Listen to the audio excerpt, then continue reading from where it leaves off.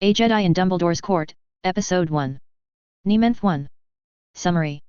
After being delivered to the Dursley's doorstep like a jug of milk, Harry is rescued by a mysterious stranger before they even know he was there. Nearly 10 years later, he is returned, but not as the boy Dumbledore expected. Rated T and will always be rated T. Originally posted on fanfiction.net. I am the original author. Chapter 1. Chapter Text. I own neither Harry Potter nor Star Wars. I promise to do nothing with other people's characters they haven't had them do themselves. Of course, for Star Wars, that means I could have brothers kissing their sisters, but that's a different story. Prologue. The two Delta 7 Aethersprite-class starfighters rotated as one as they prepared to enter the atmosphere of the blue-green planet. As the first tendrils of air began to heat the skin of the fighters, the pilots engaged a broad-spectrum electromagnetic cloak. Cloaking would not render them invisible but would help prevent them from being detected by any of the fragmented military forces of this planet. None of these posed serious threats to them. It was still better to not be detected at all than it was to have to defend themselves. As they sped through the upper atmosphere, they dropped their speed. Still moving far faster than any native aircraft, they made their way across a vast ocean. The lower atmosphere was thick and bled off even more speed as they descended. The fighters, their altitude now below 10,000 feet, maneuvered to follow a wide channel between two large islands. Dropping to subsonic velocity, they passed nearly unnoticed over shipping traffic. A few deckhands on the ships below heard them pass, but most took no notice. They passed over a few small islands just as the sun was beginning to set. The pilots could see their target landmass in the distance ahead of them. With deep lakes and rolling hills, the isle was mostly lush and green at the end of a relatively mild summer. As the sun dipped below the horizon behind the fighters, the trees shone in the last light of day. The leaves reflected hints of the oranges, yellows, and reds of the approaching autumn. As the craft made landfall, the few remaining beachgoers certainly noticed something as the unusual aircraft passed overhead only a few hundred feet above the coast. The engines produced a far different sound than the fuel-guzzling jet fighters anyone on this planet had ever encountered. They were traveling far too fast for anyone to get a good look at them in the darkening sky. Most of the witnesses thought they were a new type of prototype stealth fighter. The few who suggested aliens were laughed at and quickly dropped the subject. The light quickly melted into darkness as the pair sped inland. Now flying in the dark of night, the pilots switched on enhanced night vision. The cockpit showed the landscape around them as if the sun had come back up, though tinted slightly green. They observed rail tracks that followed the valleys through wild terrain towards the lights of a small village. One fighter was slightly ahead of the other as they banked and turned in unison, following the contours of the land below them. They followed the rail tracks until they were able to catch sight of a large, magnificent castle in the distance. The fortress was awash with the light of many torches. It shined like a jewel in the night. The castle, bordered by a thick and forbidding forest to the east, was perched atop a cliff. Several hundred feet below lay a large, dark lake. The castle was in remarkably good shape for its age. A path took a winding route through the northern edge of the forest, connecting the castle grounds to the nearby village. The fighters banked towards the castle. They made their approach over the forest at treetop level. Many animals were startled by their passing. They sped past the last of the trees to fly over extensive, well-kept grounds.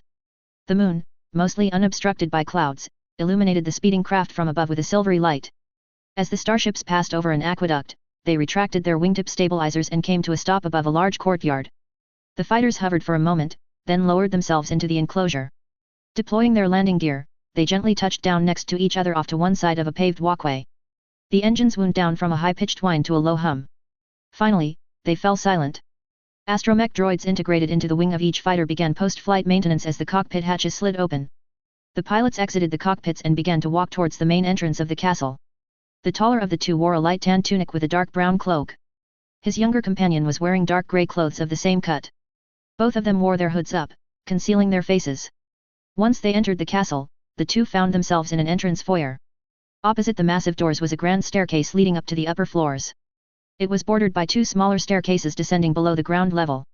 No one was there to greet them, save for some empty suits of armor to either side of the great oak doors. Connected to the foyer was a large dining hall. A feast was about to take place. They opened the doors to the dining hall and entered. The ceiling appeared to be transparent, projecting a glorious view of the night sky overhead. 4 long tables divided the great hall. Each seated nearly 250 children of varying ages. Many of them were craning their necks to observe a ceremony occurring towards the far end of the hall. A 3-legged stool sat before the head table. Upon this sat a young child wearing a pointed hat so oversized that it slipped over his eyes and ears to obscure his face. The two newcomers approached the head table. The children sitting at the tables gawked at them, following their every move. The silence the students had maintained for the sorting ceremony was broken. The children hissed questions at each other, trying to guess the identity of the mystery guests. A stern-looking woman wearing black robes and a pointed hat was standing next to the child on the stool. She looked with some concern at the approaching pair. Hufflepuff! The hat shouted out, using a rip near the brim as a mouth. The woman next to the stool moved as if on autopilot. Still staring at the strangers, she took the hat off the child's head. Oblivious to the newcomers, he started walking to one of the tables near the middle of the hall. Halfway there, he noticed the cloaked figures still making their way up the aisle towards him. He froze, not knowing where to go. Several older students at the Hufflepuff table pulled him away. They seated him on the far end of the table from the unknown visitors. The line of children still waiting to be sorted was able to get a very close look at the cloaked strangers. Even the hat seemed interested in the pair. It squirmed in the woman's hand as it twisted around to get a good look. At the head table, sitting in a throne-like chair was a white-haired, long-bearded old man. He wore midnight blue robes and gold-framed half-moon glasses. He rose as the two newcomers came to a halt before the head table. Another man with a careworn face also stood, looking eagerly at the approaching strangers. "Welcome to Hogwarts," said the strangely dressed old man, staring at them with twinkling eyes. "I am Albus Dumbledore, headmaster of this school. To whom do we owe the honor?" The taller of the two reached up and lifted the hood of his cloak, revealing a weathered face with a graying beard. He had the look of a man who had seen many battles. "I am Master Toma Kendet," the stranger said, "and I am here to deliver a student." Headmaster Dumbledore's eyes flicked over to the smaller of the two strangers. "And does this student have a name?" the headmaster asked.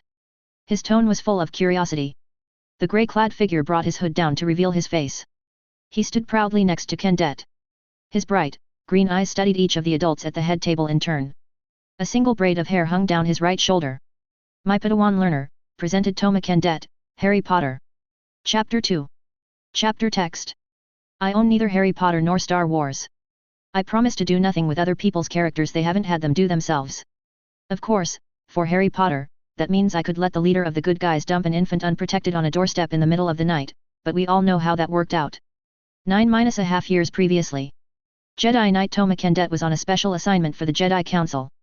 The backwater planet he was assigned to investigate was located far out beyond the Outer Rim. He was so far beyond the civilized areas of the galaxy that the inhabitants of neither this system nor any in its vicinity had even heard of the Republic. Toma had come here in search of a Sith Lord. Before falling to the dark side, Kirkyavik was a talented and intelligent Jedi.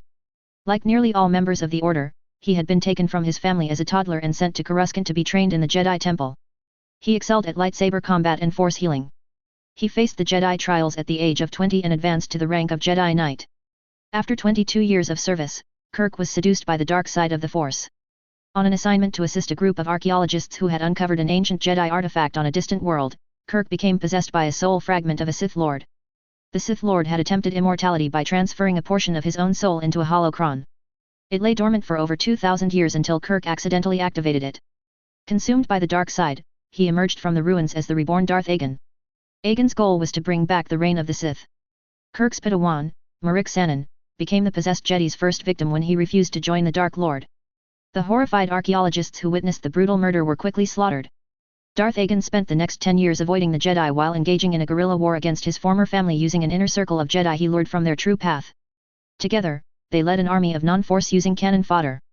After a series of vicious battles that cost the Jedi dozens of knights, and Agen's army their existence, the war was over.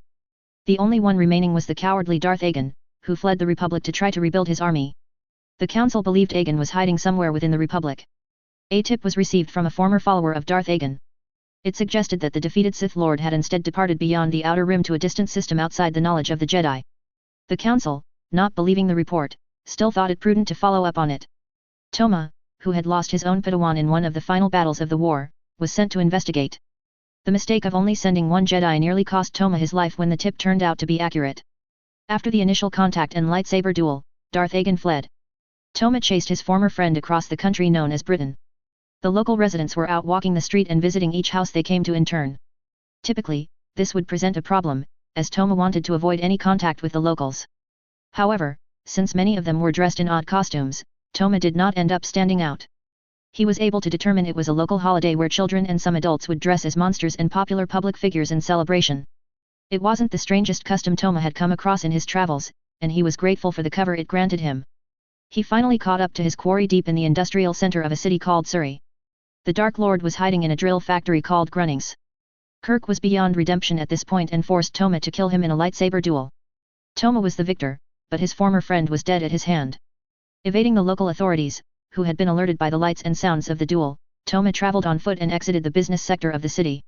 Eventually, he reached a residential area in a small neighborhood. Stopping to rest, he sat on a park bench to meditate and try to find his center. He had killed opponents before in the service of the Jedi, but never before had he killed someone who had once been his friend. It was midnight, and all was quiet. He considered just sleeping in the park and continuing the journey to his ship in the morning. He could hide better in the crowds, and it would give him time to regain his strength and energy. The duel with Darth Agan had drained him, both physically and emotionally. His meditation was interrupted by the sudden appearance of a man on the street in front of him. Toma had been sitting on a bench with his eyes closed when he felt a surge in the force.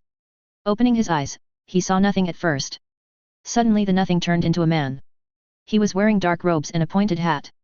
His white beard and hair were so long they reached below the large gold belt he wore. The man, not noticing Toma, walked up the street and pulled a device from his pocket. Pointing this device at a street lamp, the light from the lamp suddenly flew into the handheld device. One after another, the man extinguished the light from the street. Intrigued, Toma used the cover of the sudden darkness to silently move closer to the man. Hiding behind the shrubbery of a neighboring house, Toma watched as the man was approached by a four-legged feline of a type he had seen frequently on this planet. Instead of ignoring the animal as Toma had expected, or even petting it, the man addressed it by the title of Professor, and greeted the cat. Toma was shocked when the cat stood up on its two hind legs and rapidly grew into a human woman. "Good evening, Professor Dumbledore. Are the rumors true, Albus?" the woman asked. "I'm afraid so, Professor. The good and the bad," Dumbledore answered. They spent a few minutes discussing the deaths of a couple named James and Lily, and the aborted attack on their small boy named Harry Potter. To Toma, it sounded like this world was plagued by their own Dark Lord of the Sith. "And I don't suppose you are going to tell me why you're here, of all places?" McGonagall asked. "I've come to bring Harry to his aunt and uncle. They're the only family he has left now." "You don't mean you can't mean the people who live here?" cried Professor McGonagall. She went on to detail the surveillance she had performed on the residents of the house, and Toma quite agreed that the people she described were not at all suitable guardians. He was surprised how strong his feelings were on this issue, as he reminded himself that he was not involved. "It's the best place for him," said Dumbledore firmly. "His aunt and uncle will be able to explain everything to him when he's older. I've written them a letter." McGonagall expressed her shock that he would explain something of this magnitude with a letter. Toma quite agreed. He also thought it odd to write a letter to people you were going to meet face to face with anyway, but perhaps that was the custom on this strange world. Surprisingly, the woman suddenly dropped her protests. Toma was confused at her abrupt change of heart. Yes, you're right, of course. But how is the boy getting here, Dumbledore?"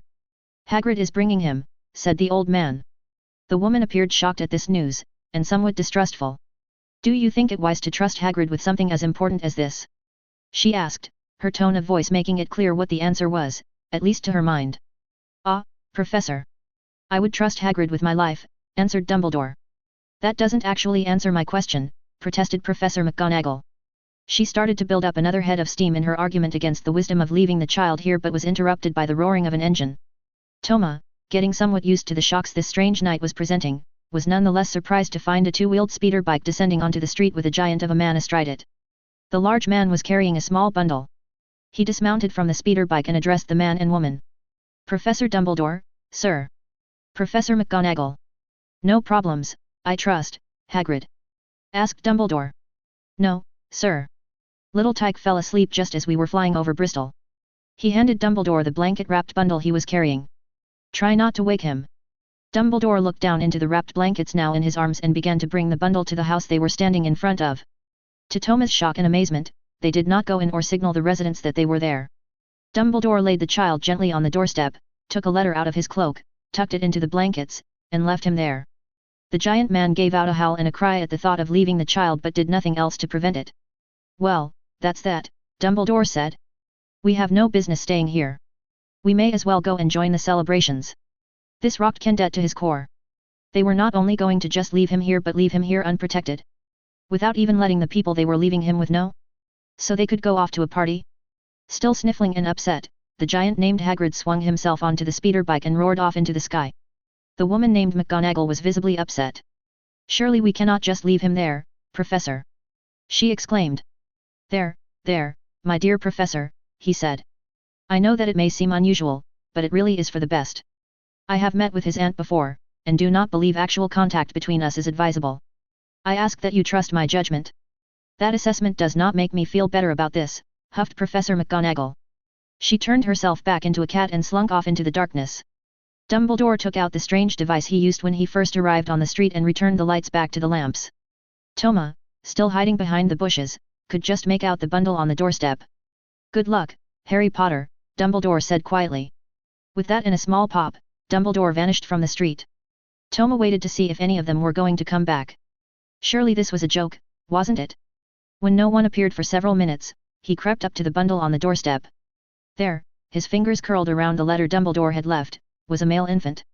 Wrapped only in a blanket for protection, the child was shivering slightly. While it wasn't as cold as it could be this time of year, it was still far too cold for a child this young to be sleeping on a doorstep. Young Harry had already had a tough time of it, Toma saw. A lightning bolt-shaped cut, red and swollen, stuck out on the boy's forehead. Looking at the child, Toma found himself fighting with a strange compulsion to take the boy with him. It was obvious to him that the child was in danger. From the description of the residents of this house that he heard McGonagall give Dumbledore, the boy would have a miserable life if he were left here. A connection was forming between himself and the sleeping child. This connection was not born of practicality or feasibility, but a link created by the Force itself. Toma, assured by the Force that this was the proper thing to do, found he was in a much better state of mind than he had been only 10 minutes ago. He had someone to protect. He picked the bundle of blankets off of the cold concrete porch of 4 Privet Drive, tucked the letter into his cloak, and departed. The Jedi made his way across the town to a large rain overflow drainage ditch that his ship was hidden in. It was an old Via-class scout ship, perfect for long missions out beyond the assistance of the Republic. Once on board, Toma put together a makeshift crib out of the blankets Harry was wrapped in a parts container. The Jedi Council was going to be upset, he knew. He had been sent here to investigate the remote possibility of Darth Agen's presence on this world, but he now had another job to do. This assignment was not given or sanctioned by the Council, but by the Force. He could feel that the Force was strong in Harry. The Council would accept him. They would have to. Harry Potter was a typical 15-month-old baby boy born of magical parents. He had been quite well taken care of by his loving parents and wanted for nothing. Being 15 months old, of course, he didn't want much. A list of his favorite things would include his mama, his dada, his toy broomstick, some milk, a biscuit, and his favorite uncle, who also just happened to be his pet dog. He knew more words than he could speak, but he was working on that. The list of words he could speak was unsurprisingly similar to his list of favorite things. Mama, dada, pafud, no, more, dog and boomstick. He was sometimes more successful than other times when trying to communicate these profound words to his parents and uncles, but he was working on that too. This morning had not gone nearly as well as any other morning he could remember. He was used to waking up, finding the smiling face of his mother, be lifted out of his crib by his father, thrown into the air a few times, always trusting his father to catch him, and he always did, screaming with laughter, then downstairs to breakfast. Not having the refined palate of an adult comes in handy as a toddler, as not many adults would like Harry's usual breakfast of mushed-up cereal, but Harry thought it filled him up nicely. A changed diaper and some playtime with Pafud and his happy morning would be complete. This particular morning, however, he woke up in a strange crib. The brightly painted and well-lit nursery was replaced by a rather dingy, metal room. It was very dimly lit, had a musty smell, and he could hear slight beeps in irregular patterns that were nearly drowned out by an odd hum that was steady and ever-present. His toy bear was gone, and his diaper was dirty. His mother wasn't there, smiling at him and asking if her big boy had wonderful dreams. He was alone.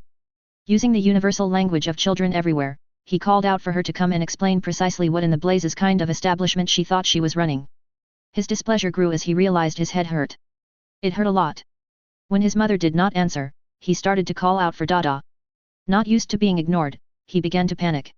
Not able to summon his mother or his father, he continued on his list of people he knew. He called out for Pafud.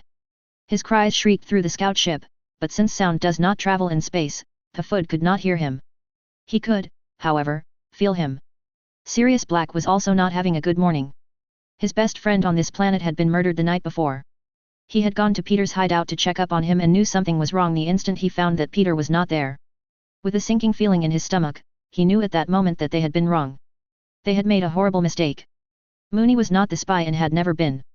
How much of an idiot could he have been?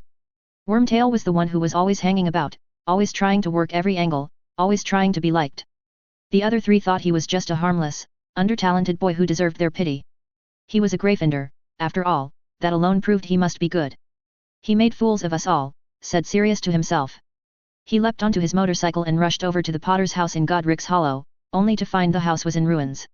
He was about to try to find a way to enter when a section of the wall nearest the road suddenly exploded out. Hagrid emerged from the hole he had just made, holding a crying baby in his enormous arms. "Hagrid!" yelled Sirius. "Is everyone all right?" Hagrid came up to Sirius, holding an upset and crying Harry in the crook of his arm. "No, Sirius," the giant said, his voice hoarse both from the smoke of the ruined house, and the emotion of having found his friends' dead bodies. "Only Harry." "They're dead, Sirius," Hagrid sobbed. Sirius closed his eyes, filled with grief. "Give me Harry, Hagrid," he told the bawling giant. "He's my godson, I'll take care of him." "I can't do that, Sirius," Hagrid replied. "Dumbledore's orders. I have to take Harry to Dumbledore." "Dumbledore is not his godfather, Hagrid," Sirius pleaded. "I need to take care of him." "And I'm tellin' ya I can't do that," the large man said, getting his emotions under control. "Dumbledore said to bring young Harry straight to him, and that's what I mean to do." Sirius, hearing the determined tone and knowing how loyal Hagrid was to Dumbledore, decided to drop it for now. He could argue it out with Dumbledore later. Harry, at least, would be safe.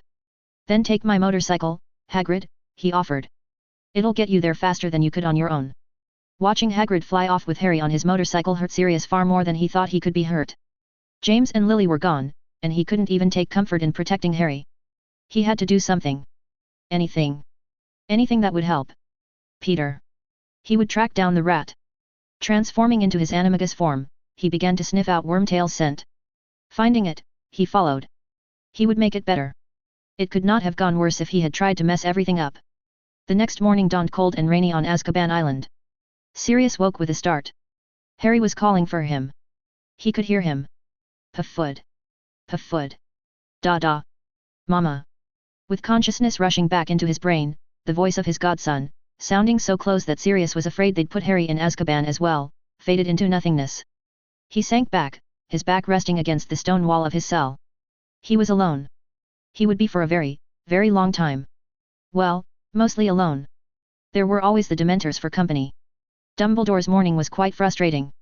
Despite his plans to hide the Potter family, they had been found. Betrayed by Sirius Black, no less. Sirius had been caught red-handed.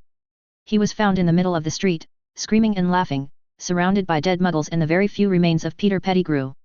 Albus tried not to think about it. Instead, he pondered the mystery of Harry Potter. He was staring at a curious device on his desk. It looked like a centrifuge, with 4 arms supporting silver balls that rotated around a central column. It was not spinning, however. Forlornly, he gave the arms a spin to try to prod them into starting, and they freely rotated a few revolutions before slowly coming to a stop.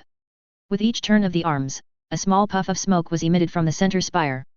A similar-looking instrument stood next to it, and it was spinning away normally, puffing smoke that floated a few inches above the spinning arms before disappearing. This was remarkably interesting, and more than a little worrying. According to Dumbledore's understanding, this meant that Harry was alive and healthy, but the blood wards he had placed on his aunt and uncle's house had not yet activated. That was dangerous. Voldemort was gone, it was true, but many of his followers remained. Many of them were just as evil as he was, and they now had an exceptionally large grudge to hold against the little boy. While it was true that Voldemort was gone, Dumbledore suspected that he was not gone for good. He grumpily gave the idle instrument another spin, trying to will it to start working. It came to another ominous halt. There were only 2 things Albus could think of that could account for this. Either the Dursleys hadn't yet opened their front door to find little Harry, or Harry Potter was not actually at 4 Privet Drive. With more than just a little trepidation, he considered summoning Professor McGonagall to his office.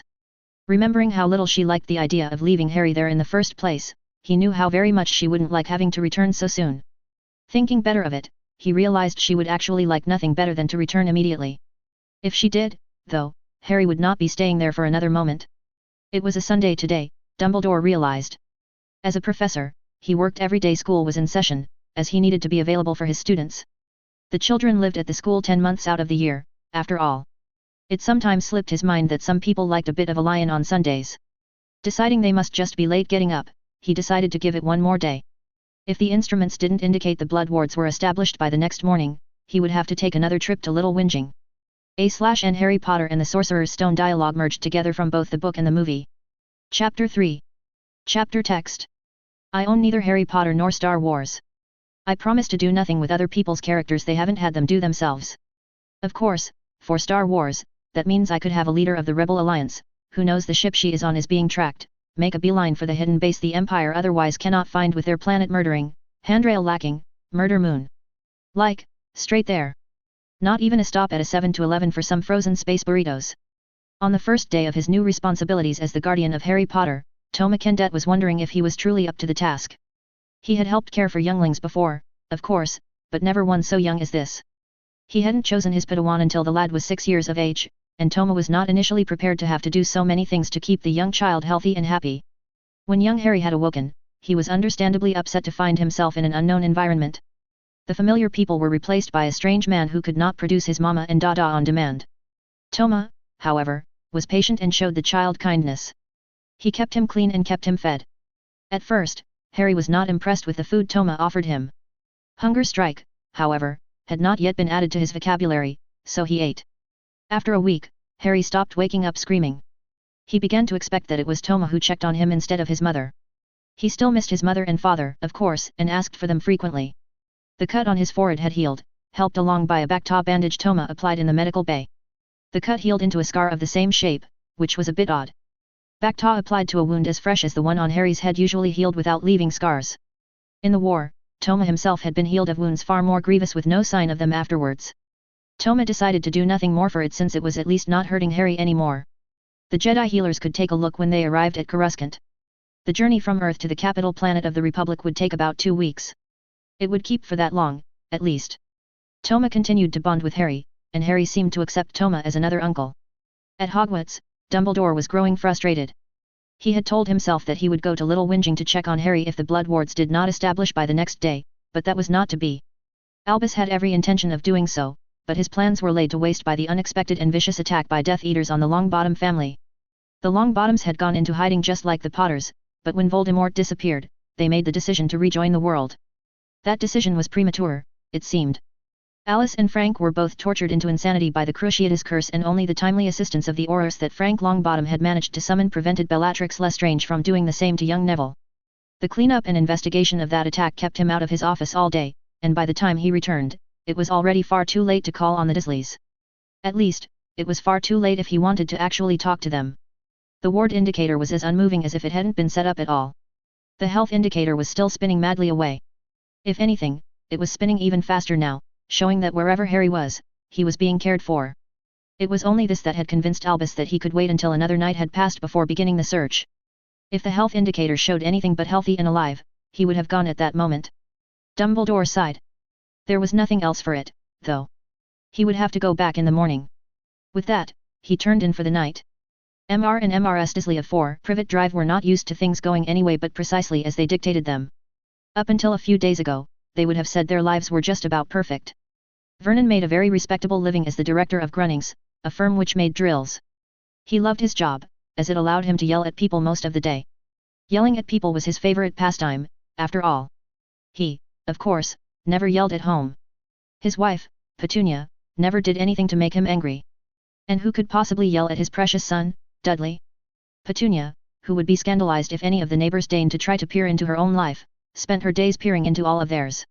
She was thin, blonde, and had a very long neck, which was convenient as she peered over fences to spy on everyone around her. Any time not devoted to gossip was spent doting on their perfect son, Dudley. Vernon's day yesterday had not gone well at all, though. Vernon arrived at his office on the 9th floor precisely on time, only to receive a call from the production floor. A dead body had been found in the factory. The production crew had arrived to start their shift and found an oddly dressed corpse. If Vernon could have gotten away with it, he would have ordered the body thrown into the dumpster and had the work crew get on with their shift. Even he knew he couldn't get away with that, though, and had called the police. The lead investigator thought it was a cult-related murder, as the victim had been dressed in outlandish robes, wearing a rather sinister-looking helmet.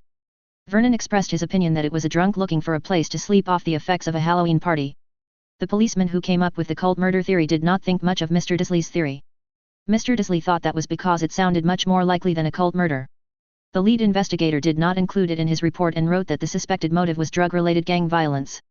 Police reports were reviewed from citizens who had reported seeing and hearing a commotion in the area on Halloween night. Police had scoured the area but had not found anything. Of course, they hadn't had the authority to search inside the buildings. The victim had been slashed with something hot that had gone straight through him, the police had found. Whatever it was, it cauterized the wound as it went, so at least there wasn't a lot of blood to clean up. The investigation kept the plant shut down for a full day, and Vernon was up early this Tuesday morning with the intentions of driving his workforce unmercifully to make up for lost time. He also planned on firing the night watchman for allowing the murdered as well as the murderer on the premises without noticing, let alone allowing the murder to take place. As he was finishing his breakfast, however, the doorbell rang. Petunia got up to answer it, and Vernon became concerned when she gave a squeak of horror and recognition. A wizard and witch were standing on her doorstep. Both had made an attempt to dress as ordinary people did. In fact, as Petunia recalled from her childhood the outlandish outfits many of that sort put on when out with normal people, the pair on her doorstep had actually done a remarkable job. She recognized the old man, however, as the headmaster of the freak school that had taken her sister away.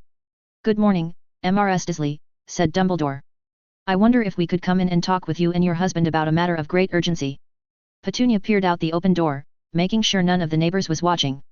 "Get in," Petunia hissed. Quickly. With a prim look on her face, like Petunia would have if she were to step into one of the hovels downtown, the stern-looking woman entered the Disley house, followed by Dumbledore. They were led by Petunia to a couch upon which they sat, while Petunia took a chair opposite a coffee table with the latest periodicals neatly fanned out. The freaks wouldn't have anything to say about her house, Petunia thought to herself as she waited for them to speak. She had told Vernon of her sister being a freak when he was courting her, and she felt it an excellent sign of his character that he was able to forgive her having such abnormalities in her family.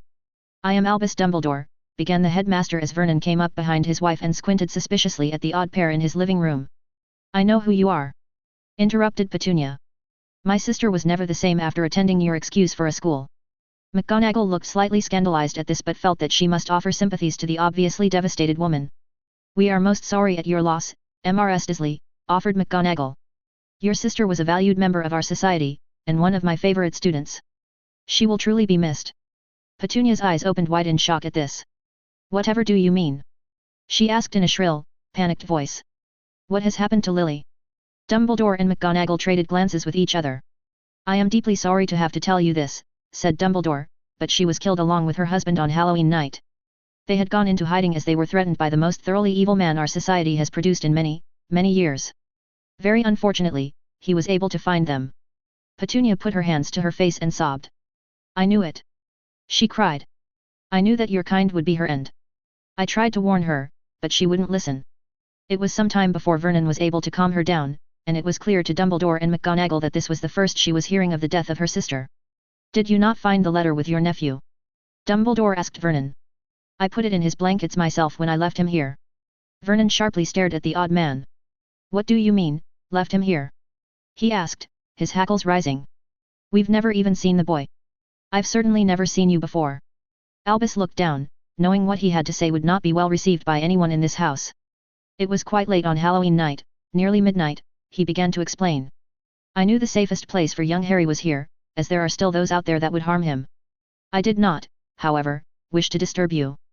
Knowing how Petunia felt about magic, I thought the best chance of you accepting him would be if we did not directly communicate. I left Harry on your doorstep with the intention of you finding him in the morning and taking him in. The letter I left explained all of this, and asked for you to care for him as if he were your own." Petunia stopped her weeping, shocked into silence. She glanced at her husband, whose eyes had first gone wide with alarm, then squinted into slits as he looked at his targets. "Let me see if I understand you correctly," Vernon said, his voice unnaturally calm and every word meticulously pronounced. His employees could have taught the magical professors a lesson in damage control had they been there. Vernon was not naturally a relaxed man. When he suddenly grew calm, it was merely the calm before the storm as he gathered his energies for the onslaught. It was best in those circumstances to batten down the hatches and prepare for the worst. "You thought it was best," said Vernon Disley, "to leave a child on my doorstep, unattended. A mere baby. On my doorstep. At midnight. In November." Albus Dumbledore could only nod his head in confirmation. Mr. and Mrs. Pebbles of 6 Privet Drive were happy Indiana their retirement. They minded their own business and tried very hard to ignore Petunia Disley next door who tried to mind it with them. Aside from that, they had very few worries. They lived on a nice, quiet street and enjoyed a calm, stress-free retirement. Well, mostly quiet, that is. Ever since Dudley Disley was born, quiet wasn't really the norm. The child had quite the pair of lungs on him. They didn't let it bother them, though, as they could make allowances for babies. Sitting in their parlor after breakfast, Mr. Pebbles was reading the newspaper while Mrs. Pebbles worked on her cross-stitching. Their quiet morning was suddenly interrupted as the noise of a massive row blasted through the neighborhood. "The Disleys must be having a fight," Mr. Pebbles said, looking up from his paper in alarm. That's unusual, they normally get along so well. I'm not sure they're yelling at each other, replied Mrs. Pebbles. My goodness, listen to that shouting. You can almost make out the words from here. They listened for a few moments, trying to determine the nature of the row. Something about a child, said Mr. Pebbles, straining to hear. And pregnant? That doesn't make sense. They love Dudley so much, I think they'd be delighted to have another. No, I think he said endangerment, not pregnant, corrected Mrs. Pebbles. Mr. Pebbles was several years older than his wife, and his hearing was not the best. And now the word criminal, and something about being the most irresponsible something, it's hard to make out. Wait, they've stopped. The noise had vanished as abruptly as it had begun. Well, perhaps that'll be the end of it, said Mr. Pebbles. He returned to his newspaper to finish reading the oddest report about a supposed flying saucer being reported above Surrey the other night. The things young people came up with, he thought to himself. Flying saucers, indeed. Albus Dumbledore winced as he rubbed his ears. The sheer volume of the yelling was almost unbelievable. Minerva McGonagall was in shock. No one had ever screamed at her like that before. They were standing on the doorstep, having been thrown out of the house by an irate Vernon Dursley. Neither had even been able to go for their wands before the angry man ejected them from his home, slammed the door, and locked it. That could have gone better, Dumbledore said. Oh, Albus, McGonagall cried. Whatever could have happened to him? I do not know, Minerva, Dumbledore answered. I can only say that wherever Harry Potter is, he is at least healthy. That alone proves he is not with the Death Eaters. McGonagall brought out a handkerchief and dabbed at her eyes. We had best be off, said Dumbledore, taking Minerva by the hand. That will have drawn attention. With a pop, the two apparat to just outside the gates of Hogwarts. Trying to forget the verbal lashing they had just endured, Albus led the Transfiguration Professor back to the castle and up to his office. Dumbledore looked forlornly at the instruments on his desk and knew that the ward monitor would never spin. We should never have left him there, Albus, McGonagall said, her cheeks still red from the vocal hammering they suffered at the hands of Vernon Dursley. No, that was not one of my better ideas, agreed Dumbledore. I should have listened to you. I am sorry, more so than I can say. I can only hope that young Harry does not suffer for my mistake. What are we going to do? Minerva asked. I will start, said Dumbledore, by calling in the Order of the Phoenix.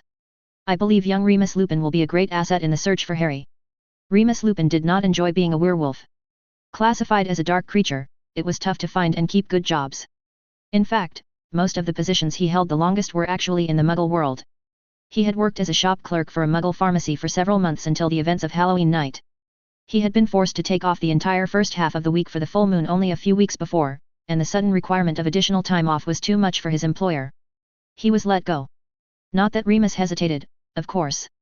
With James and Lily gone, Sirius in Azkaban for betraying them, and Peter blown to bits by Sirius, he felt he was all that young Harry had left. He would gladly give up any job to help search. It wouldn't be the full moon again till November 11th, but even in fully human form, his senses were enhanced by being a werewolf. In fact, he was exceptionally talented at defense, as well as investigation. Ensuring he was alone, he took out his wand and performed a rather complicated spell typically only used by Aurors investigating crimes. His senses magically enhanced even further, he was now able to get a sense of what had happened magically only a few nights before. Following traces of magic, he was able to see the signature of Albus Dumbledore appearing up the street in a flare of apparition. The traces were like glowing clouds of light overlaid onto his normal vision. He followed each streak of light as Dumbledore's put out or extinguished the street lamps. He was able to track the nimble footsteps of Minerva McGonagall as her cat form padded its way to join him. He saw the glow of magic as she transformed into a human. And he saw something else. Something that was there before Dumbledore, originating from the bench in the park behind Privet Drive. Something that followed him up the street and hid in the bushes as the traces of the two known magical professors huddled together in what must have been a conversation.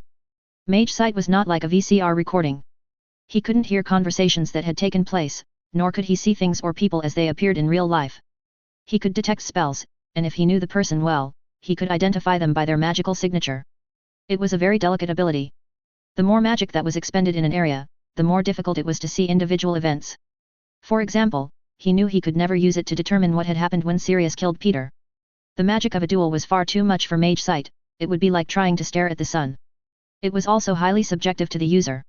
Two different wizards using mage sight could see entirely different things. That's why, while it was advantageous to find clues, by itself it was not admissible as evidence before the Wizengamot. Whatever it was that had hidden behind the bushes stayed there as Remus recognized Sirius's motorcycle streaking down from the sky carrying Hagrid and Harry. The signature of the unknown subject was quite unlike anything Remus had ever experienced before. Subtler than a witch or wizard, it was most certainly something magical. A muggle would not have made an impression at all, and a squib would be barely detectable. He watched as the Dumbledore trace took the Harry trace from the Hagrid trace. Even though Dumbledore had told him in advance everything he had seen and done that night, he was nonetheless dismayed to see the Dumbledore trace leave the Harry trace on the doorstep to rejoin the other two adult traces. The trace in the bushes remained still and hidden. After a minute, the known traces except for Harry and the hidden, unknown subject went their separate ways. Remus sharpened his focus, as he knew what happened next would be critical. The unknown subject in the bushes waited a few minutes, then approached the Harry trace on the doorstep. Remus wished mage sight would allow an impression of what someone looked like. It was very frustrating to see this strange thing staring down at the child Remus thought of as his nephew and not being able to do anything to stop it. He would have words with Albus over this. How could he just leave him unprotected? After a few minutes where the unknown subject just stood there, it suddenly picked the Harry trace up and departed. Remus followed it out of town. It did not stop or deviate until it arrived at a large drainage ditch, where the oddest thing occurred. Both the unknown subject and the Harry trace departed. They did not apparate, nor did he find the trace of a portcullis. Instead, they seemed to enter a structure that no longer existed. They hung about for around 20 minutes, and then rose into the air. Suddenly, like a meteor in reverse, the traces shot up into the sky and left, faster than Remus could track. They were gone. Remus could find no other traces of either of them nor of anyone else. Remus cancelled the mage sight and looked around the drainage ditch with normal sight. He saw some odd depressions in the grass like something heavy had been placed on them recently. Some scorch marks indicated something hot had burned the grass around the depression, and Lupin remembered reading a newspaper story about a UFO being spotted in this area that night. What happened here? He thought to himself. Putting the mage sight on himself again, he backtracked to Privet Drive. Going back further, he watched as the unknown subject arrived at the park, and followed as it moved from where it originated. It took him to the factory of Grunning's drills, which was aglow with dispensed magic. The news reports that informed him of the UFO sighting also mentioned a murder at Grunning's. This was very disturbing. Officer Richard Roberts was standing with his fellow patrolman Officer Jeremy Hall on the factory floor of Grunning's drill factory. They were discussing the case. The Vic had been found lying on his back on the floor in the best Halloween costume Roberts had ever seen. It was simple, but from what he could tell, the quality was top-notch. The medical examiner had taken the body to the morgue and was examining it, trying to determine the exact time and cause of death. So, Jerry, he asked his partner, what do you think? Robbery gone wrong, gang violence, or drugs? Hard to say, Hall answered. Off the top of my head, I'm guessing robbery. No wallet on the Vic, no money. No way someone is decked out for a party like that and has no money at all. Might have been going to a private party, Roberts speculated. Maybe, Hall responded, but I've never heard of anyone going anywhere for a party with nothing on them at all. Just seems weird, and in my book, weird is where the answer lies. You're probably right, Roberts agreed. The lead investigator, a steady man named Anthony Thatcher, received a phone call on a Grunning's phone that was on a small desk in the corner of the factory floor. It was an extremely heated conversation, where he was arguing with someone about jurisdiction. He hung up and approached the patrolman. Okay, boys, the investigator Thatcher said, we need to exit the building now, seal it, and guard it. This investigation is being turned over to the Royal Air Force. The RAF? Asked Roberts. Really? The Vic a serviceman? Asked Hall. They told me that's now been classified need to know, said investigator Thatcher. Apparently, the ME found something interesting, which got this whole investigation turned over to the military. We're handing all evidence over the RAF upon their arrival, per orders. What on earth do you mean, closed? Yelled Vernon Disley, purple with rage. By order of Her Majesty's Royal Air Force, explained Anthony Thatcher, this factory must remain closed for now.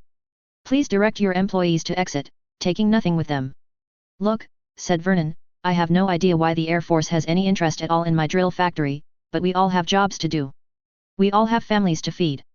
We cannot do either if this factory is closed. I understand, Mr. Disley, investigator Thatcher said. Please understand that I have no choice here. I am as bound by this as you are. Christmas is nearly here, Disley argued, and you want me to keep my employees away from their jobs? Our Christmas bonuses rely on this month's production. I'm sorry, Mr. Disley, placated Thatcher, you'll have to direct all complaints or comments to the central office. Please cooperate, so we can get this settled as soon as possible and get you back to work. After hustling the large and surly manager and his employees out of the building, the police secured all of the exits.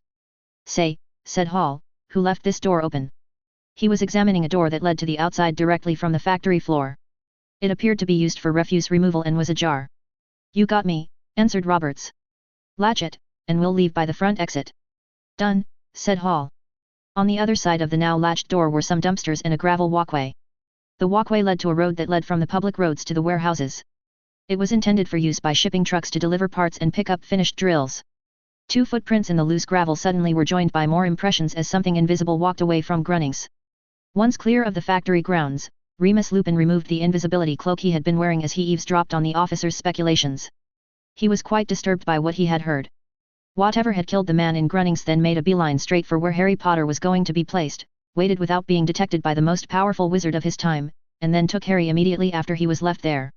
The magic of the duel that had obviously taken place here obliterated any traces of the arrival of either party. The trail had gone cold.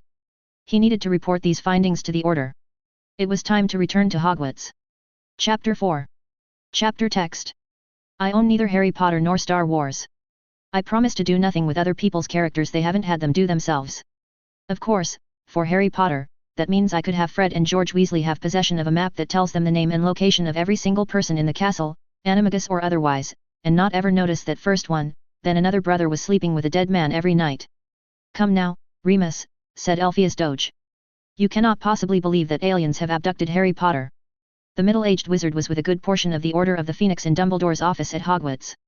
I never said I believed that, defended Lupin. I simply said that the Muggle News reported an unidentified object flying in the area Harry Potter was last known to be, and at the time that he went missing. I don't believe he was taken off into space.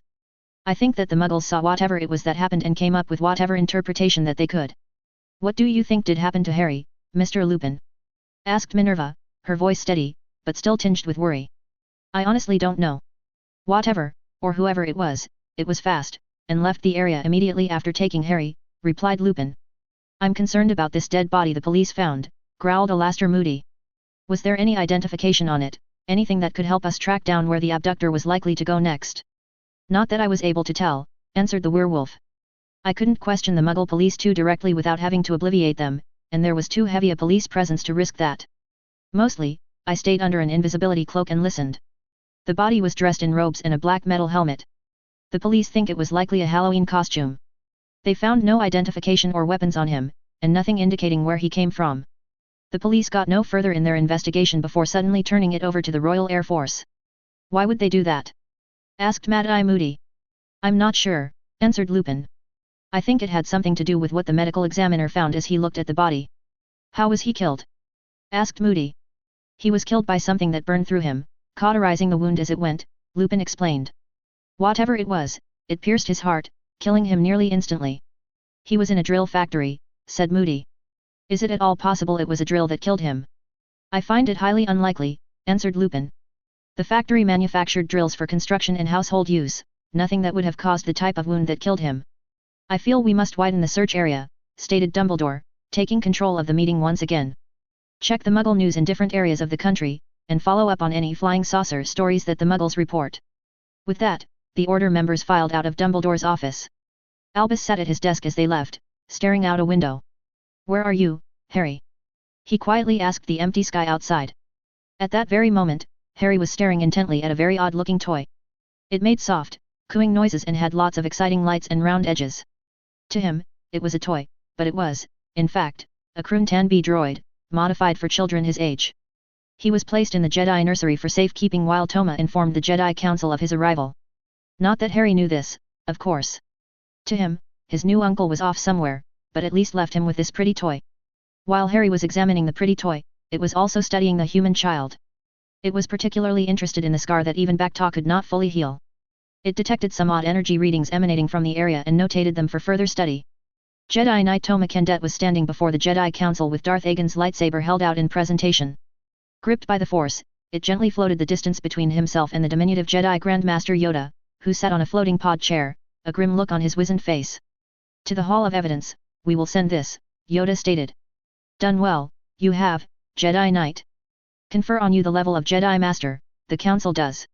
Toma felt somewhat ashamed at the thought of gaining rank through the killing of his friend, and then slightly guilty with the knowledge that every being in this room could feel his emotions as well. He quickly got hold of his feelings, not letting them overwhelm him. Thank you, Master Yoda, he said, graciously accepting the position. With your permission, I have another matter to bring to the attention of the Council. Another matter, you say? Inquired Yoda. The young child you arrived with, I believe you wish to speak of. Yes, Master, acknowledged Toma. A youngling from the planet Earth. His name is Harry Potter.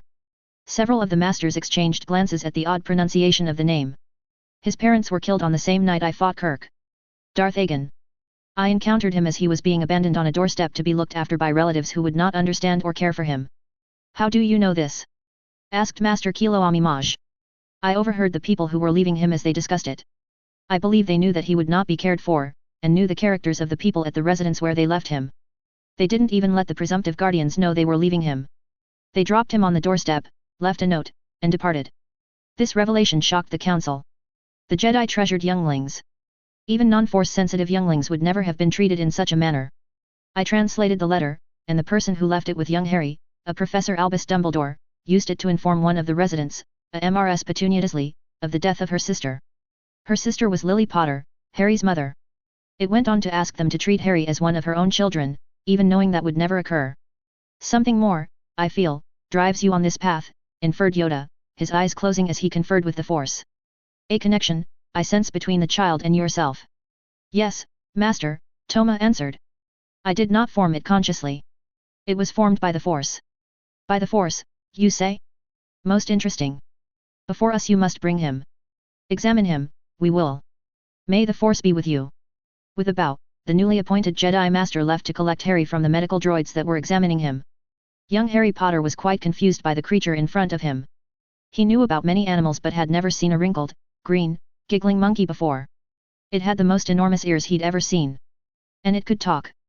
Yoda, amused by the child's fascination with his ears, waggled them a bit for the youngling. Rewarded with a high-pitched giggle, the Jedi Master continued his evaluation. Harry was young to be taken in by the Jedi. At only a year and a half, it would be some time before training of any substance could be imparted. The boy was strong in the Force, however. Yoda could feel the Force flowing around and through the boy. He also found something entirely unheard of. The boy had a core of Force energy within him. He was like a Force battery, able to store Force energy. This was very unusual. With that, Harry's future with the Jedi was certain. The boy would have to be watched, and there was no better position to observe and evaluate a child than as a teacher in the Jedi Temple. Harry was placed into a class of other Jedi initiates, most of them slightly older than him. He did very well in the initial tests, but the evaluators noticed some very odd things about the young child. Most initiates demonstrated unintentional manipulations of the Force when stressed, angry, or upset, but Harry's were particularly dramatic. As Harry aged, his outbursts, while emotionally at the same general level as his cohort mates, were either notably powerful or took on some odd aspect not usually associated with the Force. For example, when Harry was 3, he was quite upset when a young Twi'lek initiate scored higher than him on a test, and he somehow turned her head tails blue. She was quite distressed, and so was Harry. He didn't have any idea how he had done such a thing and didn't know how to turn it back. Fortunately for Harry, the effect only lasted a few hours before the irate girl's head tails faded back to their normal color. She avoided Harry for some time after that. Toma began to teach Harry meditation techniques shortly after the incident to help him control his emotions. He told Harry about the cat that turned into a woman and reassured the young initiate that the Force was manipulated to a high degree by the people of his home planet. As time passed on Earth, the search for Harry Potter had waned. The Order of the Phoenix was still looking for him, of course, but it was not as energetic a search as had initially taken place. The health monitor continued to report on Harry's status to Dumbledore, but it did not give any clue to his whereabouts. He had long since stopped gazing wistfully at the ward monitor. The one thing he could say with any certainty was that Harry was almost certainly not in Britain anymore. He had dispatched Remus quite a few times to America, feeling like it was the most likely land for Harry's abductor to have taken him. The direction the trace had left in would also indicate America was the possible destination. The land was vast, and the magical communities were close-knit and secretive. Each time, though, Remus had returned with no clues, no news, and little hope of ever finding any. Dumbledore noticed the werewolf was beginning to become a bit depressed at his continual failure to determine the whereabouts of his friend's son. With no real chances of Remus finding Harry, the headmaster stopped assigning him to the task. Dumbledore knew that Harry's letter would be dispatched near his 11th birthday, and hopefully, he could determine his location at that point. His former headmaster may have stopped tasking Remus with finding Harry anymore, but the determined man assigned himself the goal. When the group of 4 friends still called themselves the Marauders had joined the Order of the Phoenix, they thought it would be fun to maintain their secret group inside the private organization. One of the things Sirius and James had done was stash a pile of galleons in the Shrieking Shack for emergencies. Now, James and Peter were dead, and Sirius was in Azkaban for the crime. That pile of galleons would now be used to try to find young Harry. Having found no leads at all in the United States, Remus spent several years searching South America. Making no headway, he then headed back across the Atlantic to try India, then China. He learned quite a lot of other cultures, and being interested in defense against the dark arts, built up a surprisingly diverse skill set of defensive spells and charms, but made no progress on the search for Harry Potter. When Harry was 6 years old, Toma officially named him as his Padawan learner. He had done well in his class of younglings and was ready to begin one-on-one training. As a gift for his promotion, Toma gave Harry his first training lightsaber. Similar to the one he had used for practice with his cohort, this one was also set for training mode. It would cause welts and slight burns. It was not capable of cutting unless it was modified by Toma. It would be a few years yet before Harry was ready for that, though. Harry now lived with Toma in private Padawan quarters, where he studied not only the Force, but also astronomy, mathematics, languages, and mechanics. The curriculum was varied and accelerated, from a human point of view. At the age of 8, Harry left Coruscant with Toma on their first mission. It was a border dispute on a minor world, and while Harry played no part in the negotiations, he observed everything. Harry was questioned on the proceedings by Toma afterward. Harry was impressed that Toma had been able to find common ground between two wildly disparate leaders. Harry began taking a much more active role in their partnership. By the age of 10, his lightsaber skills were excellent for his age, and Harry routinely dueled droid opponents with his lightsaber set on full. One of his crowning achievements was in a similar border dispute to their first mission, where Harry provided the insight for the leaders to set aside their quarrel and sign a peace treaty. His training continued. Albus Dumbledore did not usually examine the first-year letters too much. In his standard start of the school year preparations, he made a point to know which first years were Muggle-born to ensure they and their parents were properly introduced to the magical world. This year, however, he asked McGonagall to bring him the first-year letters before they were sealed. There was one, in particular, he was hoping very much was there. Leafing through them, he quickly found the letter he was looking for. With a great deal of confusion, he read the address. Mr. H. Potter. Padawan Quarters. Training Pod 428. Jedi Temple. Coruscant. Albus had never heard of a place called Coruscant, nor anything called a Jedi Temple, but was pleased to finally have some sort of location for Harry, even if he had no idea where it actually was. He quickly wrote a letter to Harry. Albus had no idea if the boy was even aware he was a wizard, let alone know of the existence of Hogwarts. Without knowing where he was, it wouldn't be possible to send a teacher to explain things as could have been done with a Muggle-born. Hopefully, the letter would be sufficient. Throwing a pinch of powder into his fire, he called for Remus Lupin. The werewolf's head appeared in the flames. Remus, his letter is here, he explained. Finally! Cried Lupin. Where does it say he is? I'll head there immediately. Knowing that the letters would be dispatched soon, he had several bags packed and was ready to travel anywhere in the world to reach Harry. I'm not at all certain, said Dumbledore. He read the address to the confused werewolf, and the two tried to puzzle out where it could possibly be. Possibly a Buddhist temple, theorized Lupin. I'll check the library, see what I can find on this Coruscant. Very well, said Dumbledore. If I can think of any insights, I'll let you know. Likewise, replied Remus. Dumbledore closed the flow connection. He had a house elf take the letters back to McGonagall with his authorization for their release. Jedi, he mused, his hands resting on his desk. His eyes glanced again at the health monitor he kept on a side table in his office. Some form of religion, perhaps? I do hope he chooses to attend Hogwarts. Harry Potter wasn't quite aware of it, but he had just turned 11. The Jedi did not celebrate birthdays, and Harry didn't even know what day it was on. That information had not been included in the letter that was left with him on the day Toma rescued him. He still occasionally took the letter out and read it. Yoda had insisted that Harry continue to learn English, even though it required someone to return to Earth to obtain language materials. It was a similar enough language to Basic to allow Toma's translator to handle it when he was on Earth for his mission, but something about this boy spoke to Yoda in the Force. He was sure that at some point, Harry would have to return to Earth. When Harry got bored with some of his less Force and lightsaber-related studies, he sometimes liked to try to puzzle out the mystery of his origins. Toma did not actively discourage this, but he didn't encourage it either. For those who joined the Order, family connections were left behind, replaced by the camaraderies of their fellow Jedi. He had woken with the sun, as usual. Harry stood out on the balcony of their quarters with his feet spread to the width of his shoulders. He stood with his hands clasped behind his back, and his eyes closed, meditating. The wind fluttered his robes, and the sun shone in his face. Toma exited the apartment and began his own morning routine. Harry heard a fluttering of wings and a soft hoot and opened his eyes to find an odd-looking bird had perched itself on the balcony railing. It seemed exhausted, panting heavily and its feathers drooping. Tied to its leg was an envelope, addressed to Harry. "What is this?" asked Harry. "It appears to be a domesticated messenger bird, of some sort," answered Toma. Harry reached out and took the letter. "Who would send me a letter by bird, and who would even know I'm here that isn't already here with me?" inquired the young Jedi. "There's only one way to find out," answered Toma. Harry opened the letter and read it out loud. Hogwarts School of Witchcraft and Wizardry. Headmaster, Albus Dumbledore. Order of Merlin, First Class, Grand Sork, CHF. Warlock. Supreme Mugwump, International Confeet of Wizards. Dear Mr. Potter. We are pleased to inform you that you have been accepted at Hogwarts School of Witchcraft and Wizardry. Please find enclosed a list of all necessary books and equipment. Term begins on September 1st. We await your owl by no later than July 31st. Yours sincerely, Minerva McGonagall. Deputy Headmistress. Albus Dumbledore. Asked Harry. That's the same person who left me on a doorstep all those years ago, he said. What do they mean by witchcraft and wizardry, I wonder? Do they mean the Force? Here's the list of books and supplies. Toma was displeased that the old man had been able to track Harry here. He took the letter from Harry and studied it. The world of your birth does exhibit some strange characteristics of the Force, Toma mused. It is entirely possible the Force users of your world call it magic. You have some form of Force core that the healers have never been able to fully explain. What do they mean by they await my owl? Asked Harry. Toma gestured at the bird that had delivered the letter. This must be an owl. I suppose it is supposed to return your reply, suggested the older Jedi. And what is my reply to be? Asked Harry. He couldn't help it. As much as he loved Toma, he was intrigued by this letter from his home planet. I must consult the council.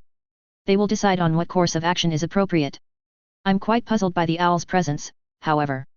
Your world did not have the knowledge or capabilities to reach past your own planetary system when I took you from there. I cannot imagine how they got the bird here. The council was stunned at the revelation. It was clear that the majority of the council was not impressed with the thought of one of their Padawans leaving to study an unknown form of the Force outside the control of the Jedi. In the end, the matter was settled by Yoda. The Jedi Grand Master had been meditating on the issue since Toma had reported the delivery of the invitation letter. That the letter had been delivered by an Earth bird was an extraordinary feat for a world that had no method of traveling away from their own world.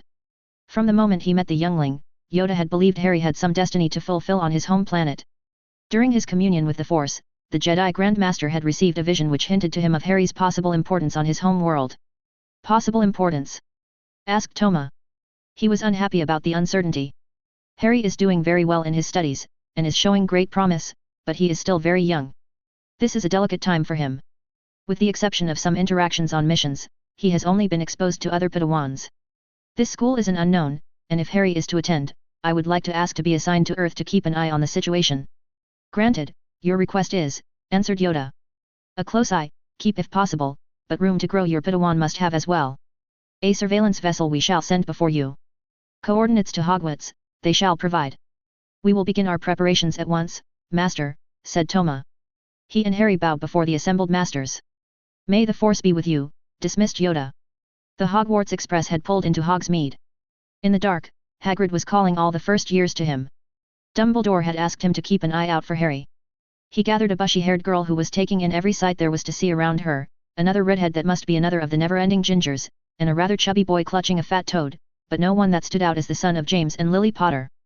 Hagrid continued to call out for first years, put them 4 to a boat, and started them off across the lake to Hogwarts.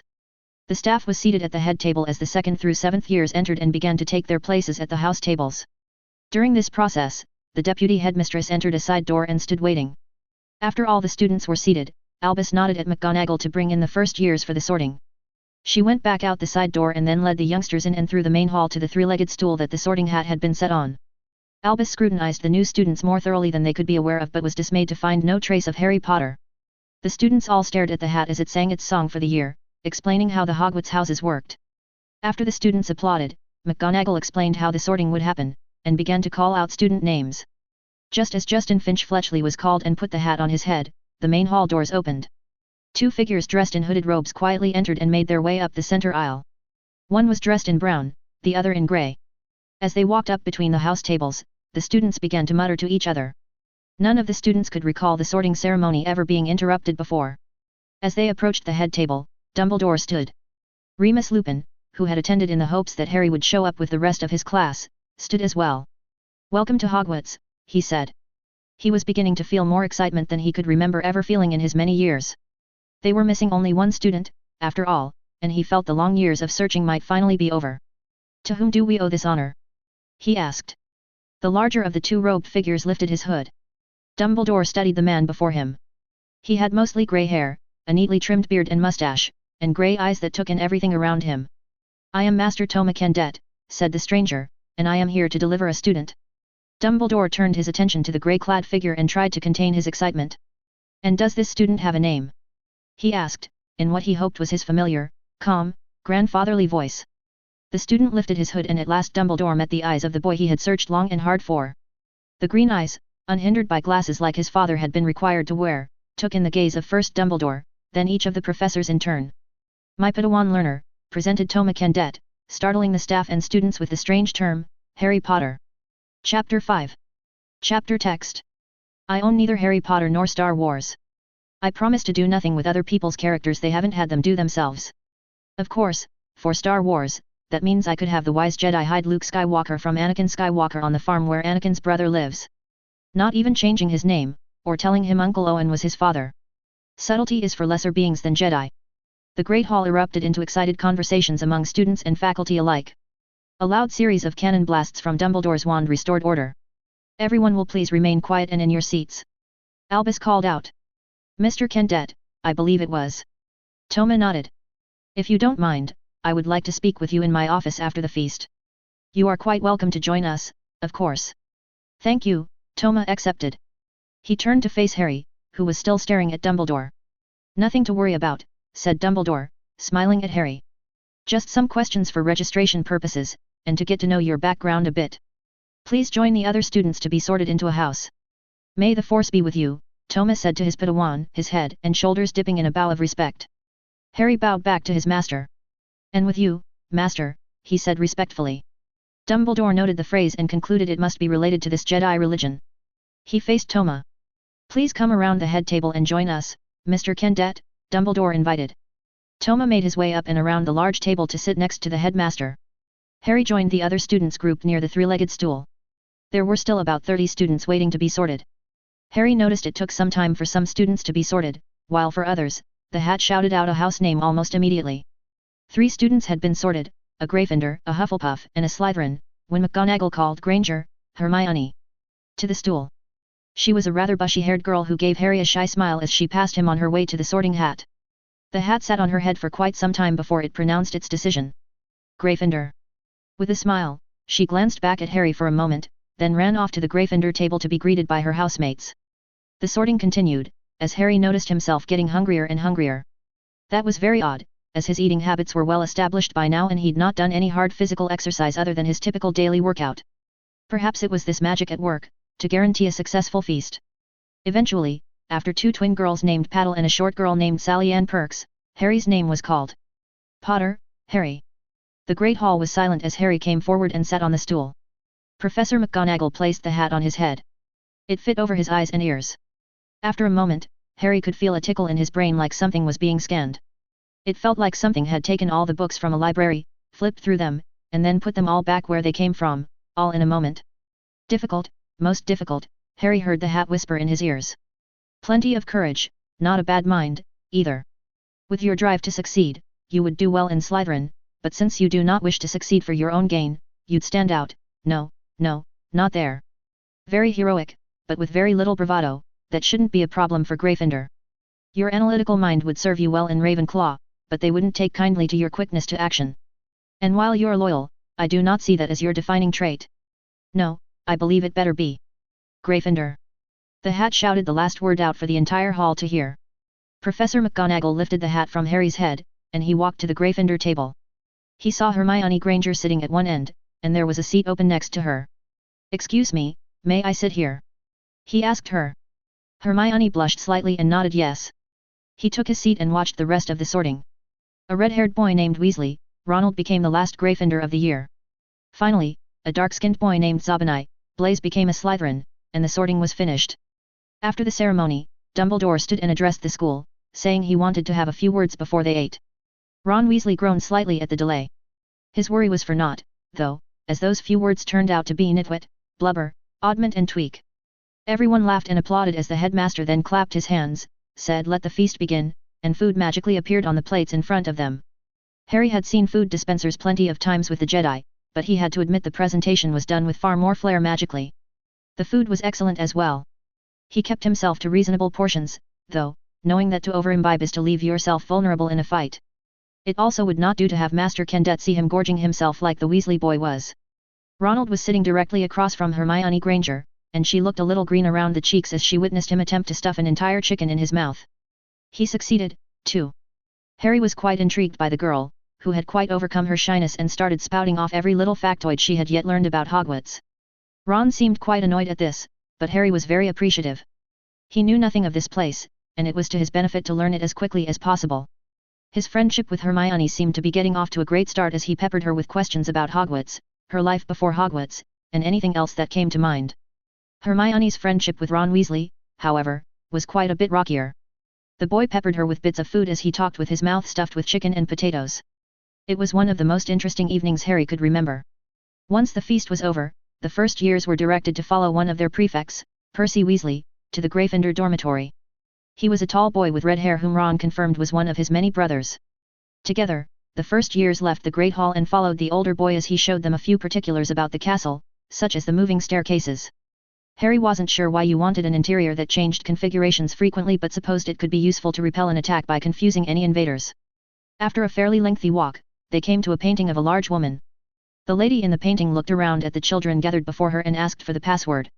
Caput Draconis, Percy said, and the portrait swung open to let them in.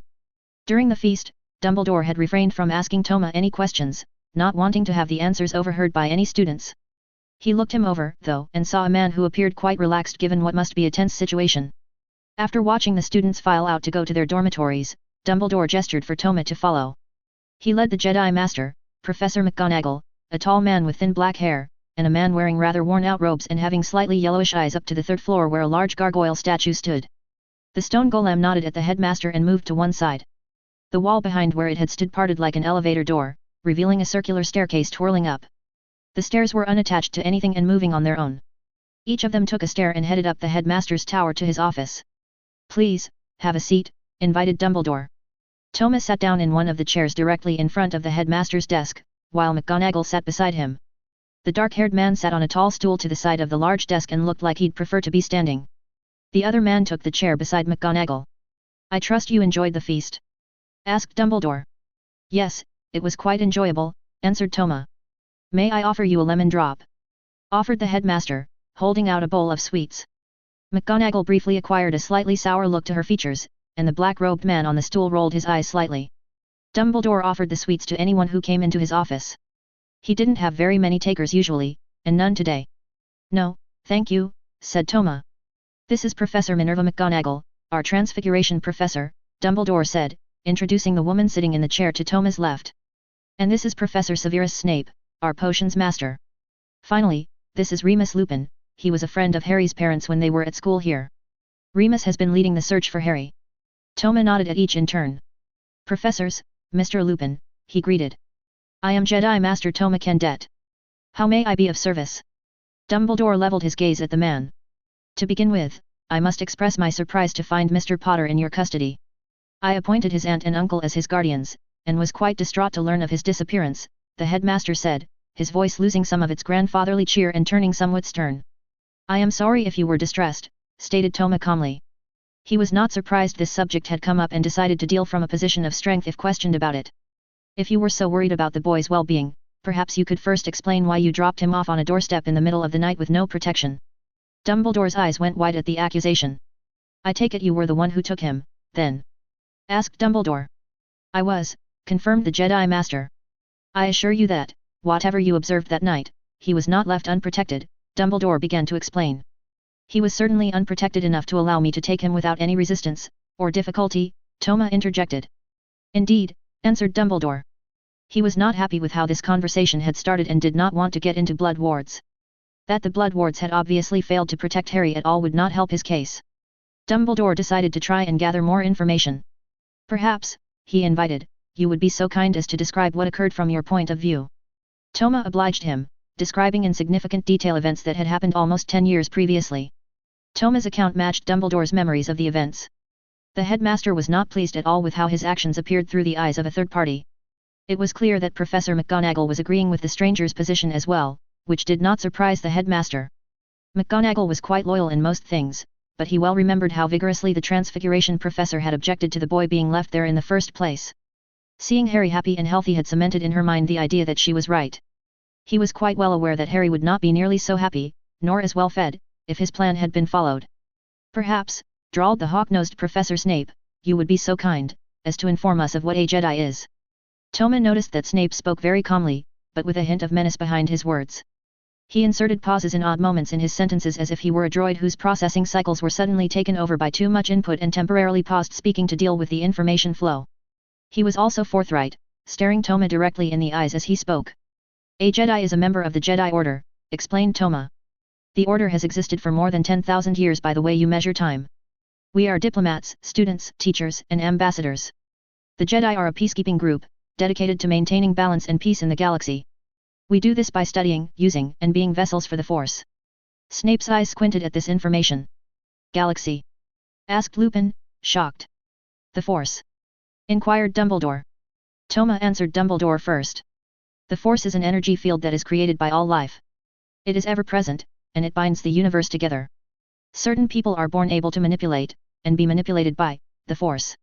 In the Republic, Force-sensitive children such as Harry are trained as Jedi. Toma turned to Lupin to answer his question. The Republic is a democratic government which spans a third of the galaxy. It currently represents almost 200,000 planetary systems. It was formed approximately 25,000 of your years ago, and the central system is Coruscant. That is where Harry and I live and study in the Jedi Temple. Lupin sat back in his seat, stunned. Well, I suppose it was a UFO, after all. He remarked. I beg your pardon? Asked Toma. Oh, said Lupin. I've been trying to find Harry all of these years. The night you took him, Muggles in the area reported seeing a UFO. That stands for Unidentified Flying Object. Muggles? Asked Toma. A certain portion of our population can use magic, explained Dumbledore. Those who are capable of doing so are invited to attend one of the magic schools around the world. The vast majority of people do not have this capability, however, and are known by us as Muggles. I see, said Toma. Perhaps the Force and what you call magic are one and the same. Suggested Toma. Perhaps, Dumbledore allowed. He decided it was in his best interests to cooperate with Kendet, seeing how close he was to Harry. He still needed Harry, and he didn't think Kendet knew about the prophecy. Information was power, after all, and since he controlled the information flow, he directed the situation. Well, it grows late, and we still have a few things left to discuss. We did not receive your owl confirming that Harry would be attending. Did you receive his letter? The headmaster asked. We did receive his acceptance letter, but we were uncertain of how to respond. We were also unsure where we could purchase supplies, answered Toma. I see, said Dumbledore. How did Harry receive his letter if he was on Coruscant, did you call it? Yes, answered Toma. It was quite remarkable. We were on the balcony of our quarters in the Jedi Temple, and a large bird we believed to be an owl appeared, with a letter for Harry. An owl delivered a letter to another planet? Asked Professor Snape, his skepticism readily apparent. Yes, confirmed Toma. We were unable to explain how it was able to make the journey, as we have confirmed your species has not yet ventured farther than your moon.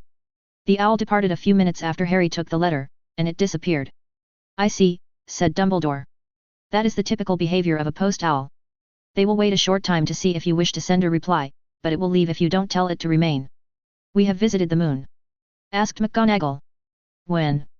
Muggles first landed on the moon in 1969, but the project only lasted for a few short years before being discontinued, informed Dumbledore. He made a point to keep far more up to date with the progress of the Muggles than the vast majority of Wizarding Society.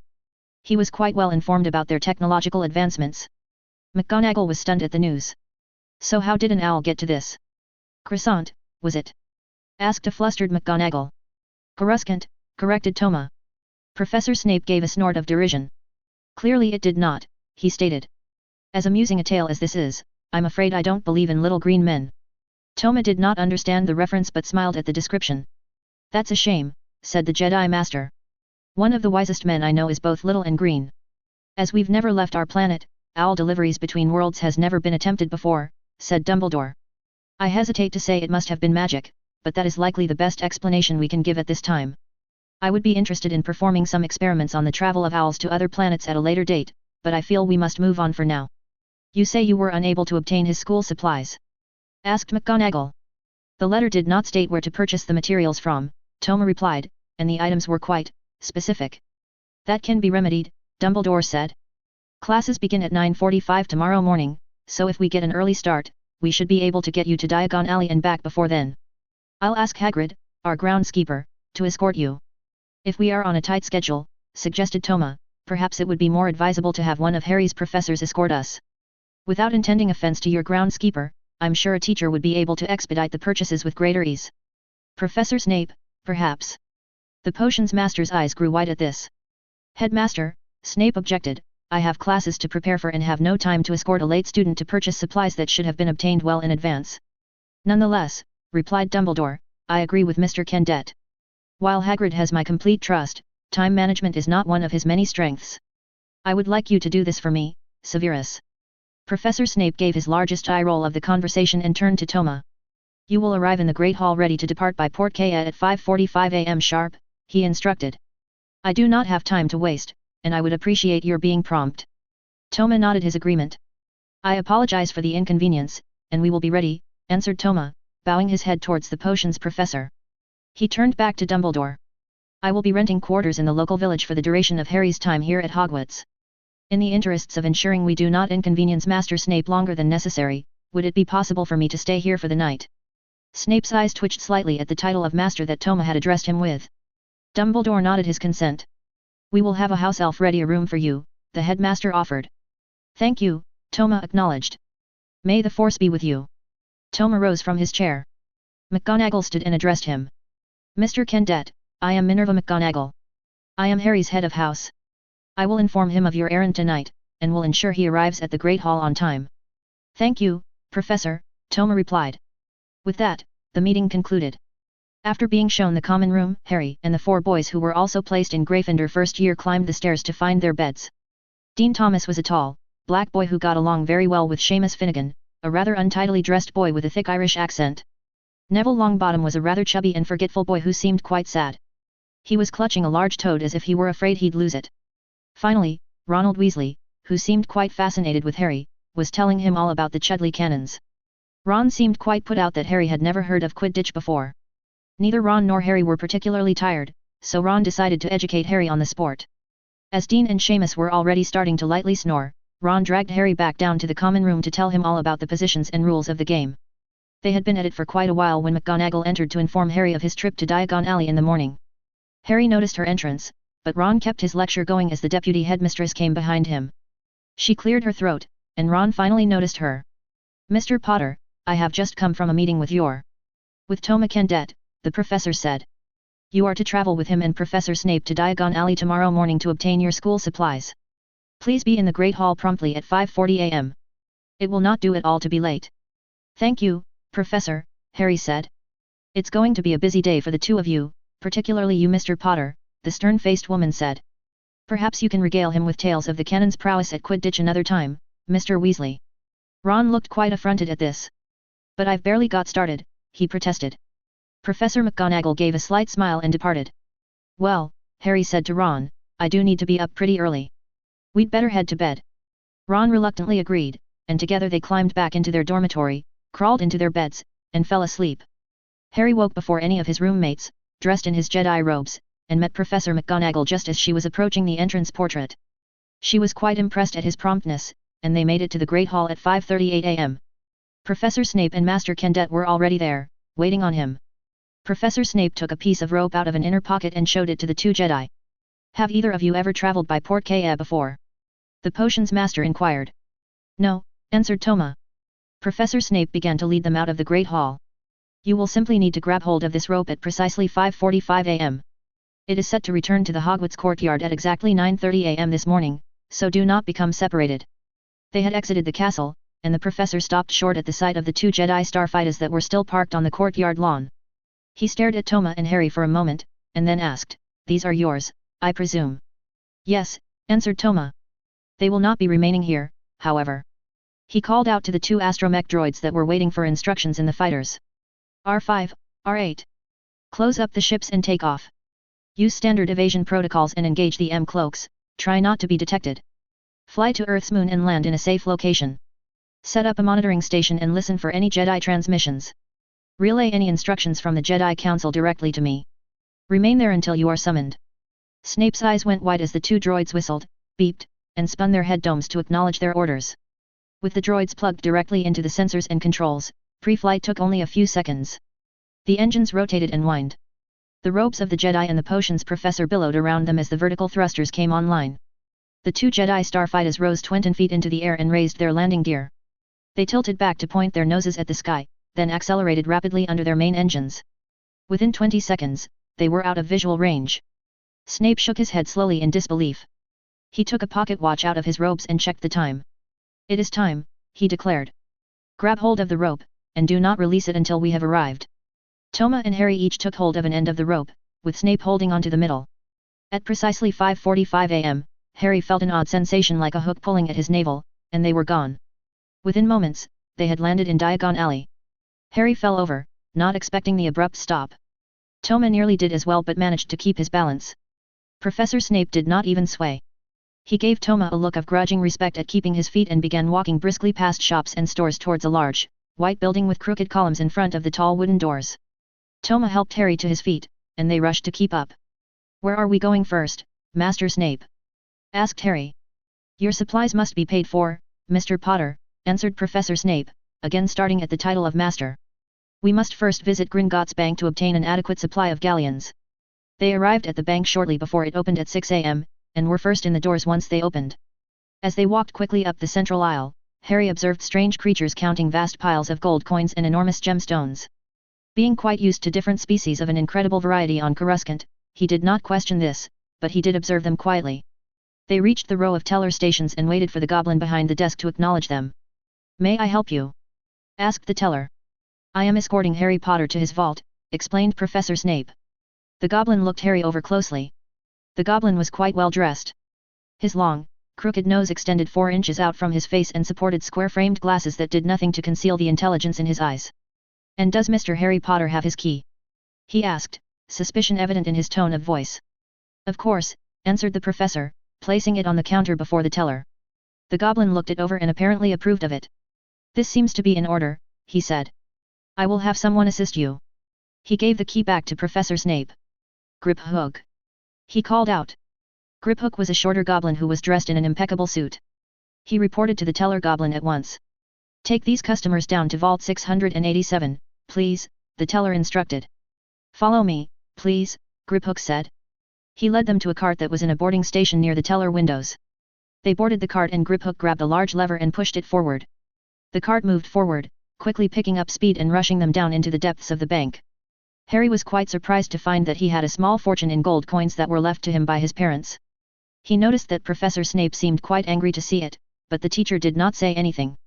Harry wasn't sure if it was the amount that angered the professor, or if he was angry at the presence of Master Toma. Toma did not respond to Snape's rudeness or taunts, and it seemed to infuriate the potion's master. Snape was certainly a surly man, Harry mused. Harry paused after about 6 large fistfuls of gold had made their way into a red drawstring bag Griphook provided, with the Gringotts logo embroidered on the front. The bag was quite remarkable. It didn't seem to matter how much gold went into it, as it never filled nor bulged like a bag of gold should. Harry felt the need to check twice to make sure the gold was actually in the bag. "Master Snape, how much should I take?" he asked. He didn't want to waste time by coming back later if he didn't obtain enough, but he didn't want to annoy the professor by taking too long shoving gold in a bag, either. "What you have now will be more than sufficient, Mr. Potter," replied the professor, impatience eating away at his words. "We must leave." Harry stood immediately, closed the drawstring bag, and they left the vault. Griphook handed Harry his key after locking the vault door and ushered them into the waiting cart. In a matter of minutes, they were delivered to the lobby of the bank, and they walked out into the morning sun. "Where to next, Master Snape?" Harry asked. "Why do you keep calling me Master, Mr. Potter?" asked Professor Snape. He led them back down the alley towards a cluster of shops. He gestured for Harry to answer him while they walked. "I'm sorry, sir, but aren't you the potion's master?" the young Jedi asked. "I am," answered Professor Snape. "However, the title Master is not generally used for the position. You may call me Professor, or Sir." "As you wish, Professor," acknowledged Harry. They approached a small store with the name Ollivanders written in faded gold letters on the marquee above the door. "This will likely take the longest of any of our tasks this morning," explained Professor Snape. "We should start here." They entered the store, and a small, white-haired man came out from the rows of shelves that were situated behind the counter. "I wondered when I would see you here, Mr. Potter," said the man, clearly recognizing who was in his shop. "It seems only yesterday that your mother and father were in here buying their first wands." "If you don't mind," interrupted Professor Snape, "we are on a very tight schedule and have little time to waste. Mr. Potter and I need to be back at the school before classes begin, and your shop is only our first stop this morning." Mr. Ollivander was not pleased with the interruption but obliged to get Harry measured without regaling him with tales of his parents. After getting his measurements, he had Harry try out wand after wand for what seemed like hours. Harry was getting quite worried about the time, especially after seeing the sour look on the potions professor's face. Finally, he took hold of a holly and phoenix feather wand and was rewarded with a burst of wind and a glow of magic that surrounded him. "Curious!" exclaimed Mr. Ollivander. "Finally," drawled the exasperated professor. Toma looked intrigued but knew Professor Snape would not stand for any further delay. The Jedi Master decided he would come back on his own to learn all he could. He was intrigued by the idea of a wand, and Mr. Ollivander seemed like he would be a good source of information. Harry purchased the wand for 7 galleons. Mr. Ollivander took his time about boxing it, however. He was obviously still offended at being rushed by the professor and seemed to be taking a great deal of pleasure in finding any excuse to slow the process down. He insisted on giving the wand an extra polish, instructed Harry in proper wand maintenance, and even tied a ribbon around the wand box, even though it was empty. Harry was still holding his wand. Professor Snape, who was growing increasingly impatient, looked like he was about to drag Harry out of the store. Ollivander began telling Harry that his wand was the brother to the wand that had caused Harry's scar. Professor Snape immediately grew quiet and still. He looked thoughtfully at Harry and did not even complain when Harry added an arm holster for 2 galleons. He stood thoughtfully gazing at Harry even when the young boy took the time to put the new holster on and fit his wand into it. Finally, they left the store. They next had Harry fitted for wizarding robes. Taking off his outer cloak to be measured, Professor Snape noticed a silver cylinder shaped like a muggle flashlight hanging from a belt on Harry's waist. The fitting did not take long as there were no other customers. Harry ordered several sets of robes, and Madame Malkin agreed to ship the parcels to Hogwarts when they were finished. Professor Snape stated that his Jedi robes would suffice until his school clothes arrived in a few days. The potions professor showed the most patience in the apothecary, where he actually advised Harry on which ingredients to purchase in addition to what was on the school list. Harry took a chance and asked why the extra ingredients were needed. "If by chance, you have inherited your mother's potion ability, the extra ingredients will be well used," the professor explained. "If, on the other hand, you inherited your father's lamentable skills, the extra ingredients will be used to correct your improperly made potions," Snape said. Harry asked no further questions after that. The rest of the morning was spent in a flurry of activity. The final stop was to obtain Harry's schoolbooks at Flourish and Blots.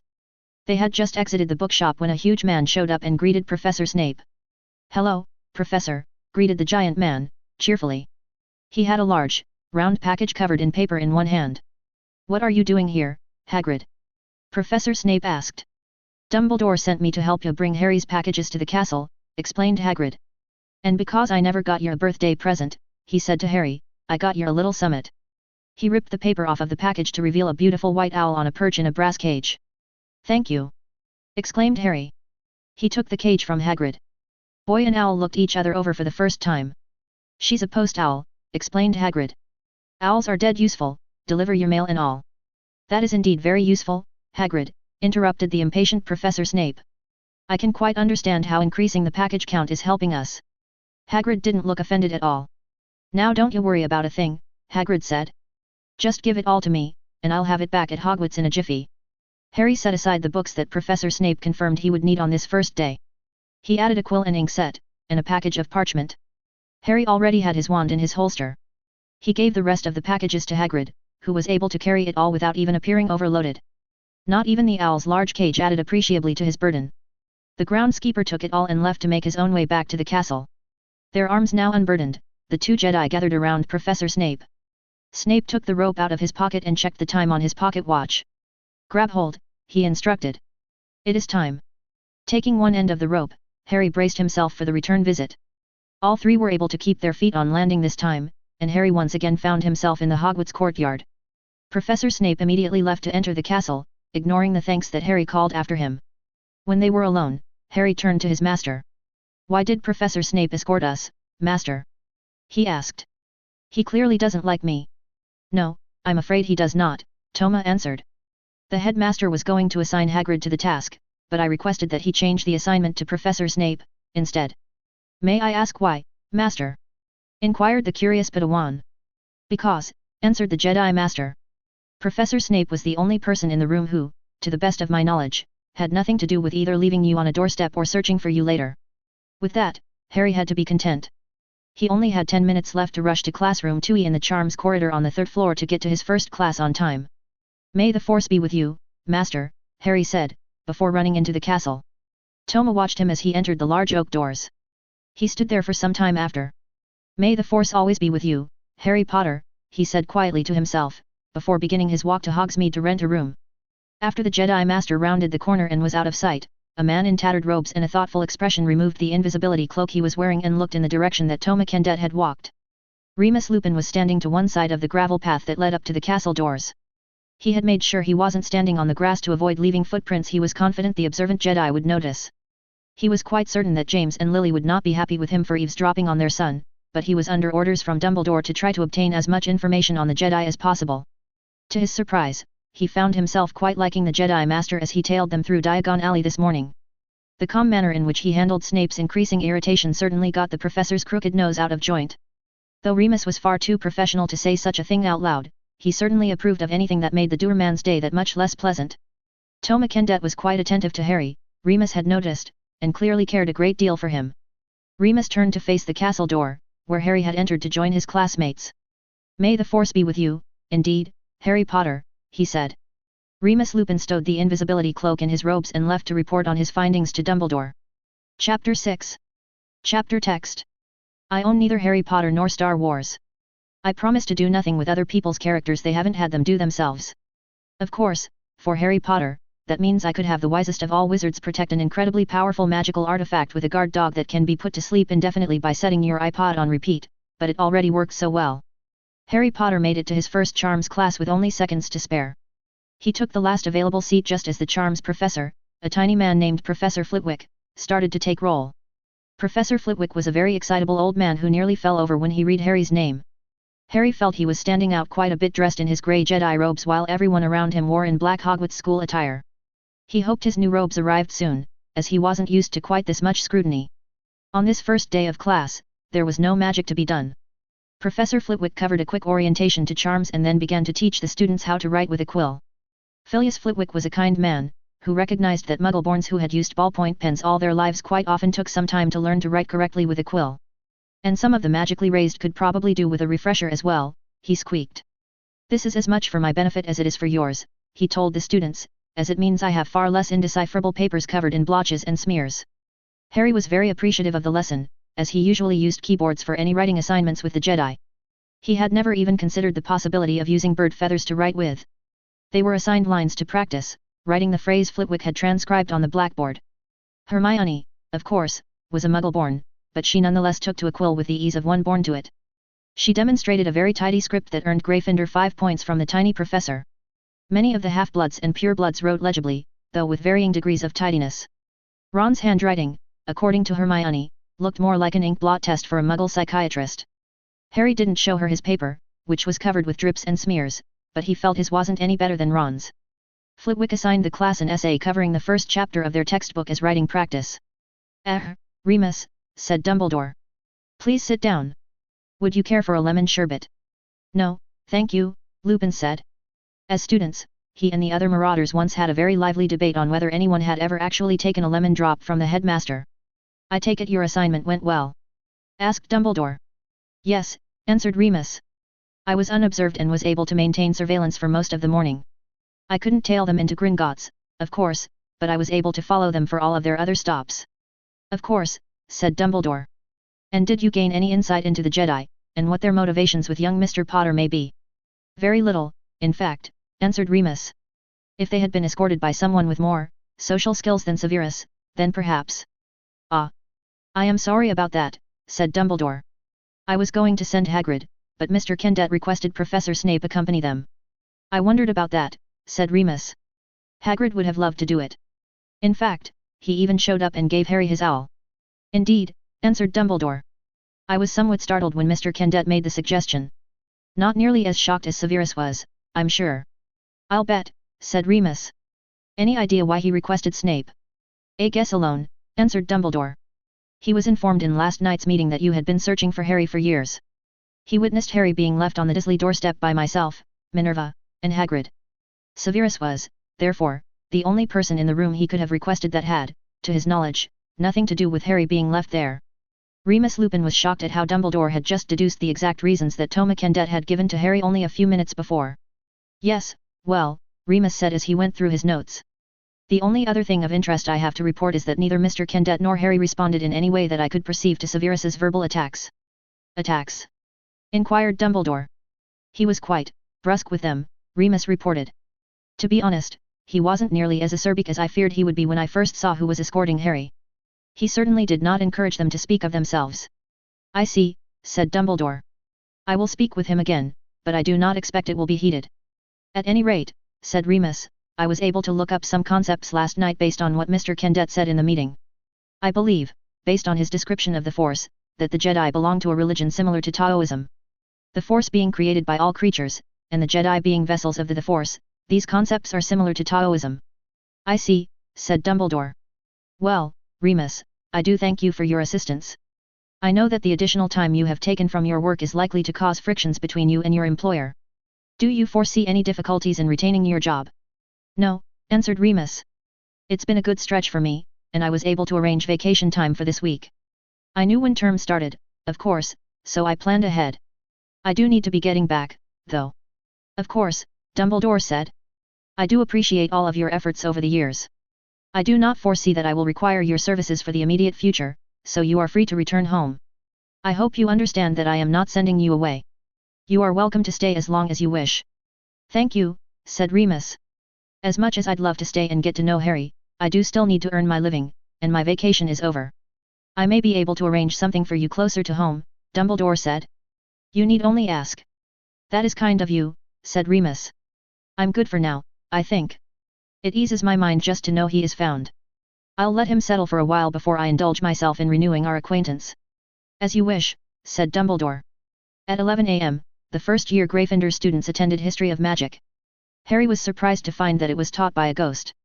As a Jedi, Harry was training to be a diplomat and ambassador as well as a warrior. He recognized that history was an essential part of his education. Professor Binns, however, could bore the legs off of a Tato-Oin-Eope and still make it run to get away from him. His first lesson began in the middle of a chapter as if he had been teaching without students the entire summer and had simply not noticed. Harry wondered if he were to come back after term and check, would he find an empty classroom other than the old ghost talking about goblin revolutions to empty chairs. Harry was becoming alarmed that he was only in his second class and was already having to use some meditation techniques to keep from becoming frustrated. He knew that, similar to learning the Force, learning magic would not always be easy or fun. He did hope, however, that they'd get to something interesting soon. After the longest hour Harry could remember, they were released for lunch. He sat with Hermione and compared notes from their history class. Harry was quite amazed at Hermione's ability to transcribe nearly word for word many of the ghost's sentences legibly, and he was a bit embarrassed at his own attempts.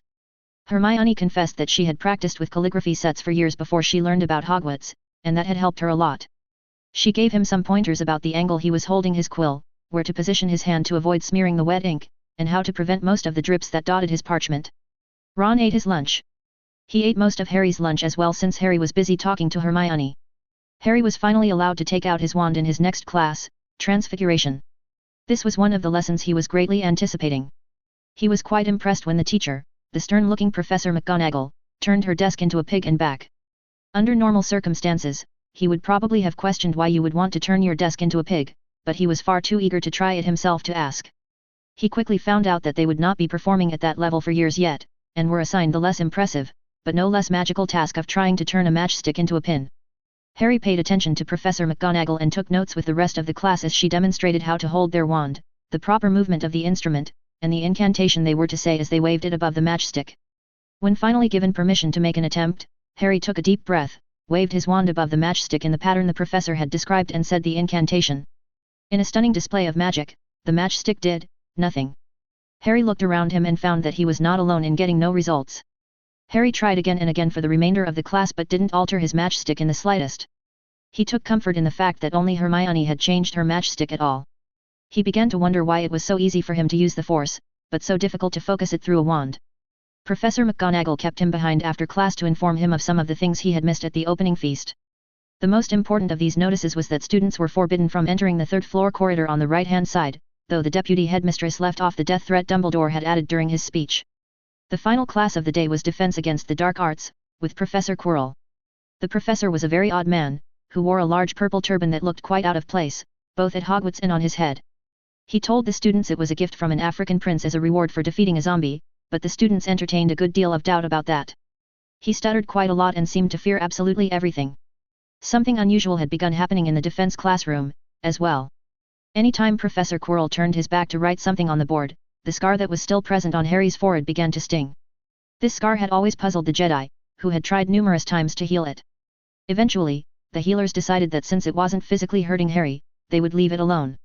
They were able to detect a strange energy emanating from the scar, but could never define what type of energy it was, or the source.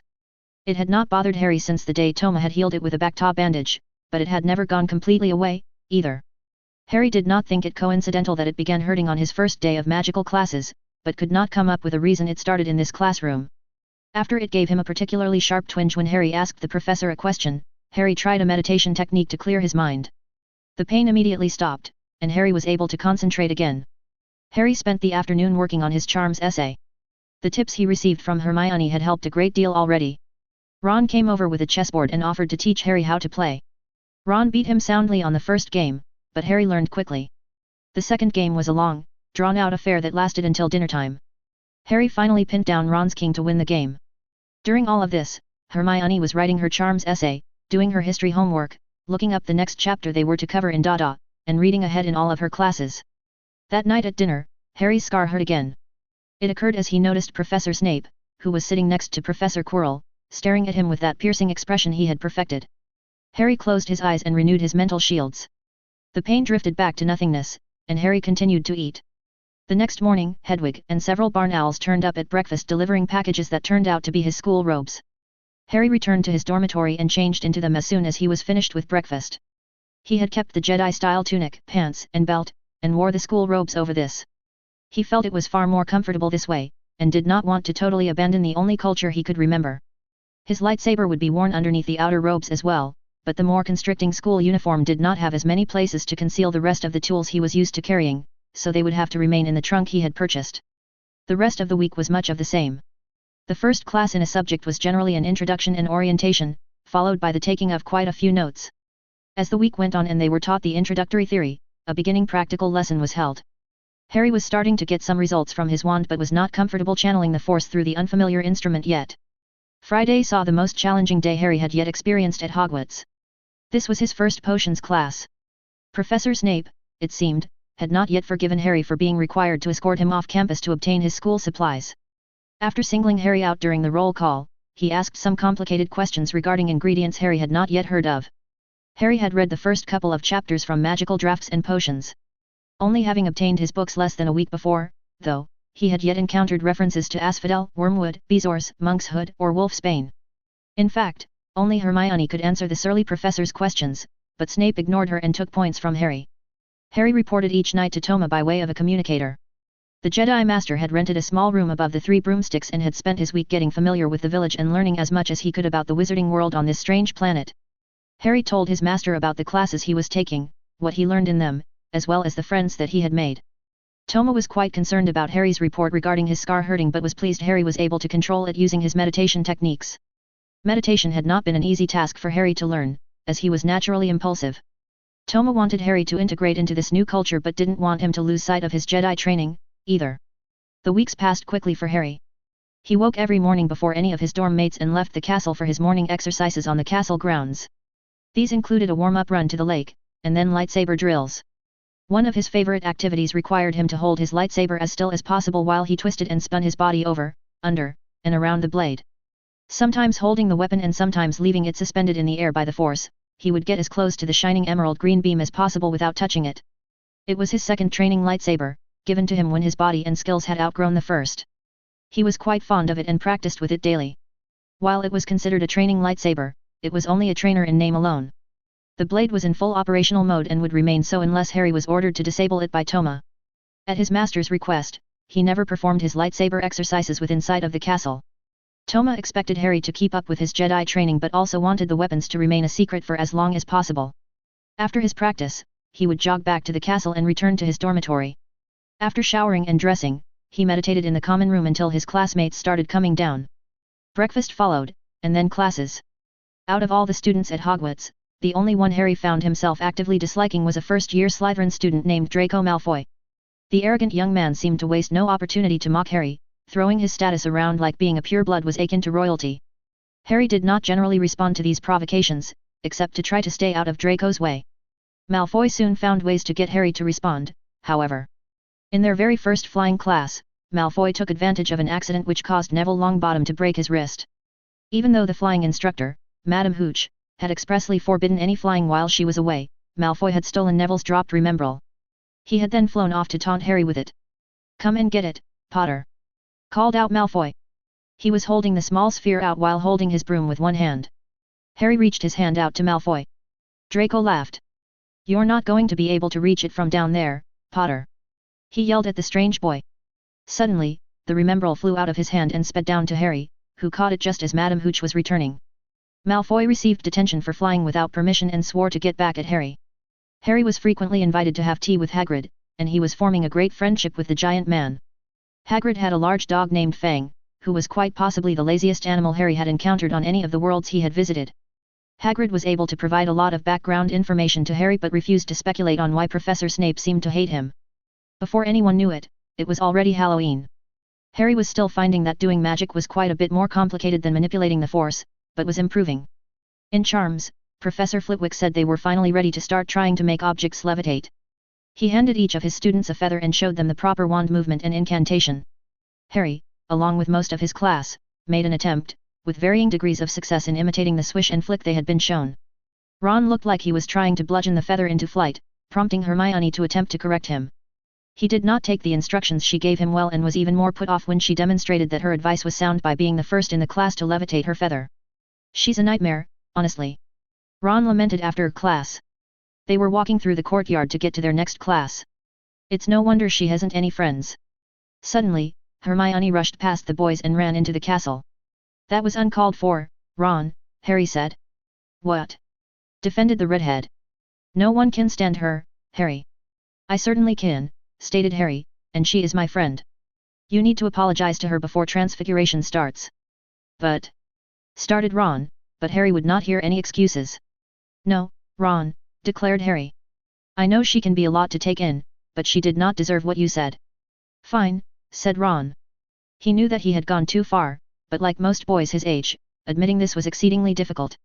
Ron did not get a chance to apologize before class, however, as Hermione never showed up. They did not see her the rest of the day, in fact.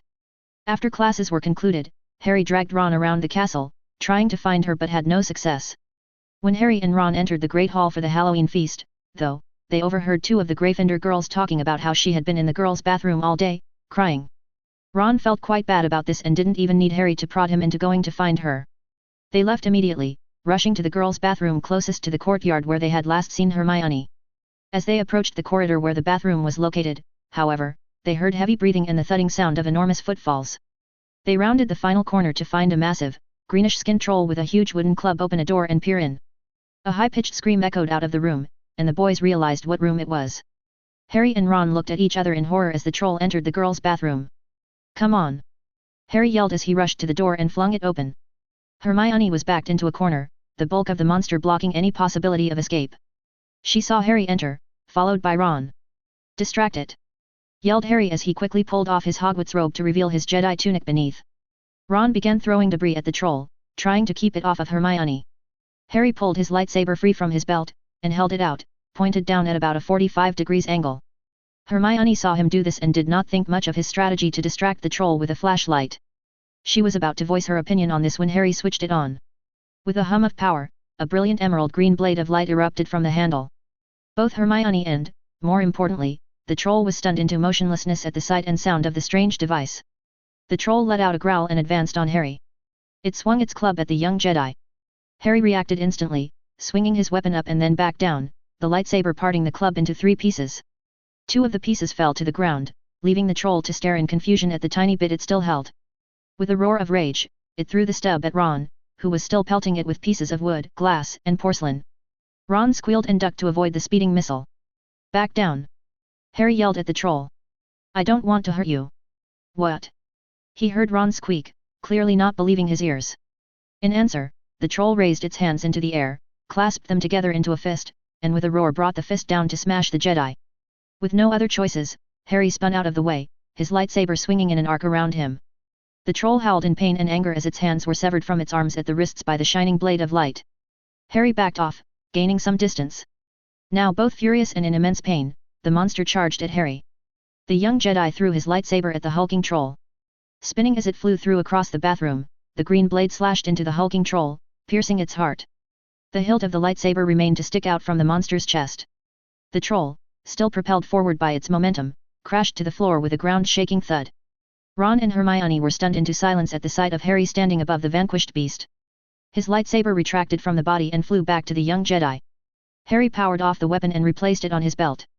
He offered his hand to Hermione, who was still sitting in a pile of debris on the floor. He helped her to her feet and was instantly smothered in a hug from the grateful girl. You will always have a friend with me, declared Harry. This squeezed more tears from Hermione, but they were good tears. Where before they were tears of despair, this strange boy had turned them into tears of relief and joy. Bloody hell, Harry, Ron exclaimed. He was staring at the body of the troll, trying to come to grips with what he had seen.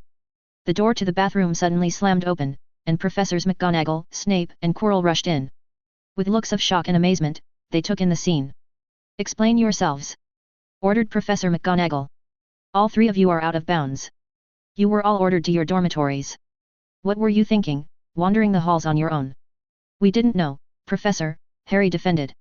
When we left the Great Hall, everything was fine, and we weren't told to return to our dormitories. Ron nodded his agreement with Harry's statement. Then what on earth were you and Mr. Weasley doing in the girls' bathroom? Asked an incredulous McGonagall. Please, Professor, whimpered Hermione.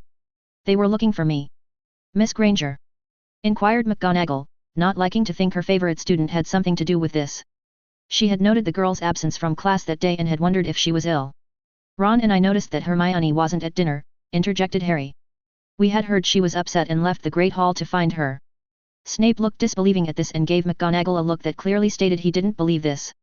Quirrell was hardly listening at all, examining the troll and its various injuries. McGonagall also noticed the troll's missing hands. How did you do this? She asked. Harry didn't answer at first, and Snape advanced on him. You have been asked a question by a Hogwarts professor, Mr. Potter, the potions teacher said, closing the distance between them. You will answer this question immediately. Harry, not having any options available to him, removed the lightsaber from his belt. With this, he explained, switching it on. He would have been entertained by the stunned looks each professor wore, had Harry not been worrying what Toma would be saying to him about this later. What in the world is that? Asked a shocked McGonagall. Professor Snape and Quirrell were staring at the shining blade in the hands of the young student. It is a lightsaber, explained Harry. It's the weapon and tool of the Jedi Knights, and we are trained in its use from the moment we're old enough to hold one. You will turn that device off and hand it over to me this instant, demanded Professor Snape. He was furious that the boy was carrying some alien weapon around the halls of Hogwarts. Harry wasn't about to give it to him, though. I cannot do that, Professor, said Harry. You will hand it over or be expelled, shouted the irate man, spitting his words at the son of his most hated rival. Harry leveled the eyes that were so very much like his mother's at Snape, switched the lightsaber off, and attached it once again to his belt. I was instructed by my master to keep it on my person at all times, Harry adamantly stated. Any discussions on this will have to include Master Kendet. Stop calling him master, spit out Professor Snape, shocking everyone present. He is not your master, nor should he be allowed to even step foot in this castle again. That will do, Severus, said a calm voice from the door. Everyone turned to find Headmaster Dumbledore standing there. He entered the bathroom and walked over to Ron and Hermione. I think, perhaps, it would be best if these two were to report to the hospital wing so Madame Pomfrey can ensure they are uninjured. The rest of us should continue this discussion in my office. He gave Professor Snape a significant look. Calmly. With a snort, Professor Snape swept out of the girls' bathroom, his robes billowing behind him. Thank you, Professor, Harry said to Dumbledore. I'm sorry to have disturbed the Halloween feast. Are you all right, Harry? Dumbledore asked. Perhaps you should visit the hospital wing as well. I'm not injured, Headmaster, Harry answered. I would like to request, however, that Master Kendet be present in your office during this discussion. He must be made aware of these events. I will notify him at once, Dumbledore agreed. However, if a student encountered a mountain troll and I allowed him to go anywhere but the hospital wing. Well, I don't think a troll would compare at all to how angry Madame Pomfrey would be with me for letting that happen, Dumbledore said, his eyes twinkling. They all left the bathroom and began walking towards the hospital wing. I will escort you to the hospital wing, and we can wait to have our meeting until Mr. Kendet can arrive here. Master Kendet, if you please, corrected Harry. I know that it's not normal here to call someone master, but I am a Jedi. Very well, Dumbledore agreed. I admit to a great deal of curiosity on this point, the headmaster said. What does the title of master mean to the Jedi? Master is the highest rank a Jedi can normally obtain, except for the leader of the order itself, who is addressed as Grand Master, Harry explained as they slowly walked the hall towards the hospital wing. It is bestowed by the Council on Jedi Knights who have demonstrated that they have mastered at least one aspect of the Force. Harry and Dumbledore discussed the ranks of the Jedi Order until they reached the hospital wing. There, the headmaster left Harry in the hands of Madame Pomfrey while he went to his office to send an owl to Toma Kendet. Dumbledore had observed the altercation between Professor Snape and young Harry and knew he would have to find some sort of compromise here. Knowing how his potions master was likely to respond, Dumbledore thought he'd rather fight the troll.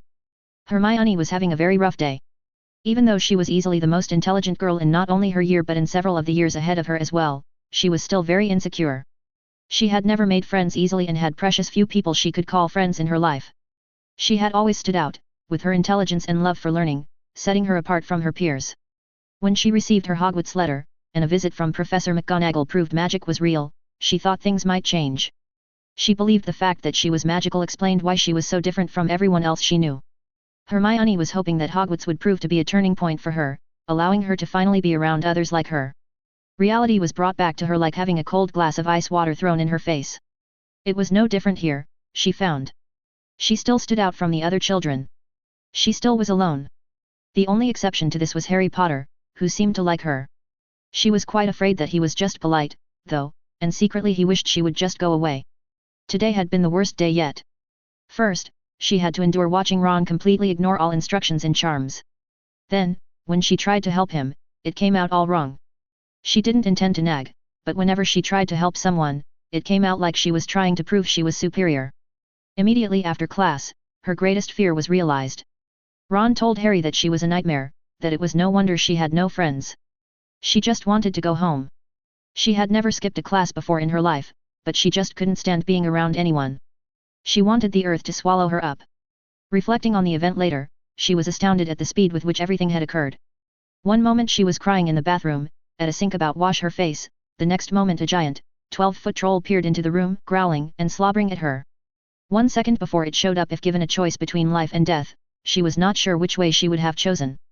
1 second later, she could have volunteered for a suicide hotline. She chose life. And then Harry had shown up.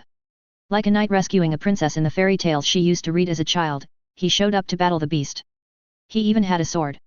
It was a laser sword, so the analogy to the fairy tales only went so far, but she had to admit the thing was effective. In one day, she had gone from not knowing if she would ever make a friend to being totally smitten with Harry Potter. In the hospital wing, she and Ron were examined by Madame Pomfrey. She only had scratches, while Ron was completely unscathed. The matron healed Hermione's minor injuries in about a second, told them she wanted them to rest for 1 hour, and then would be allowed to go back to their dormitories. As soon as the nurse left them alone, Ron apologized to Hermione. As it turns out, she was not the only insecure Gryffindor first year. Ron told her how he had all these older brothers who were all very brilliant, and he was afraid he would never be as good as any of them. Professors Dumbledore and McGonagall then entered, delivering Harry to be examined by Madame Pomfrey.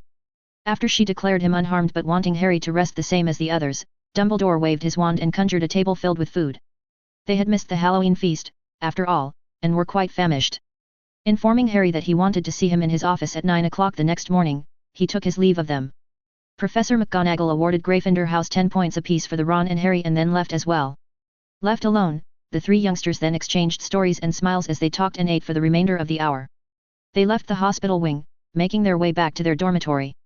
Hermione finally had some friends, including the one who had started this mess to begin with. After all, you can't risk your life fighting a 12-foot mountain troll without becoming friends with each other. Chapter 7.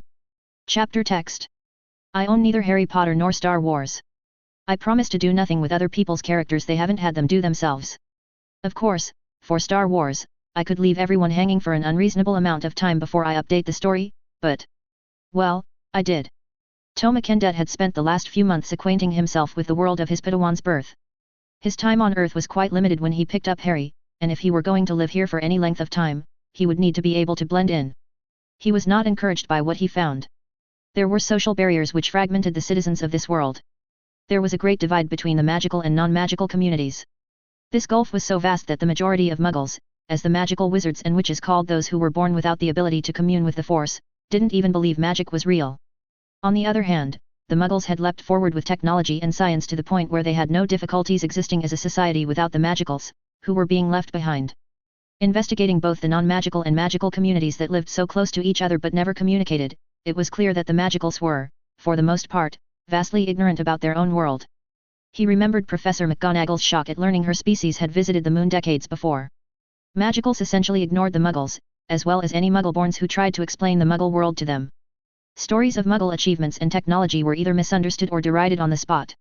As such, most Muggleborns found themselves so discriminated against that they left the magical world in great numbers upon their graduation from Hogwarts. There, they found they were not much better off, being unable to supply documentation of their education, nor had they studied many of the subjects that are required for a technological society. This was an issue that was not going to go away on its own, Toma realized. The Muggleborns and Squibs who were trying to survive in the Muggle society were increasingly bitter about the lack of help they received from the magical community that rejected them. The ones who attempted to remain in the magical society were no better off, and their resentment was growing. Within the magical community itself, prejudice and bigotry were rampant. There was a belief that pervaded the culture that those of magical birth were better than those who were born to Muggles. Even Magicals who were born to Muggles were barely better than Muggles themselves in the eyes of the purebloods, as they called themselves. Worse still, this belief was especially present in the upper levels of the magical government. This led to a lack of employment opportunities, equal housing, equal pay, and a disregard of fundamental human rights that was the leading cause of the exodus out of the magical community by those who could not prove their lineage was pure. It was appalling to the Jedi Master that his Padawan would have to exist within this system, and briefly contemplated what would happen if he just yanked the young Padawan back to Coruscant. Unbidden, but hardly unexpected, his conscience acquired the voice of Yoda, who sounded in his head. Only from within can change be permanently achieved. The Jedi Grand Master, of course, was not present. Toma, however, had heard many of the Green Jedi Master's aphorisms over the years and could predict the course of action that would be directed. Harry kept him informed of his progress at Hogwarts and was using his owl instead of his communicator. This was both so that Harry would fit in better at Hogwarts, and to give the owl something to do. Harry had named the owl Hedwig and was quite fond of her. He had moved out of the Three Broomsticks, as he found it impossible to maintain a low profile there. Harry, it seemed, was quite famous in the magical community, and he was constantly bombarded with questions any time he stuck his nose out of his door. The clientele of the Hog's Head were not as respectable, but they also kept to themselves. He had found that this was a universal concept. The less respectable the establishment, the less people minded your business, mostly because they didn't want you minding theirs. He rented a room above the bar and slowly obtained and carefully maintained a reputation as an eccentric. He spent his time watching and listening, but rarely interacting with the shoppers and shopkeepers in Hogsmeade. He also made some exploratory journeys to Diagon Alley, without the presence of Professor Snape, and Muggle London. His experiences, while troubling in the abstract, were otherwise non-eventful, until he received 3 communications. One was from Harry, who had used his communicator instead of Hedwig, and another from Professor McGonagall. They detailed the incident with the troll, and the deputy headmistress requested his presence at a meeting in Dumbledore's office the next morning. The final communication was routed to him through R8 from the Jedi Council. It was just as well he had a meeting the following day anyway, as Dumbledore would have to be informed of the changes the council had just ordered. He doubted very much that the headmaster would like them. Professor Severus Snape was angry. Not many people would be able to tell the difference by observing him, though. He was not an easy man to take by surprise, but with Harry Potter, the surprises kept on coming. His disappearance, his unexpected return, the manner of that return, his mysterious guardian, all of it combined to set the Potter boy apart. It conspired to make him special. Snape did not want Harry Potter to be seen as special, because Harry Potter was not special. The sight of the flying machines that had apparently brought his nemesis's son back to the wizarding world had shaken him badly at first. He was not, however, convinced that this Kendet character had really taken the Potter boy to another world, and the thought of an owl making an interstellar journey was ludicrous. They were clearly frauds, and if Potter's performance thus far with magic was any indication, the boy was little more than a squib, as well. His attempts to open the headmaster's eyes to this were, thus far, unsuccessful. This time he would have to listen, though, Snape thought to himself as he stalked through the hallways of the dungeons on his way to Dumbledore's office for the meeting. Having a night to sleep on his frustrations had not had a positive effect on the man. His robes swirled about him as he ascended up stairwells to the 9th floor. His face darkened. Dumbledore would have to listen. Toma Kendet stood in front of the headmaster's desk with his Padawan at his side. Professor Snape was perched upon the tall stool, his arms folded as he scowled at everyone. Professor McGonagall asked Toma and Harry to sit, but they simply declined the invitation and stood before the large desk with their hands clasped behind their backs. While she would have preferred to sit, the Transfiguration professor also stood beside them, feeling the need to stand with her student. She unintentionally adopted their parade rest pose and looked to Dumbledore to begin the meeting. Dumbledore sat behind his desk, gazing at the Jedi Master and Harry Potter for a few moments, debating with himself on how to begin. The boy was an enigma, Dumbledore thought. A child of two worlds, he was born to Earth but raised on this Coruscant. Harry was a wizard of this world and a Jedi of that world. The headmaster of Hogwarts had followed the young boy's movements and progress far more extensively than he had ever done with any other student before. Harry's exercise sessions on the grounds were no secret to Dumbledore. The existence of the glowing sword the young Jedi used to such great effect on the troll was also known to him, but not its capabilities. He had thought it was merely a tool used for acrobatic exercises, as that is the only way he had yet to see it used. Clearly, there were still more things he needed to know about these Jedi. Mr. Kendet, began the headmaster. As I trust you have been informed, there was an incident last night involving several students, including Harry and a mountain troll. Toma nodded his head in acknowledgement. During this incident, Harry used a device unknown to us that he calls a lightsaber to kill the troll. At this, Harry spoke up. I tried to reason with it first, Master, he told Toma. It wouldn't listen. I'm sorry I failed. Toma knew from experience how much it bothered Harry when he thought he failed any aspect of a mission. McGonagall wore a puzzled expression at this admission from Harry.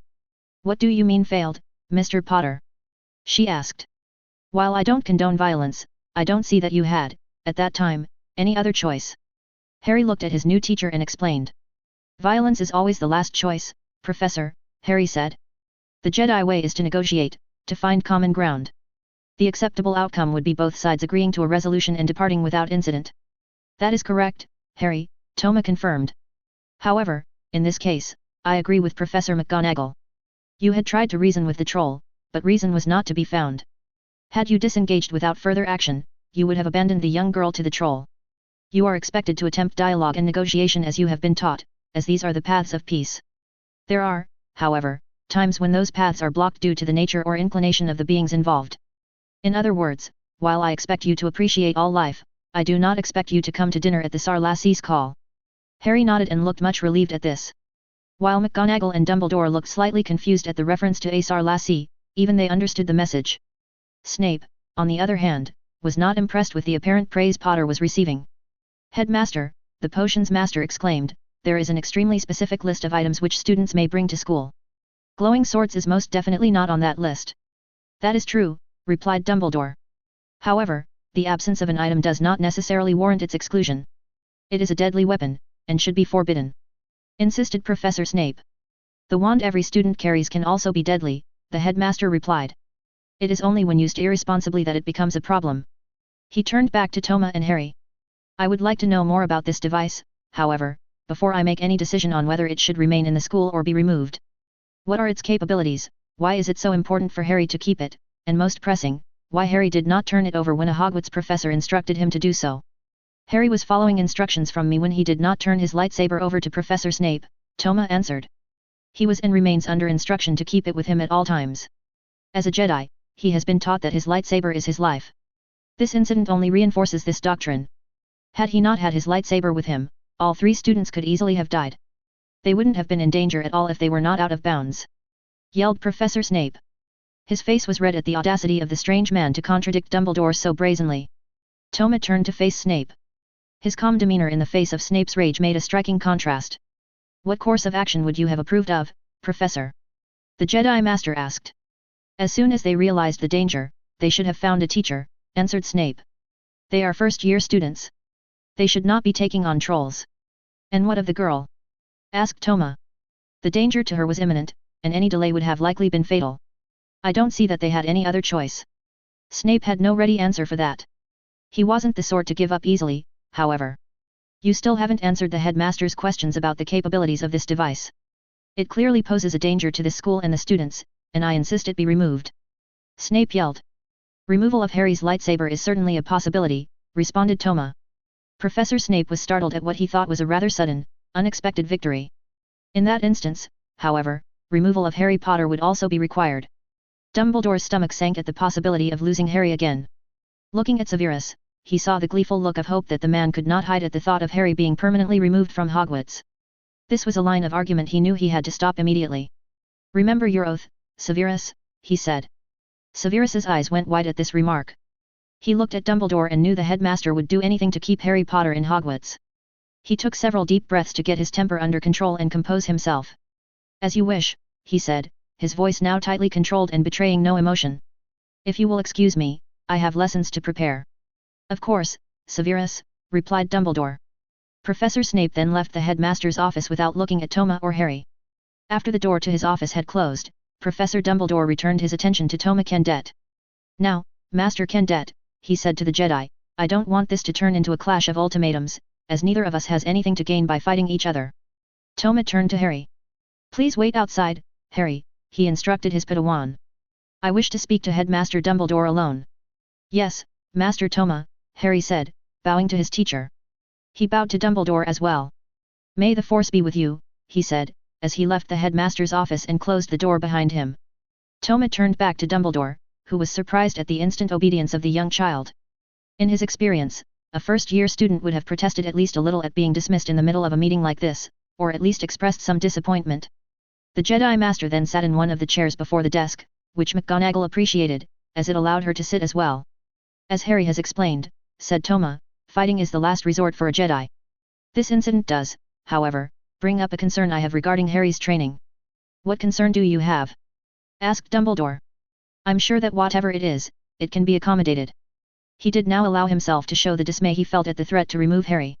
He knew better than to try and argue that Toma was not really Harry's guardian or to try any legal tricks to remove Harry from Toma's care. He hadn't lived as long as he had by ignoring common sense. Harry is approaching a critical time in the training of a Jedi. His abilities in the Force are increasing, and the temptation to use the Force in less responsible situations will begin to present itself time and time again. Normally, a Padawan would be in constant contact with his master during this crucial time, who would help to guide the young Jedi on the right path. Harry, however, is now going to be separated from me for long periods of time. Please don't misunderstand, I trust Harry to do what he feels is right at all times, just as I always have. It's only his judgment on what is actually right that could come into question. Dumbledore looked thoughtful. I think I understand, the headmaster said. There is a similar phase that wizards go through around this time as well, especially by Muggleborns. Never having done magic before, or even seen it, they begin to try to solve every problem with magic, thus increasing the chances of an accident. Exactly, agreed Toma. I would like to have some of Harry's trainers from the Jedi Temple come here to Hogwarts. He will train as a wizard during the week, and as a Jedi on the weekends. The headmaster considered this. I have some concerns, Dumbledore said. It seems that Harry is, at some point, going to have to make an exceptionally difficult decision as to which of these two worlds he exists in that he will remain in. I am guessing that the Jedi would like to have the both of you return at some point. On the other hand, this is the world of his birth, and I believe we have the right to ask him to remain. I have also considered this, Toma responded, and know that this will have the unfortunate consequence of making that decision even harder for him. I am afraid that it is a requirement, however, for Harry to continue his Jedi training if he is to also remain at Hogwarts. Dumbledore frowned at this, and it was clear he was not happy at this continued threat to remove Harry Potter. Please don't misunderstand me, Toma continued, I am not trying to force your hand.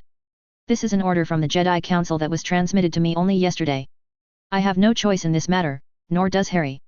The Council is concerned that the interruption in his training could lead to Harry falling to the dark side. The compromise to allow Harry to remain and train on the weekends was not universally accepted. Dumbledore was not happy with this situation but felt that his hands were, in this case, tied. His best option, he felt, was to allow the additional Jedi training, and try to make sure he learned as much of his home culture as was possible. He was also aware that this meant he would have to find some way to rein in Severus. That might actually be the more challenging battle, but he was sure he could find some common ground between them somewhere. Very well, the headmaster agreed. I will allow the additional training, and will even provide quarters at Hogwarts for you and the additional staff from your temple. After all, thought Albus Dumbledore, in for a nut, in for a galleon. With that, the meeting ended. Toma bowed to Dumbledore, offering the standard Jedi "May the Force be with you," and left the headmaster's office. Dumbledore sat at his desk and chose a lemon drop from the jar on his desk. Thinking better of it, in light of how the additional Jedi shortly to arrive at Hogwarts would likely be received from a particular professor, he chose to. Chapter 8. Chapter Text. I own neither Harry Potter nor Star Wars. I promise to do nothing with other people's characters they haven't had them do themselves. Of course, for Harry Potter, that means I could have the darkest wizard in history care so much for the children of the wizarding world's education that he always times his attacks for the end of the school year, but all dark wizards are polite like that. The day after the Dumbledore Summit, as Hermione called it, was a Saturday. Toma noted how pleased Harry was to attend his first Jedi training session since he'd arrived at Hogwarts. Hermione and Neville had both asked Harry if they could also participate, and Toma had agreed to a limited extent. Jedi doctrine forbade him from teaching them the ways of the Force due to their age, but he felt certain meditation techniques and physical training could benefit anyone. This would also allow him to observe Harry around his peers. Harry's reports often included these two classmates, though Hermione was mentioned to a much greater extent. Toma was well aware that Harry would be entering a phase in his development where his interest in the opposite sex would be ignited. Toma could see that interest already being kindled with the young Hermione Granger, and she certainly seemed interested in Harry. The young witch had a great deal of curiosity and intelligence and was already engaging Harry in conversations and activities daily. If Harry were not a Jedi, this would not be a problem. For the Jedi, however, attachment was forbidden. Toma was aware that if Harry were to remain in the wizarding world, he would likely be participating in the social rituals of his home planet. He would have to meditate on this in the days to come, and perhaps enlist the help of Yoda. After all, it was the Jedi Grand Master whose insight insisted that Harry had to return to Earth. Toma could only hope that the powerful Master Jedi could provide guidance for Harry to follow to help him navigate his conflicting paths. Hermione and Neville both enjoyed their introduction to Jedi meditation techniques. Hermione was hoping the sessions would provide her with a greater understanding of Harry, as well as an advantage to her studies. Neville was hoping for greater self-confidence, and perhaps a way to boost his magic. They were both very impressed with Harry's abilities with the Force and were somewhat disappointed that they wouldn't be taught how to use it, but both of them were very loyal to Harry and decided to stick with it regardless. Harry had an extremely unsettling vision during his meditation exercises. A shadowy figure with red eyes was pursuing him. He did not discuss this vision with Master Toma yet, however. He didn't want to worry Hermione and Neville. That evening, however, he brought the vision up as he visited Toma in the quarters the headmaster had promised. Force visions are often very subjective, he explained to his Padawan. That you perceive this creature with red eyes may be significant, or it may be that your mind is providing red eyes to the figure to portray evil intent or some other interpretation that has meaning for you. Continue to meditate nightly, and inform me if there are any significant changes in the details of the vision, or if they stop entirely. The next Monday, Harry stayed behind after Charms class to discuss his progress with Professor Flitwick. He was still finding it far harder to use magic than the Force. At first, the Charms professor was simply recommending more practice, but that wasn't really helping Harry. It just feels wrong, somehow, the young Jedi said. It feels like I'm trying to funnel the Force through a narrow pipe instead of simply letting it flow through me. Can you, perhaps, demonstrate the difference you are feeling, Mr. Potter? Professor Flitwick asked. Well, using Wingardium Leviosa, for instance, I can barely lift a book, Harry explained. He took out his wand, gave a swish and flick, said the incantation, and raised a textbook from Flitwick's desk. The book rose but hovered unsteadily in the air. Harry clearly had to concentrate on holding it in the air. Finally, Harry lowered his wand and allowed the book to descend back to the desk. Harry put his wand back in its holster. However, Harry continued, if I use the Force. Harry extended his hand towards the Charms professor's desk, his fingers slightly spread, and felt the familiar flow of the Force as it answered his request. Flitwick's eyes widened as his desk gracefully rose into the air and hung 4 feet off of the floor. It feels so much more natural to me, Harry finished. Flitwick was stunned. Harry had not used his wand, had said no incantation, and was not even concentrating on maintaining the levitation as the desk hung there. Harry held the levitation for several minutes as the Charms professor examined the desk. He asked Harry to return it and watched as the desk gently lowered to rest in its original position. I wonder if the problem is how you are lumping magic and this Force of yours into one bucket, the tiny professor suggested. What do you mean, sir? Asked Harry. Well, explained Flitwick, while I'm not entirely certain what charm you used to levitate my desk, I am sure of one thing. It was not Wingardium Leviosa. I think we are, perhaps, incorrect in assuming that magic and the Force are one and the same. So, Harry mused out loud, by trying to funnel the Force through my wand, I'm not really using magic. Well, actually you probably are, said Flitwick, but you're not using it efficiently. When you levitated the textbook using Wingardium Leviosa, I clearly identified it as the correct charm. However, by focusing on the force instead of magic, I don't believe you are getting the full impact with your spells as you would if you tried to separate the two concepts. Determination is quite important in magic, after all, as is intent and visualization. I might be wrong, but why don't you give it a try? Separate the force and magic in your mind into two concepts, and then try Wingardium Leviosa again, clearly defining it as magic in your mind. For the rest of his free period, Harry stayed with Professor Flitwick as they went through various exercises. Harry found, much to his surprise, that changing his perspective had much the same effect as switching gears would have on a shifter. It wasn't an instantaneous fix, but he could already see that his spell work was greatly improved by his change in focus. Harry was feeling much better about his progress as a wizard. He very much appreciated the patience and understanding of the charms professor, who ended the session with 20 well-earned points for Gryffindor and a few stories of Harry's mother and her time at Hogwarts. Lily Potter was a great favorite of the charms professor, and it warmed his heart to share what he could of her to her son. That evening at dinner, rumors were running through the Great Hall of a loud fight at the end of classes. Neither Headmaster Dumbledore nor Professor Quirrell was present for dinner, and the rumor mill was running at full speed with ideas. The only consistent elements to the rapidly escalating theories were that the fight was between Dumbledore and Quirrell. Harry even dropped his Jedi reserve and had some fun with the rest of Gryffindor, coming up with more and more wild stories to explain the fight, and why the professors were absent. No good thing can exist, of course, without it being balanced by the bad. Draco Malfoy represented this concept with interest. The young Slytherin had not ceased in his attempts to get Harry in trouble or to catch him alone in the hallways.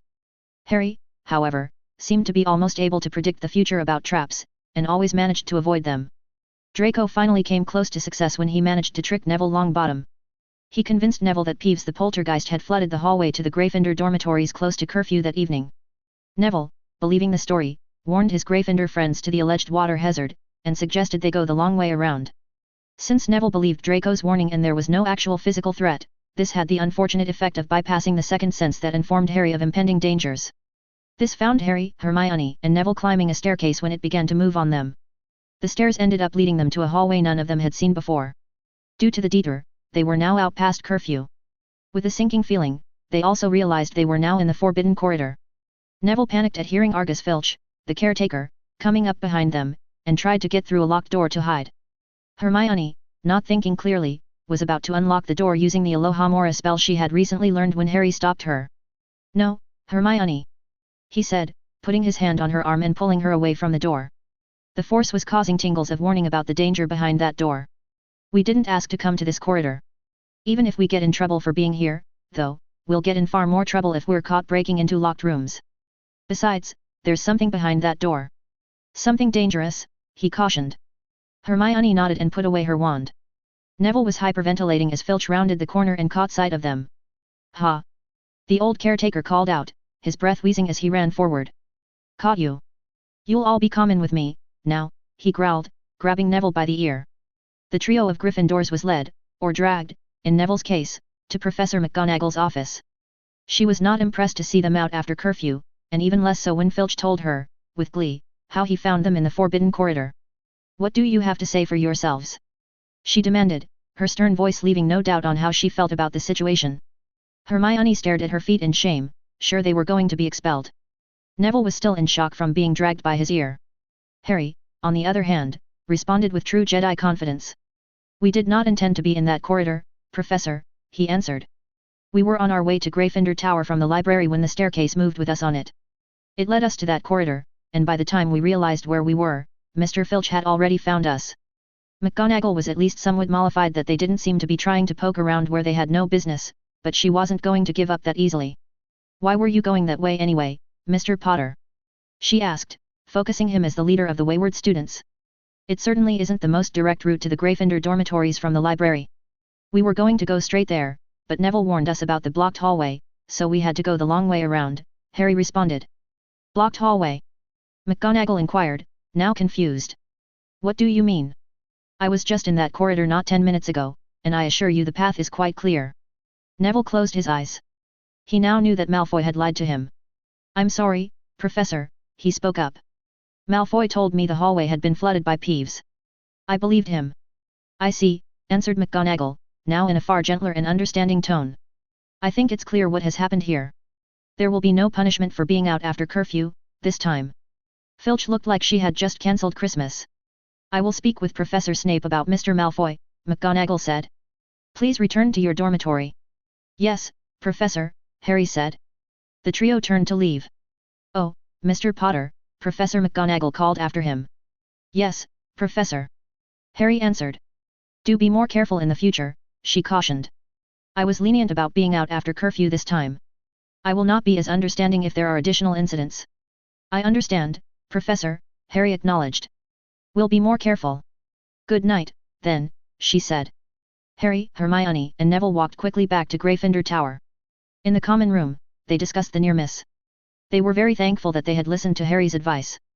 Who knew what would have happened if they'd opened that door? At breakfast the next morning, all of the professors were at their places at the head table except for Professor Quirrell, who was nowhere to be seen. When all the students who were going to show up had done so, the headmaster stood and addressed the students. Good morning, he said. As you have no doubt noticed, Professor Quirrell is not here for breakfast this morning. I am sorry to tell you that Defense Against the Dark Arts will be cancelled for the next week. Professor Quirrell has left us to pursue other adventures. The student population looked somewhat shocked at this. It was a commonly held belief that the Defense Against the Dark Arts teaching position was cursed, and no professor had lasted longer than a single school year at the post since before anyone could remember. The professor usually lasted until the end of the school year, though. Apparently, Quirrell wasn't strong enough to even last 3 months. Until a replacement professor can be found, I encourage you to use the period you would normally have defense in as a study period to either catch up on work in your other classes or to read the defense textbook to prepare for your next instructor. Thank you. With that, the headmaster sat back down and ate his breakfast with an unusually pensive look on his face. Harry was doing much better in most of his classes with his new focus on magic being separate from the Force. Potions, however, was continuing to be an issue. Professor Snape had not stopped overtly attacking Harry during classes. If anything, the meeting with the Jedi had escalated matters. Harry was subjected to his potions being vanished for no reason, zeros being given for any excuse, or no excuse at all, and almost constant verbal abuse during every potions session. The other Gryffindors did not have it much better. Professor Snape gave no feedback other than to call his students names. He explained none of the reasons why ingredients had to be added in a particular order. He answered no questions, except to deduct points for not understanding the concept on their own. Unless you were a Slytherin, of course, and then you got points for just about anything and could do no wrong. Harry felt that if you disregarded his actual grades in the class, he was actually doing reasonably well by reading the lesson ahead of time. It seemed, however, that only he and Hermione did this. Everyone else in Gryffindor seemed to be averse to studying. Ron, of course, was the quintessential Gryffindor in that regard. His frequent pleas to copy off of Hermione and Harry were quite annoying, and the friendship between the Jedi and the red-headed wizard was becoming strained again. Hermione, who had caught Ron copying her notes when he thought she wasn't looking, would barely speak to Ron anymore. 1 week after the Dumbledore summit, Severus Snape was summoned to the headmaster's office after dinner. You wish to see me, headmaster? The potions professor asked. Yes, Severus, Dumbledore answered. Please, sit down. Would you care for a lemon drop? He asked Snape. Snape, like always, shook his head no. He noticed that Dumbledore seemed to sit a bit deeper in his chair than he usually did. He looked over the headmaster with a practiced eye and saw that his customarily twinkling eyes were dull and downcast. The ordinarily energetic man seemed to be rather lackluster and worn out. Are you feeling well, headmaster? Snape asked. You look quite tired. I am tired, Severus, Dumbledore answered. It has been quite a long week. Quite, Snape agreed. The headmaster had not yet confided to any of his staff what had actually transpired between himself and Professor Quirrell the previous Monday. If Severus were to believe the rumor mill, anything from Quirinus being possessed by a demon to a full-on Dumbledore vs Quirrell lovers quarrel had led to the stuttering professor's departure. Snape was used to having the headmaster's full confidence, so he took the opportunity to bring the subject up. What actually happened between you and Quirrell, Albus? He asked. I am not a young man, Severus, Dumbledore sighed. Recent events have brought to my attention the fact that I seem to have spread myself a bit too thin. I have 3 positions which are each considered a full-time job. The headmaster of Hogwarts, Supreme Mugwump of the International Confederation of Wizards, and Chief Warlock to the Wizengamot. I get by through delegating lesser duties to deputies, but it is now obvious to me that this cannot continue. Too much damage has been done. Most of it is damage I could have easily remedied had I merely been paying attention. As of Monday morning, I will be stepping down from all but the headmaster position. I do not understand, said Severus, confused. What damage has been done? Do you know how many career paths require a NEWT in potions? Dumbledore asked, his voice growing sharp. Snape's eyes went a bit wide at this. Quite a few, he answered. Yes, quite a few, agreed Dumbledore. For healers and medi-witches, potions is a critical skill. For aurors and unspeakables, a potion's NEWT is a requirement, as well. Curse breakers and warders often need to brew their own potions to perform their tasks. In fact, most of the professions in the wizarding world that actually provides a service to the public requires a potion's NEWT to obtain an apprenticeship in that field, the headmaster continued. Snape knew that this conversation was not going to end with a reward for him for providing an excellent education in these critical skills. It did not happen often, but when the headmaster began a lecture like this, it was usually because he was working himself up to make it crystal clear exactly how badly you had failed. The potions professor stayed silent. How many students are in your NEWT classes this year? Dumbledore asked. 6 for 6th year, 4 for 7th, Snape answered, curtly. Yes, agreed Dumbledore. I believe your 6th year class has 4 Slytherins and 2 Ravenclaws, correct? He asked. Snape nodded. And your 7th year class has only Slytherins. Snape, seeing where this was going, attempted to defend himself. It is not my fault if all of the Dunderheads go to Gryffindor and Hufflepuff. The potions master exclaimed. Severus, Dumbledore admonished, you are placing far too much value on the stereotypical attributes of the houses, as you always have. After all, was it not you who I once caught telling that young Ravenclaw that wit without measure may be man's greatest treasure, but knowledge without purpose is stupidly worthless? Dumbledore asked. Severus Snape was mortified. He could not believe the headmaster was bringing childhood taunts up in this discussion. That was a very long time ago, headmaster, he said. I was only in 3rd year. Dumbledore moved in for the kill. And how long ago was it when you said A0 again, Potter? You truly are as worthless as your talentless father. Snape's breathing stopped. His eyes narrowed as he realized the trap he had blundered into. He had said that this morning. That was what this was about. The Potter brat had squealed. He had no answer. Dumbledore continued his humiliation. In case you were wondering, young Mr. Potter has not told me of your treatment of him. He does not know that I know. Severus Snape closed his eyes. You hid in my classroom, he said. It was not an accusation, just a statement. I hid in all of them, Dumbledore answered. Your behavior in last week's meeting with Toma Kendet was so disturbing to me that I felt the need to get back in touch with how this school is being administered. Therefore, every class that was held this week, I audited. Every teacher was evaluated, Dumbledore stated. A time-turner? Snape asked. Yes, Dumbledore confirmed. A marvelous device. So useful for getting a lot done at once, but I am ready for quite the nap. Of course, he continued, this led to poor Quirrell's death. Snape took in a sharp breath of air in a hiss. He's dead? He inquired. Yes, Dumbledore said. It seems that Professor Quirrell was playing host to Voldemort under that turban of his. On the day I audited his classes, I waited until all of his students had left before leaving myself. On my way out, however, I overheard him speaking to Voldemort, and was quite shocked to hear Voldemort speaking back. Snape felt somewhat faint. Dumbledore had always said the Dark Lord would return, and this was the first real evidence that it was actually true.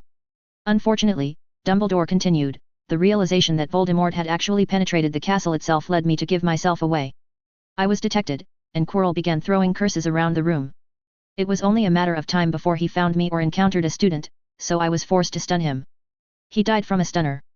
Snape asked in disbelief. No, Dumbledore explained.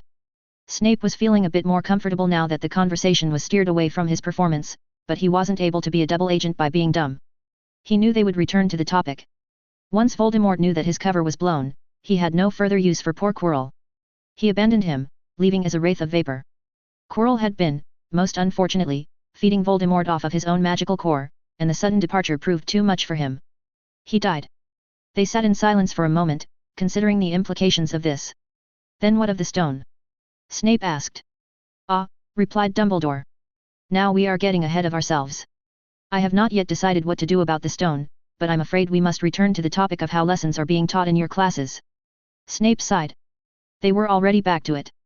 On top of that, Dumbledore lamented, I now have a core subject with no teacher. I would be more than happy to take over the defense classes, headmaster, Snape volunteered, his eyes filled with hope. I do not think, Dumbledore replied, that rewarding you with your dream post is quite how I should handle a performance problem in your class. Snape's heart fell. I will be taking over the defense classes for the rest of the year myself, Dumbledore explained. The headmaster's voice grew stern, and there was no hint of the grandfatherly old man Dumbledore usually affected. I must say, Severus, that I am quite disappointed in your behavior. If it were not for the fact that leaving this school would leave your life in forfeit, violating at least 2 of the conflicting vows you have taken, you would be on your way out of the castle tonight. This constant harassment of Mr. Potter will stop, permanently. That is the first condition of your continued employment. The second is that you will begin following the already established guidelines for point rewarding and removals. All points that you assign or remove will now be approved by me before they are tallied. Furthermore, you will actually begin teaching your classes more than just the ingredient list. You will submit lesson plans to me on a weekly basis, which must be approved by Professor McGonagall or me prior to your classes start. They should be familiar to you, it is how Professor Slughorn taught you potions, after all. I will audit some of your classes, you will not know which, to ensure that you are following these guidelines. Any deviation from these conditions without my prior approval will result in your immediate dismissal. If I find you harassing any of my students again, you will be turned over to the Aurors. Dumbledore paused for a moment, then he continued in a calmer voice. Severus, I must be completely clear on this, especially considering the personal consequences to you if I am forced to terminate your employment. You must let go of the past. Harry is not his father. He has no memory of him. Treating Harry as if he were his father, makes your behavior no better than how James used to treat you. Severus's cheeks were red, and he was humiliated. He had not experienced a dressing down like this since his father was still alive. Bringing up his vows also caused him to feel a great deal of shame. Not only had he vowed to Voldemort to remain in Hogwarts to spy on Dumbledore, but he had vowed to Dumbledore to be a spy for the light. Both of these duties necessitated his presence at Hogwarts. His oath to Lily was not binding, at least not magically, but that made it all the more potent. He had promised her tombstone that he would protect her son. Harry had only been at the school for a few short months, and already he was behaving so badly to the boy that he was in danger of losing his job and his life.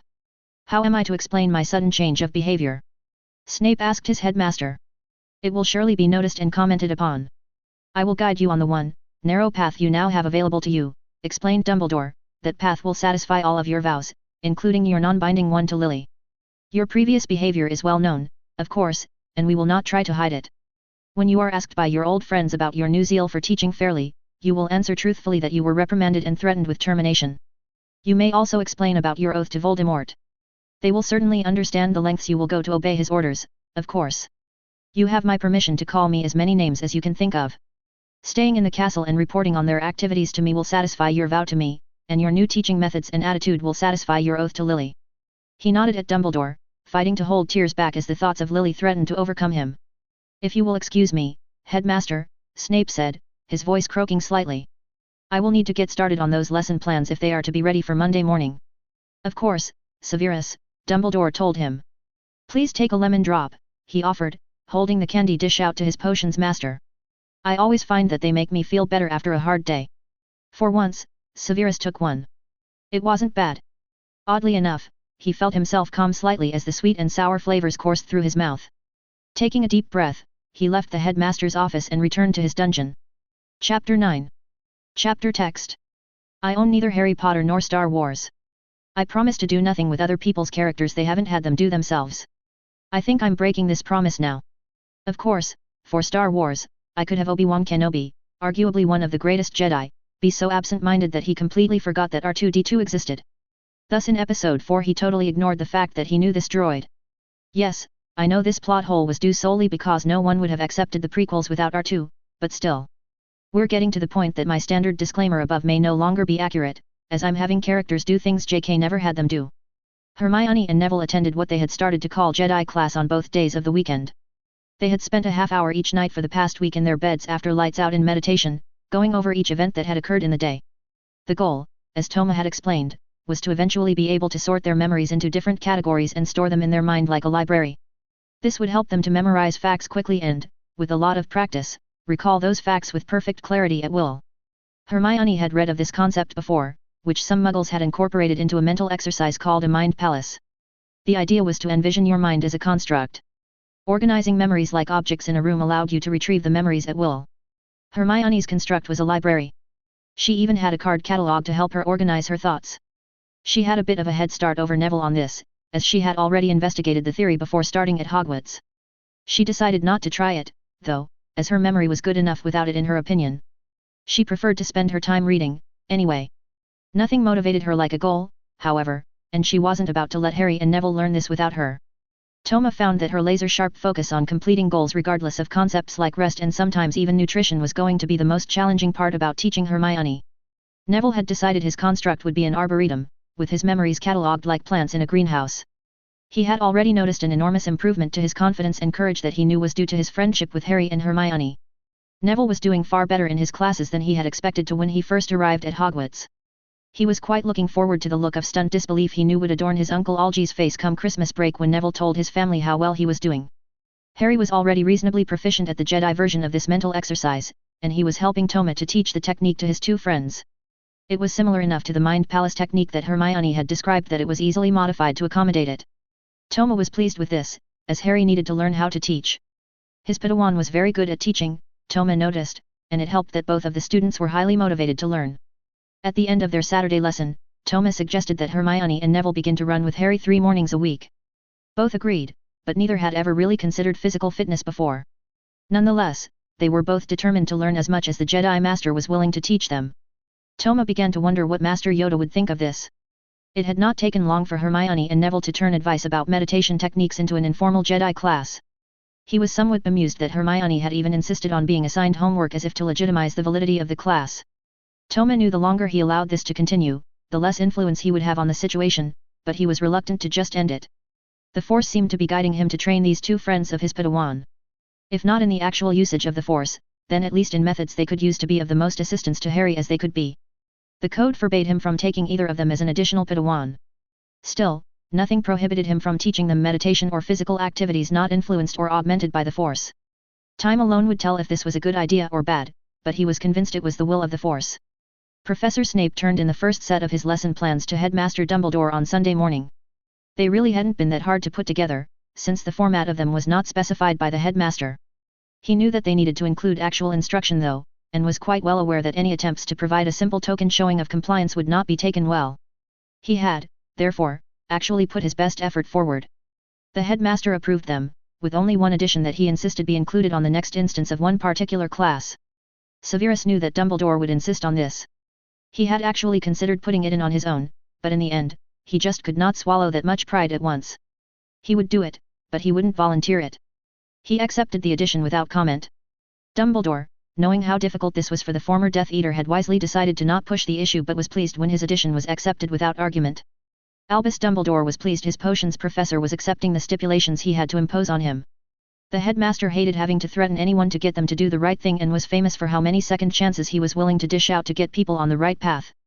Severus had indeed gone out of his way this time to show he was willing to change.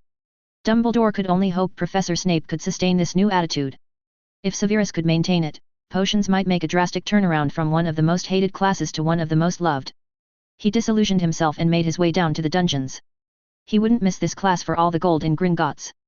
The first of what would become known as the new potions class was an eye-opener for all involved. First-year Gryffindors and Slytherins alike were honestly concerned that the potions master might be possessed. In their mind, nothing less could explain the vastly different format to the lesson, or the drastic change in the presentation of it. Class began with a lecture that really should have taken place on day 1. "Good morning, class," began Professor Snape. "Things are going to be a bit different starting from today, so please pay attention. As I am sure you are aware, potion making can be a highly volatile activity. Safety being of the utmost importance, I must insist on a complete understanding of the safety rules when brewing potions in this class." Harry and Hermione glanced at each other, eyes wide. Harry had braced himself for another round of verbal attacks and was now wary, but hopeful that today would be different. "While I have the utmost faith in Madame Pomfrey's ability to cure nearly any injury," Snape continued, "the best cure will always be prevention. Goggles, a supply of which is available to lend to any who lack them, are available in the student equipment cupboard. These should be worn at all times when you are handling ingredients or working on potions to protect your eyes. The loaner goggles are not the highest of quality but will work perfectly well for the time being. It has been noticed that goggles no longer appear on the materials list sent with your letters. This oversight will be corrected for future lists being sent out. I highly recommend purchasing your own goggles during your next break home. If you wish, you may also approach me after class, and I will provide an AL order form to the apothecary, which contains a selection of equipment available for purchase without having to visit the store. Please ask me if you require a recommendation on any equipment. I would like all of you to carefully read the parchment that Mr. Goyle is about to hand out." As he said this last bit, he used his wand to float a stack of parchments from his desk and landed them in front of Gregory Goyle. Goyle, a large first year whose main achievement thus far was remembering which side of Malfoy he was supposed to protect, sat gaping at them like a fish out of water. "This handout," lectured Snape, "contains an overview of the potion we are about to brew together, and includes an ingredient list, safety information regarding potential interactions between these ingredients, a description of the method of brewing, and the detailed recipe. If you have any questions, please raise your hand and wait for me to acknowledge you. Please read this handout in its entirety before you begin your potion. I want you to understand every step before you begin the first. Many potions are ruined due to ingredients being added in the incorrect order. Even if you add them in the proper sequence, disaster can strike if you do not pay attention to the timing of the additions, or if the direction of stirring is ignored, or if the incorrect instrument is used to stir your potion. Understanding the directions before starting is the best way to prevent fumbling about during critically timed sections of the recipe. I expect you to perform this for every potion we brew in this class, and it will remain an excellent idea for any potions you brew in your lives outside of this class. I want to see all of you making this your habit." Snape paused to glare at Goyle, who was still staring at the stack of parchments on his desk. Goyle gulped and got busy handing them out to all of the Slytherins. Professor Snape turned his attention back to the class. "Experimentation on the recipe is absolutely forbidden at this point in your education," warned the professor. "As you progress in your education and gain a greater understanding of the art, you may very well develop ideas on how a recipe or procedure can be improved. When and if this occurs, please inform me privately after class. If your idea is viable, we will schedule a time to test it together. After testing, you will then write me a recommendation on whether the original method or the new idea is better. Credit for the idea, if original, will be yours. Please do not expect that you will be setting the potions world on fire with innovation at this point in your careers, however. In fact, I would very much prefer that you not set the world on fire, as doing so will count negatively on your grade." The students reeled at this. A joke? It was the first time any of them had heard any teacher outside of Dumbledore tell a joke, and it was Snape who broke the trend? Nervous laughter broke out at the deadpan delivery of Snape's first joke and was quickly silenced as the professor moved on. "I know that this is a departure from how we usually work in this class," explained Snape, "and I am sorry for any confusion this causes. I trust we can all be flexible enough for this necessary change." Goyle, who had finished handing out the parchments to his housemates, headed back to his desk. He stopped when he noticed Professor Snape staring at him. "I believe you may have missed a few students, Mr. Goyle," Snape said sardonically. Goyle, scowling at having to pass the material out to Gryffindors, nonetheless crossed the room and began handing out the parchments to the other half of the class. As the class settled down to read their instructions, the potions master walked over to Harry. "Mr. Potter," he said, making sure his voice was loud enough to be overheard by every member of the class as per his orders from the headmaster, "I believe that I owe you an apology. My behavior to you thus far has been unprofessional." Harry's eyebrows shot up at this unexpected development. He had been wondering what had prompted the sudden change in the professor's behavior and hoped this would signal an end to the hostilities in this class. Still, a public apology was beyond his wildest expectations. "I am afraid," Snape continued, somewhat haltingly, and in a quieter tone of voice, "that I have allowed a grudge I held over your father to spill over to you. This has corrupted the trust you should be able to have in your professor, and for that, I apologize." Harry knew that the professor did not like him, and from the teacher's taunts and insults was well aware that the dislike was rooted in the man's issues with his father. Harry was wondering precisely what his father had done that could justify carrying the grudge over a generation. That was not, however, something he wanted to discuss in front of a class half full of very inquisitive Gryffindors, though, not to mention all of the insanely irritated Slytherins. He chose his words carefully, knowing how difficult this must be for the potions teacher, and not wanting to push the man back into his previous behavior. "Thank you, Professor," Harry said. "I appreciate and accept your apology, and I hope we can begin again. I've heard it said many times that you are among the finest potion masters of this age, and I'm looking forward to learning from you. I'm sorry to hear that you and my father had difficulties. I do not know what these difficulties entailed, but if you care to meet in private, I would like to discuss it with you. I'm sure we can find common ground and come to mutual respect. I will, of course, understand if you wish to just let it go, and I will honor your wishes on this subject." Hermione was floored. Gone was the fire-eyed, invincible warrior she usually saw in Harry. In his place was a confident diplomat, who was deferring without retreating, complimenting without groveling, and offering respect to the man who spewed vitriol at every previous encounter. Professor Snape was no less shocked. This lesson was the most difficult he had ever had to give. It would have been easy for him if this were how he started teaching, but a decade of just putting instructions on the board and insulting Gryffindors had laid their grooves in his behaviors. It was challenging to break out of those ruts, and he had expended a great deal of emotional energy in not allowing that effort to show on his face or in his voice. If he had needed any proof whatsoever that Harry was nothing like his father, this was it. This was not even Lily. James would have eaten this up, lording it over Snape and demanding more and more until his target snapped into a furious response guaranteed to get the Slytherin into trouble. Lily would have been livid at his treatment of her son and would have lectured for hours, or just dropped the friendship and ignored him. Respect, and even offering him the chance to drop the matter entirely, was beyond his experience. For the first time, he gave actual credence to the idea that Harry had been off with these Jedi for the past decade. He recalled that the description Cadet have given to the Jedi had included diplomat, and it seemed that Harry had learned the lesson well. He became aware that he was staring at Harry and took a deep breath. "I think, Mr. Potter," he responded, "that meeting would be a very good idea. Perhaps we can schedule it for 1 week from today." "That would be fine with me, Professor," Harry said. Snape nodded and mentally prepared himself to continue the lesson. "In my office next Monday at 4:30 in the afternoon, then," the potions master suggested. He stepped away to answer some questions from some Slytherins at the other end of the room. Snape prayed the questions had anything to do with potions. He was not counting on it. The week that followed was without question the best week Harry and his friends had yet had at Hogwarts. Many of the Slytherins were furious at Professor Snape's new lesson format. Still, even many of them agreed that they learned more about insulting their inferiors than they did about potions from the previous format. Harry was officially named the hero of the Gryffindor Common Room. He tried to tell the Weasley twins that he had done nothing to prompt the change in Professor Snape, but quite a few Gryffindor ears had heard the apology and spread the word that Harry had gone toe-to-toe with Snape and had won. The next Saturday was a crisp, early November day that promised to be beautiful, if somewhat on the cold side. The first Quidditch game of the season was to be played, and Harry was looking forward to it. The Gryffindors had a 6th year as the Seeker, the position that most confused Harry. Ron Weasley had ensured early on that Harry was brought up to speed on the basic structure of the game, but Harry just couldn't see the point of the Seeker. The position ensured there was no consistency to the length of the game, and almost always clinched the win, rendering the efforts of all the other positions moot. Harry was hoping that seeing his first game might clear up some of the confusion about it. "I'm not sure why," Harry said to Hermione as they went down to breakfast, "but the castle has an almost familiar feeling to it all of a sudden." "Well, we have been here some time," she replied. She wasn't sure what Harry meant by familiar. "Perhaps it's just because we've finally had a really good week," she suggested. "Maybe," Harry mused. "It suddenly feels like the Jedi Temple does after I return from a mission." He shook his head and gave up trying to figure it out. "I'm sure you're right," he said as they entered the Great Hall. They took their seats and started to eat as the other students began their own breakfasts. The conversations around them were all about the upcoming Quidditch game. Harry kept looking around as if he were looking for someone. "What is it, Harry?" asked Neville, noticing Harry's restlessness. "I'm not sure," Harry answered. "It's almost as if..." Harry trailed off mid-sentence, then his eyes opened wide. He whipped his head to peer at the Hufflepuff table and drew in a sharp intake of breath at what he saw there.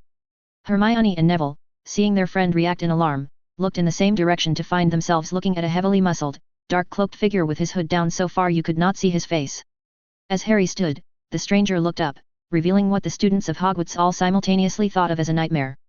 His eyes were a piercing, nearly glowing blue, but it was his face that caused a lot of the short, stifled screams as the students reacted to the intruder. His face was a dull yellow color, but black tattoos crisscrossed his features. The creature lifted his hands and brought his hood down, triggering another scream as this revealed a crown of horns growing from his bald head. Any Hufflepuffs near him that hadn't already abandoned breakfast joined their classmates in moving away from what looked to them to be a demon. Dumbledore had not yet made an appearance in the Great Hall, but Severus Snape had. He was in his usual place at the head table in front of the Slytherins when the commotion drew his attention. Seeing this intruder, he drew his wand to defend the students. Suddenly, a hand was placed on his arm, lowering his wand. He turned to face Toma Candet. Candet was looking him in the eye, not panicked about the intruder at all, and just shook his head slowly. "Do not interfere," the Jedi Master said. "He means no harm." The creature was staring straight at Harry Potter, who had gotten over his shock. 42 seconds, Potter." The creature called out. "You owe me 42 seconds. Hermione, not knowing what this monster was, turned her head to speak to her friend, but kept her eyes on the sinister figure now approaching Harry. "What does he mean, Harry?" she asked. "What 42 seconds?" Harry didn't answer her but bowed to the figure now standing in front of him. "I'm sorry, Master Amini," Harry said. "I did feel your presence before that, but... I do not accept excuses, Potter." The Zabrak shouted at the Padawan. "I am here to see how much of my teaching you have thrown away." He swept his intensely blue eyes over the boy in front of him, scowling at his Hogwarts robes. "What are you wearing? You are not fit to fight in that costume. Change into appropriate attire, put your lightsaber in training mode, and be in the courtyard in 5 minutes. Hermione ordered. Yes, Master, Harry called out. He was already moving. Make that 4 minutes and 18 seconds. Master Hermione called after the sprinting Padawan. No one at Hogwarts had yet witnessed Harry when he was running flat out. Hermione and Neville were both well aware that Harry was faster than they were during their morning runs, but Harry was obviously holding back so he wouldn't outpace his friends. Harry was also not using the force to augment his speed when running around the lake. With a burst of speed that none of the students watching could quite believe, Harry was out of sight in a moment. Toma left Snape at the head table and approached Hermione and Neville. Whatever you see, understand that it is only training, and Harry is in no real danger, he told the children. Whatever happens, you must not participate or interfere. He made sure he had their agreement, then turned to explain what was happening to the professors who were advancing on him, questions being thrown left and right. While he was dealing with that, Master Hermione departed the Great Hall to await his student in the courtyard. Harry practically flew to his dormitory. Running through the common room, he passed Ron Weasley. Ron, who was having a bit of a lie-in on a Saturday morning, was now dressed and about to go down for breakfast. What's the rush? The redhead asked, but Harry didn't stop to answer. Ron shook his head in confusion. It's always something weird with him, he grumbled to himself. He climbed through the portrait and headed to the stairwell. Harry stripped off his school robes and threw on his Jedi dueling robes.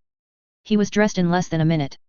On his way back down the stairs to the common room, he pulled out his lightsaber.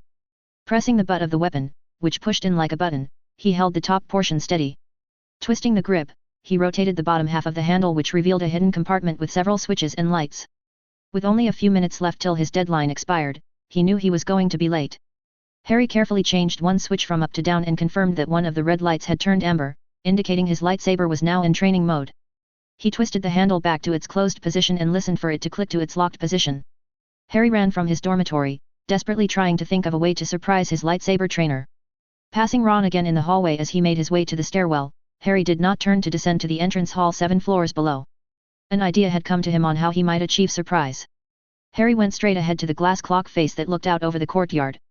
After all, early was far better than late in the Zabrak lightsaber trainer's eyes, and Master Hermione counted arriving with style far more than any other trainer Harry had ever worked with.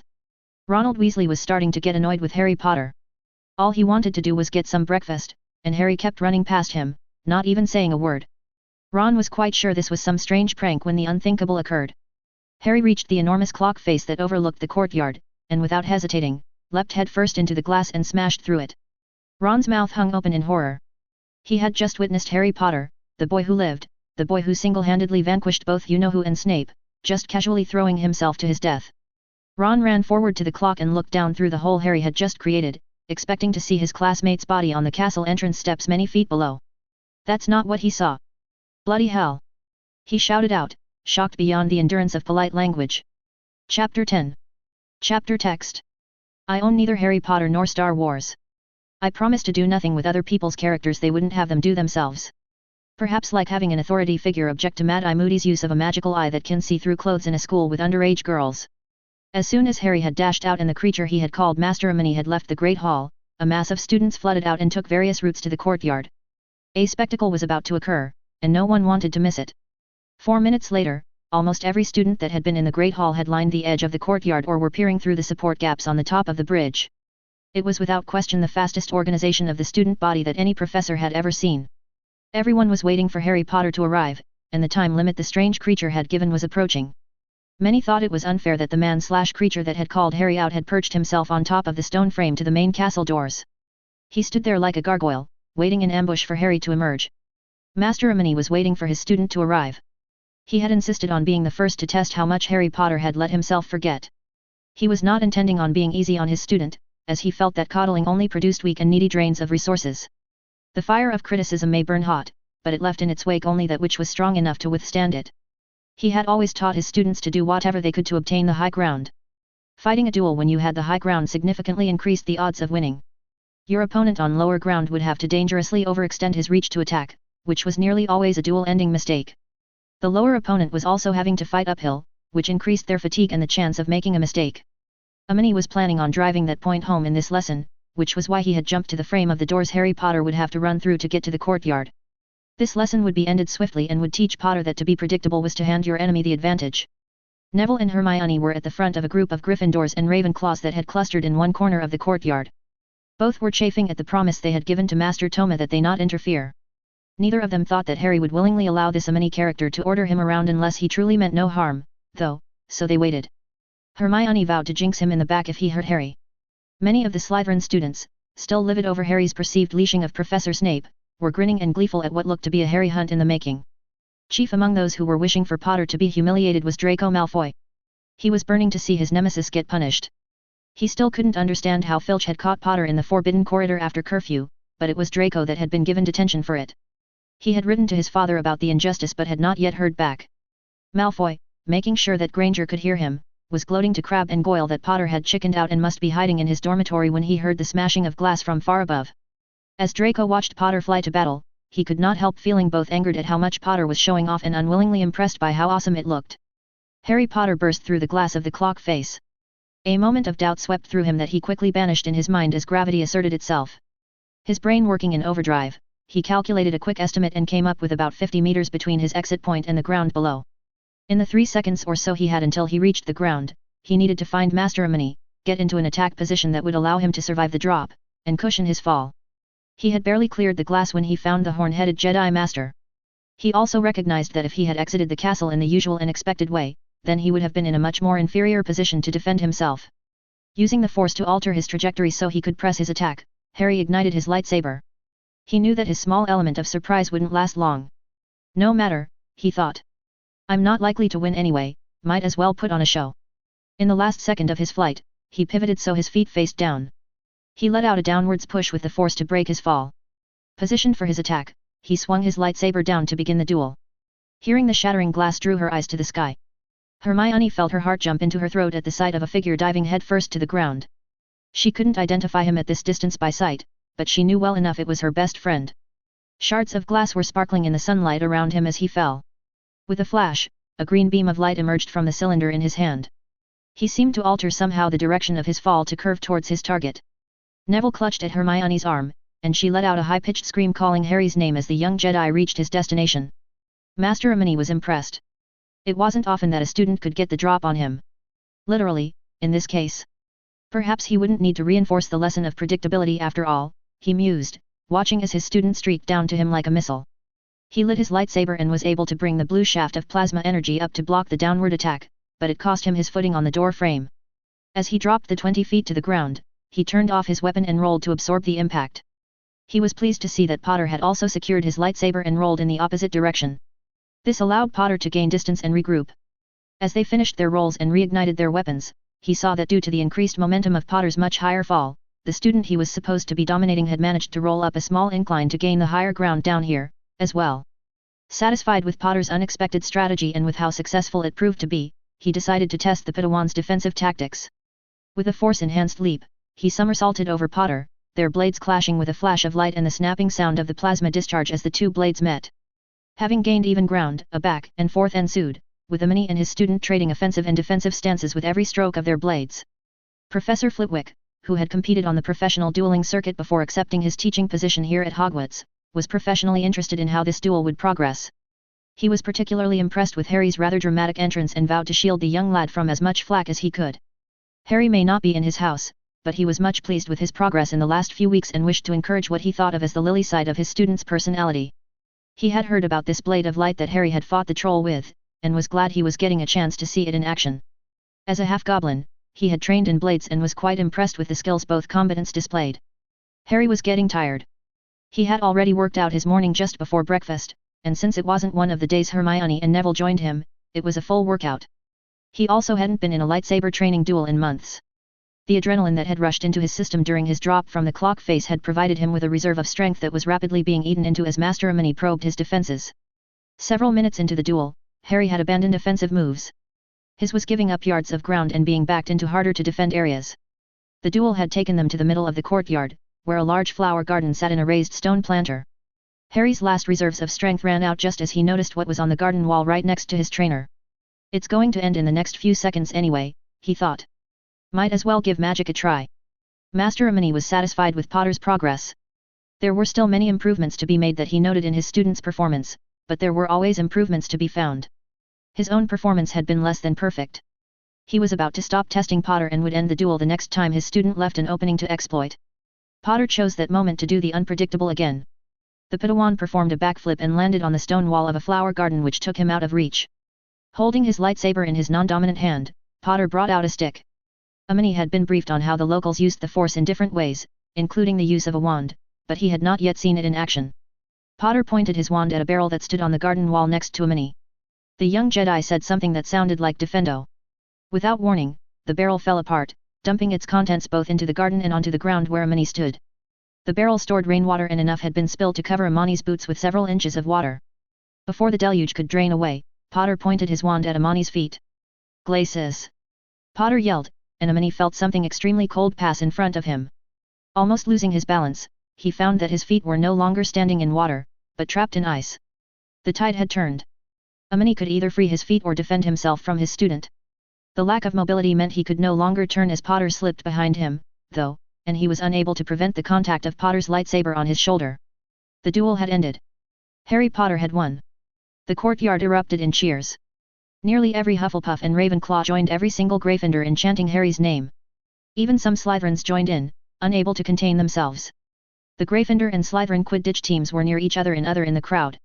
In a rare, civil moment they exchanged glances that communicated the same sentiment: how are we supposed to top this? Excited conversations were breaking out around the courtyard as the duel was broken down and reviewed play by play.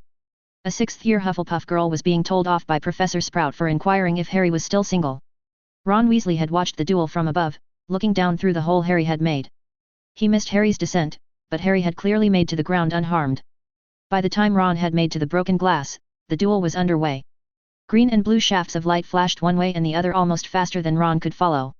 It was difficult to catch all the moves of the fight from this height, but Ron saw more than enough by the end of it to make one thing clear. There was no way he'd be getting on Harry's wrong side, no matter how many weird things the Jedi did. He was pretty jealous at the chance of Harry, that he heard after Harry won the fight, but he didn't begrudge Harry his victory. Ron returned to the stairs and headed down. Breakfast was still waiting, after all. Minerva McGonagall was marching up the walkway from the main doors as the Jedi trainer, and Harry Potter extinguished their lightsabers. Professor Flitwick was beside her and noticed the older Jedi was still immobilized. He brought his wand out and vanished the ice to free Master Mnementh. The Jedi Master thanked the charms professor, then waited to see how these wizards would handle the situation. McGonagall turned on the panting Harry Potter like a cat surprising a mouse. Mr. Potter, the deputy headmistress asked, why is it always you?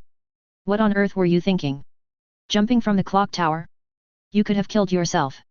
She scolded. I'm sorry, for the damage, to the clock face.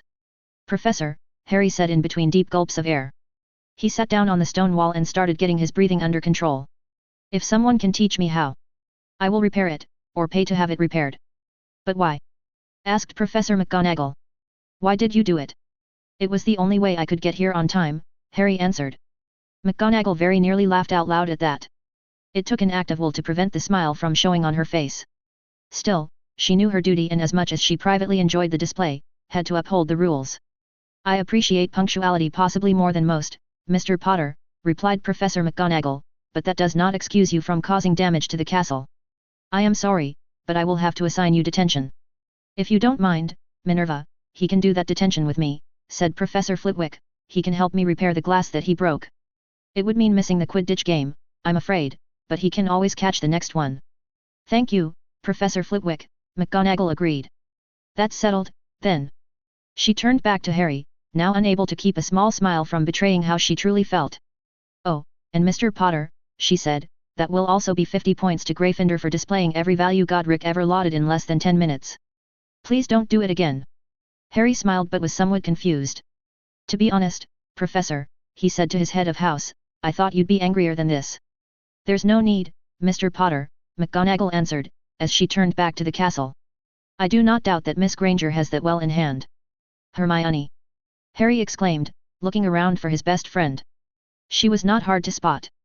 Students who had left the edges of the courtyard to celebrate found themselves in between Harry and Hermione. A line of them were diving to one side or the other to either make way for what was either a pretty, bushy-haired Bantha or Hermione Granger. Either way, Harry was going to have some explaining to do. Headmaster Dumbledore could only assume that Harry's decision to plummet into the duel from 170 feet above was an example of the reckless tendency that Toma Kendet had mentioned in their last meeting. While Dumbledore could appreciate the skill that went into the duel, he worried about the impact it would likely have on his students. Harry had been trained in some techniques that allowed him to pull off such a stunt. The headmaster would have to take steps to ensure some of the more impressionable students did not consider the act to be something to emulate. He had not prevented Toma Kendet from allowing Mr. Longbottom and Miss Granger from attending the Jedi class, as it was limited to only those two students and it wasn't an activity in which many others wished to participate. He had audited the informal class, though, to be sure his students weren't being placed in danger by the Jedi. He was also aware of the attraction that seemed to be acting on Harry and Hermione like low-powered magnets, which also worked to further his plans for the young wizard. He needed Harry to remain in the wizarding world, and if Mr. Potter were romantically involved with Miss Granger, that could only help to steer Harry to the wizard side of the wizard/Jedi equation. Albus was certainly not going to throw the two together, or even actively encourage them in any way. Still, he was not opposed to helping something that appeared to be occurring naturally anyway to take its course. The headmaster's ability to manipulate events from behind the scenes was one of his talents, and he prided himself on his skill in persuasion. Dumbledore's long-term goal of the defeat of Voldemort was unchanged, but his short-term goals had been subjected to rewrite after rewrite in recent months, and this duel looked like it might force another alteration. Dumbledore foresaw that the Jedi class would have quite a few more applicants next week. He did not want to allow more than a handful of students to be involved with the visitors until he knew a great deal more about them.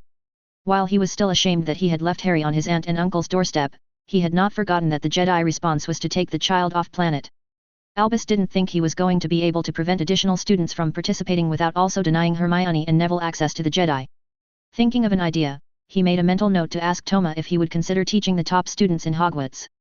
This would guarantee Hermione's inclusion, and with her driving Neville to focus, Mr. Longbottom should not have any problem retaining his spot either. It would mean that the Jedi would influence a few additional students, but it was the only way he could think of to get everything he wanted without sacrificing any of his players. Albus had watched the duel with a small, green Jedi representative from a balcony that overlooked the courtyard.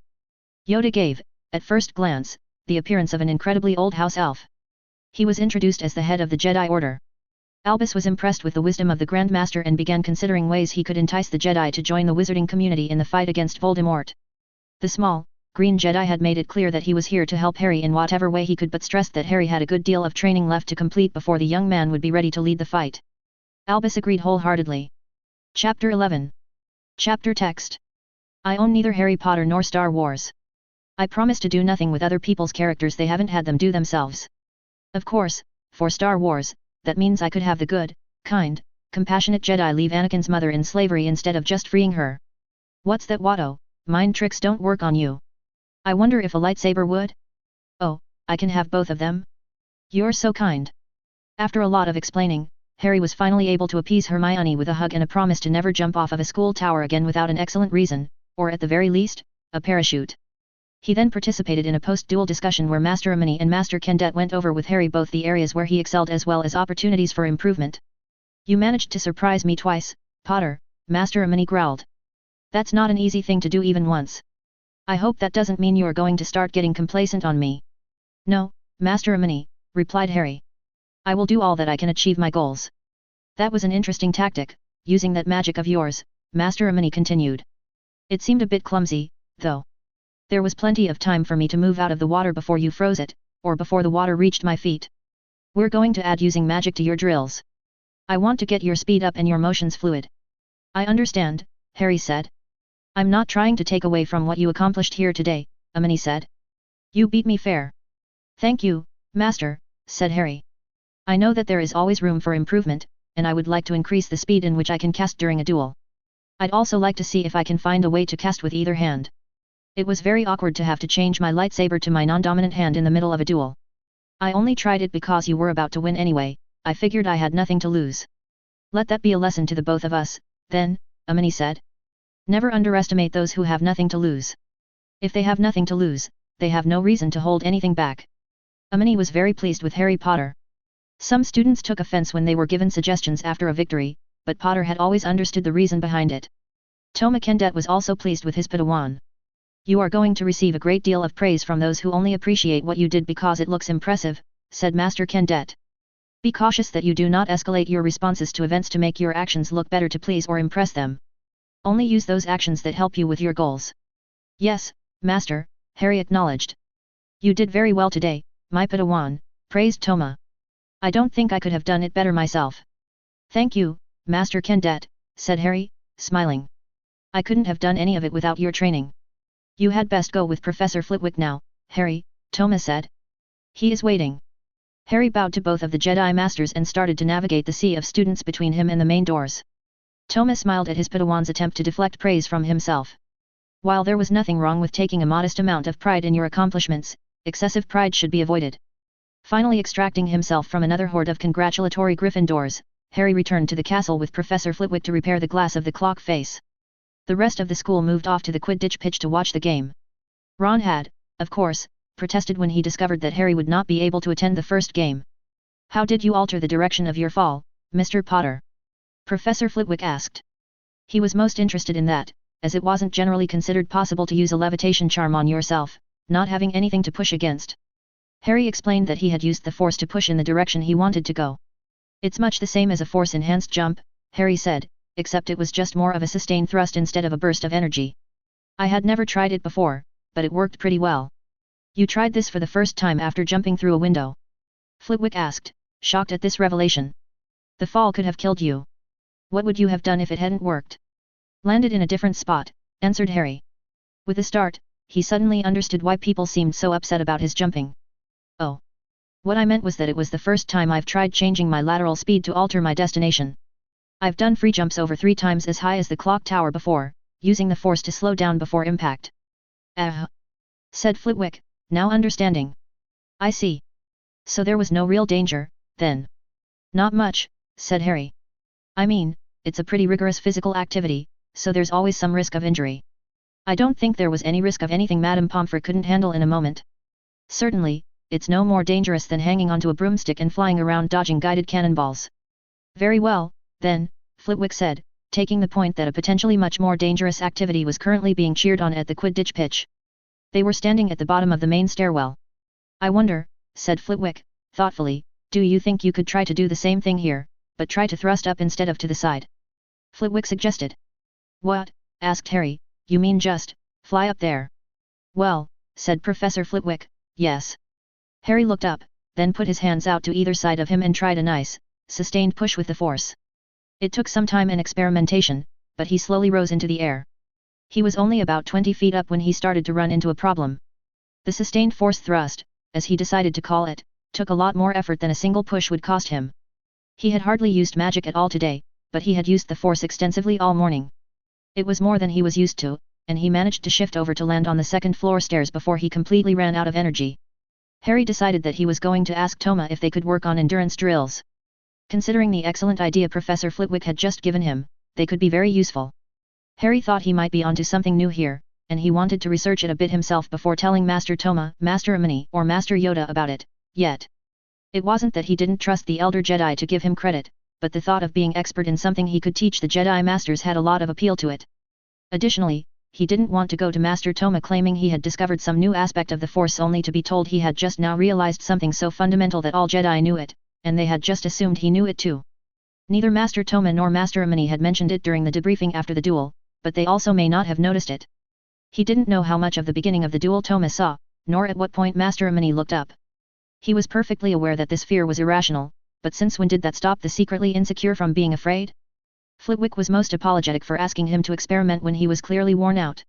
"I am sorry, Mr. Potter," he said as he hurried up the stairs to where Harry landed.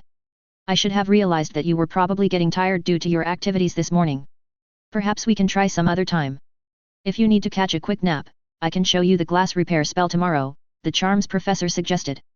"I'll be fine using magic," Harry protested, "it's just using the force I need to rest at a bit. Though if this doesn't take too long, I might accept that offer until everyone gets back from the Quidditch game." "Splendid," said Flitwick. "It'll just take a moment, let us go on up." They climbed the steps to the 7th floor, and Professor Flitwick showed Harry the proper wand movement and incantation. It took Harry a few tries to get it right, but Flitwick was pleased with the result. As promised, Professor Flitwick cut Harry's detention short so Harry could catch a nap. Yawning, Flitwick decided a nice, Saturday nap sounded like it would hit the spot for him as well, and went to his quarters to partake in it. Weeks had passed, and the Christmas holidays were fast approaching. Draco Malfoy was looking forward to them. He was not enjoying his first year at Hogwarts nearly as much as he should have been. It wasn't going the way it was supposed to go at all. He had planned his grand entrance to the school since before he could even remember. He was supposed to be the Prince of Slytherin. He had even ordered stationery with that header. Father wouldn't let him bring it to school, of course. When he had found the packets of parchment, the elder Malfoy had just said that snakes only emerge to strike, and must otherwise remain hidden. In other words, flaunting is fine, but only after you've earned it. It just wasn't fair how the teachers favored Precious Potter and his mudblood girlfriend. Even Longbottom got preferential treatment. All three of the Gryffindors had outscored Draco on their interim tests. All three of them had even beaten him in potions, the class where he should genuinely have the advantage. The professor who taught the lessons was Draco's head of house. If that wasn't enough, Draco's family was close, personal friends with the man, for Merlin's sake. Surely he could get a leg up in potions. His family friend wasn't acting very friendly, though. Or, more accurately, he was acting far too friendly, just to the wrong people. He was acting as if he cared for all of his students, instead of just the ones who mattered. It wasn't natural. It had all come to a head one morning in potions class. Draco caught that know-it-all Granger helping Longbottom and tried to put a stop to it. At first, he tried telling on them. He smugly told Professor Snape that the Gryffindors were cheating, and explained how Granger was correcting Longbottom's work. Anger and betrayal flashed through him when Snape gave the Gryffindor girl points for teamwork. After that, all bets were off. All gloves were off, too. When Professor Snape's back was turned, Draco had surreptitiously dropped some porcupine quills into Longbottom's cauldron. The subsequent explosion of nearly completed Jedi potion that doused half the class and sprinkled the rest caused bouts of insomnia for several nights before finally wearing off. That was when Draco had learned the most valuable lesson he had yet been taught, which is hold grudges that surpass house loyalty. Daphne Greengrass, who was completely covered in the wakefulness potion, had seen him put the quills into Longbottom's cauldron. She also told Professor Snape. She very nearly declared a blood feud when she discovered the potion had ruined her diary and her transfiguration homework. Daphne, who was sitting at the station next to Longbottom and Granger, had placed her bag in between their tables. Rivers of the potion had cascaded into her bag, soaking everything. Professor Snape had calmed the vindictive witch down, at least, but he had also given Draco detention. Severus Snape was in desperate need of a headache solution. During the detention that he had given Draco as a punishment, the potions professor was trying to be as patient as he could towards the young Slytherin. His patience was being tested, however, as he found that he had been changed far more than he had expected to be. Teaching changes lives, after all, and you cannot change lives without being changed yourself. This was the ultimate trap Dumbledore had set for him and then placed in the only path Severus had available to him. Unfortunately, jumping out of a window was not a viable option in this instance. Otherwise, he might be tempted to pull a Potter, as the school slang now went. Certain events had a way of slipping into the consciousness of the collective mind of the students, and Potter's flight, as it had become known, had quickly been cemented into the status of a school legend. Hence the following statement: "This class is so boring that if it doesn't liven up soon, I'm going to pull a Potter." The alliteration alone ensured this would be a phrase that would endure for millennia. The new teaching style that Snape had been forced to perform was surpassing tolerable and was even approaching enjoyable. He found that he liked teaching, which he never had before. It was honestly surprising to him to see that those who were once lamentable at a task managed to get better at it with practice, encouragement, and positive feedback. He knew that the drastic change was going to eventually have to be explained once his fellow Death Eaters found a good time to contact him. He was anticipating a busy Christmas holiday of making excuses and trying to convince them of the need for him to stay under the radar. His patience with young Draco could only last for so long, though. He was not so unchanged that he would accept snarky comments from any student for long, even from a Slytherin. "What happened to you, anyway?" Draco asked angrily. "You used to be so much fun in class. Now you're giving me detention because I put those beneath me in their proper place." Professor Snape turned and stared at Draco, his eyes almost burning with rage. Draco obliviously continued to dig the hole he was rapidly trapping himself in. "It's almost as if you liked that mudblood girl more than me," he accused. Mount Snape erupted. He made no noise, but the temperature in the dungeon classroom seemed to chill by 20 degrees. He moved smoothly and silently towards Draco, his robes billowing behind him. His black eyes glared at the young boy as though the very existence of the youngest Malfoy was abhorrent to the professor.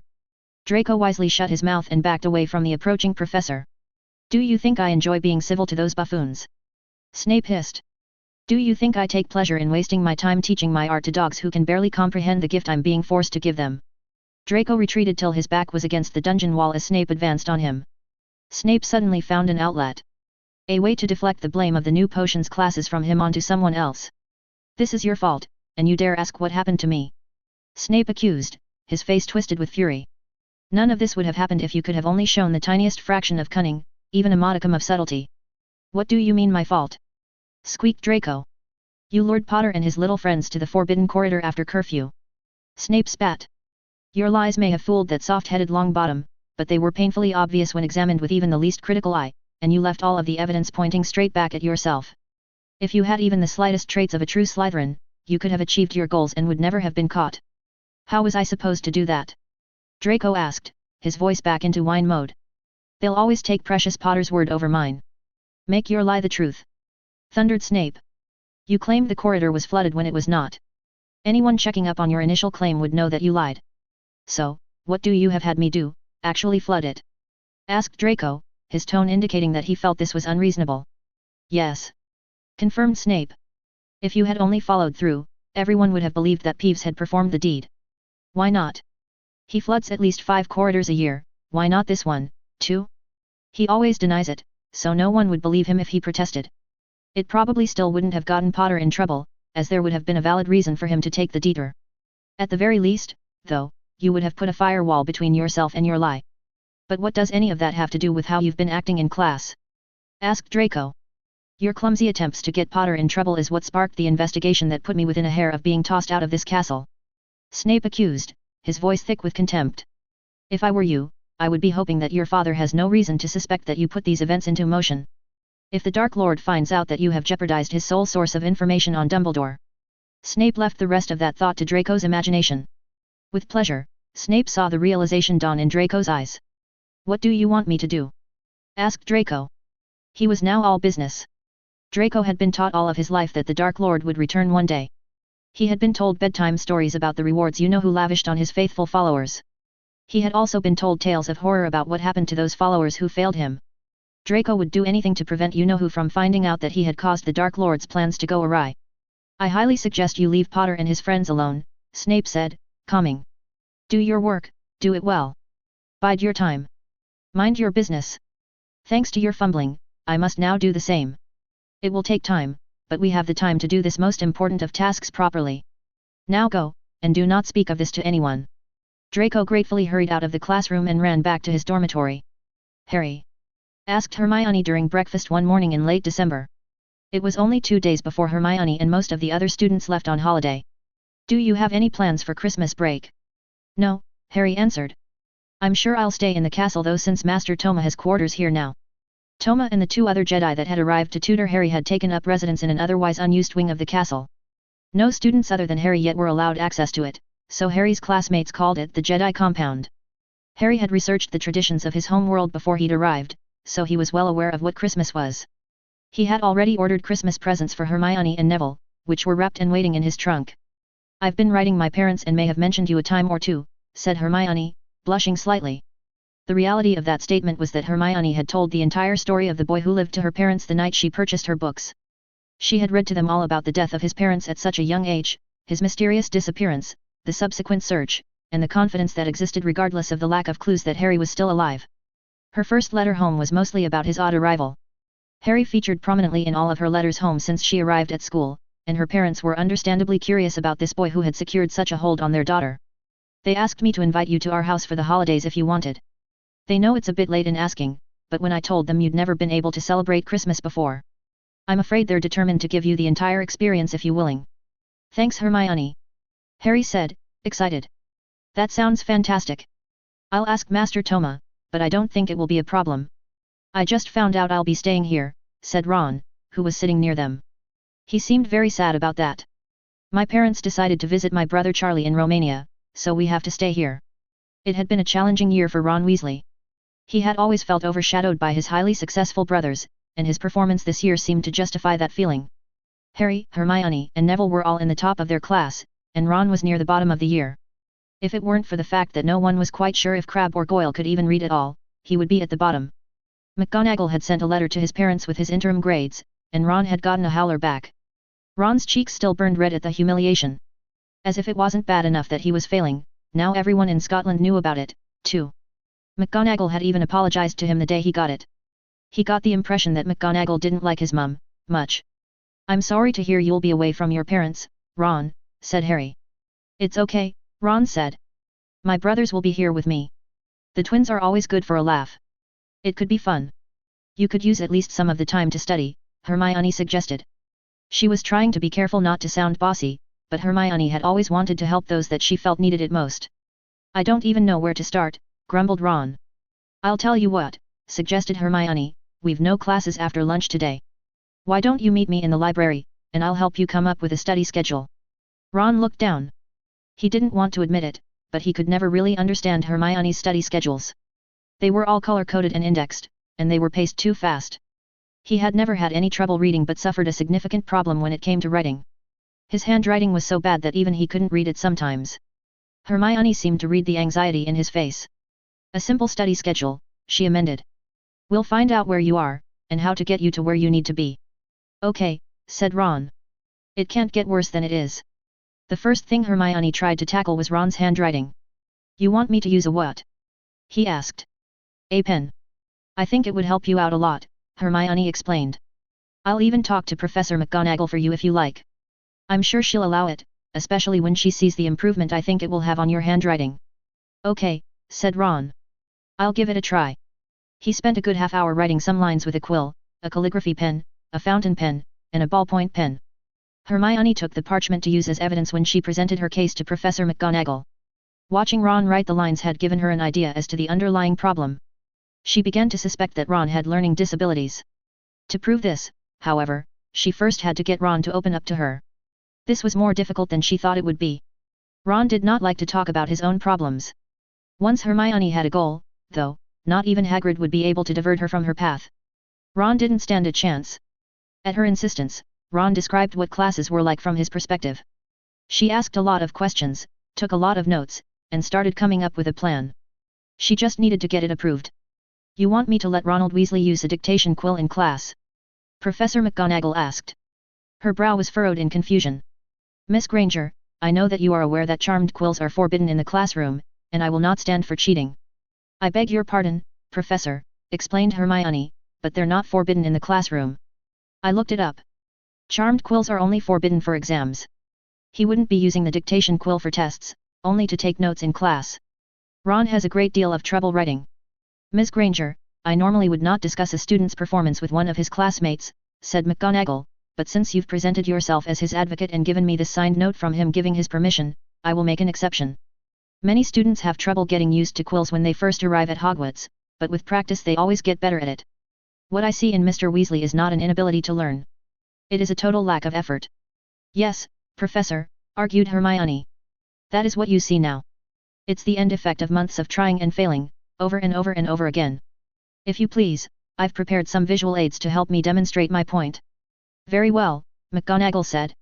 She was somewhat shocked at the professional-looking presentation this first year was setting up. Thank you, Professor, began Hermione. I believe Ron has dysgraphia *. It's a learning disability that affects a person's ability to communicate in writing effectively.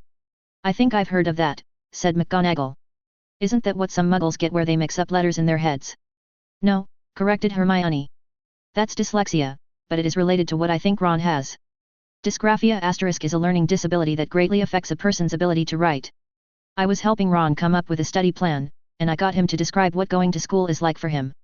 As he described it, I found myself remembering a classmate I had named Daniel, who was in year 5 * with me back in my muggle school. Daniel had an extremely hard time paying attention in class. Anytime he tried to take notes, he had to concentrate so hard on the act of writing the note that he missed what the teacher was saying next. By the time he had finished writing, the teacher was so far ahead that Daniel ended up hopelessly lost. He'd end up so frustrated that he'd just spend the class daydreaming.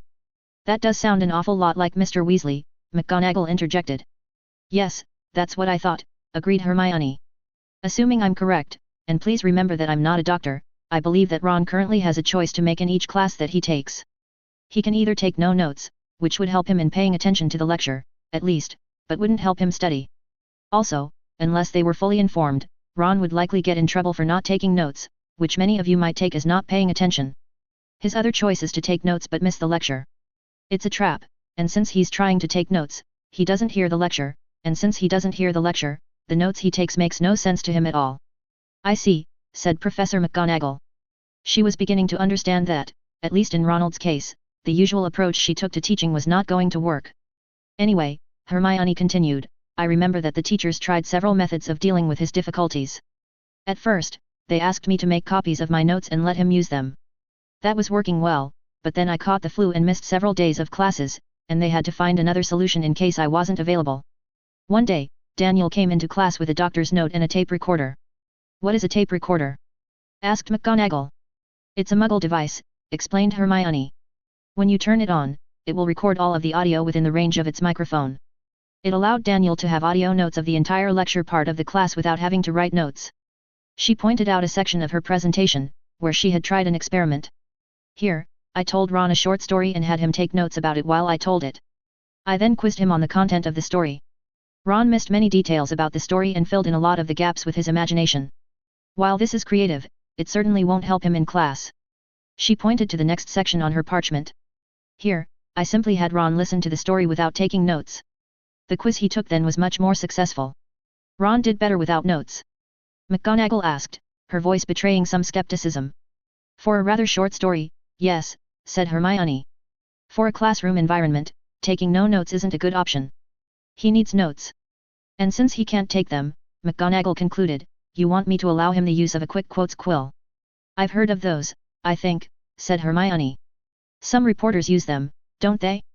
I'm sure there's a better version of them out there that only writes what's actually spoken without trying to put in a bunch of fancy language to make the story better.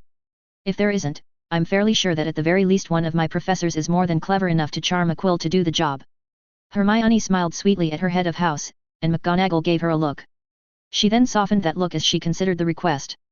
Miss Granger, Professor McGonagall said, you have laid out a very well-thought argument, and given me a great deal to think about. I agree that Mr. Weasley needs help that he has not been getting thus far. I will discuss this with Headmaster Dumbledore, and interview Mr. Weasley myself. I am very impressed with the interest you have shown in helping your fellow classmates, Miss Granger. Take 20 well-earned points for Gryffindor. Hermione beamed. She always loved earning points. I do have one final request, Professor, the Gryffindor girl said. And what is that? Asked McGonagall. How do you feel about pens? Hermione asked.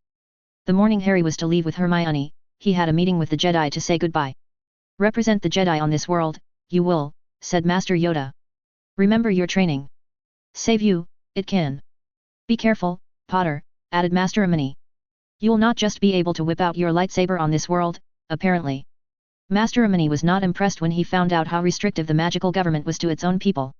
Use caution, avoid trouble, and if you do get into a tight spot, make sure anything you do outside of the castle doesn't violate these ridiculous secrecy laws. I have faith in you, my Padawan, Toma said, to always do what you know is right.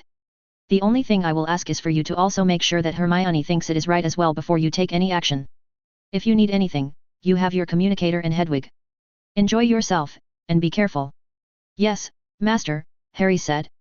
He and Hermione left the castle to spend Harry's first Christmas together.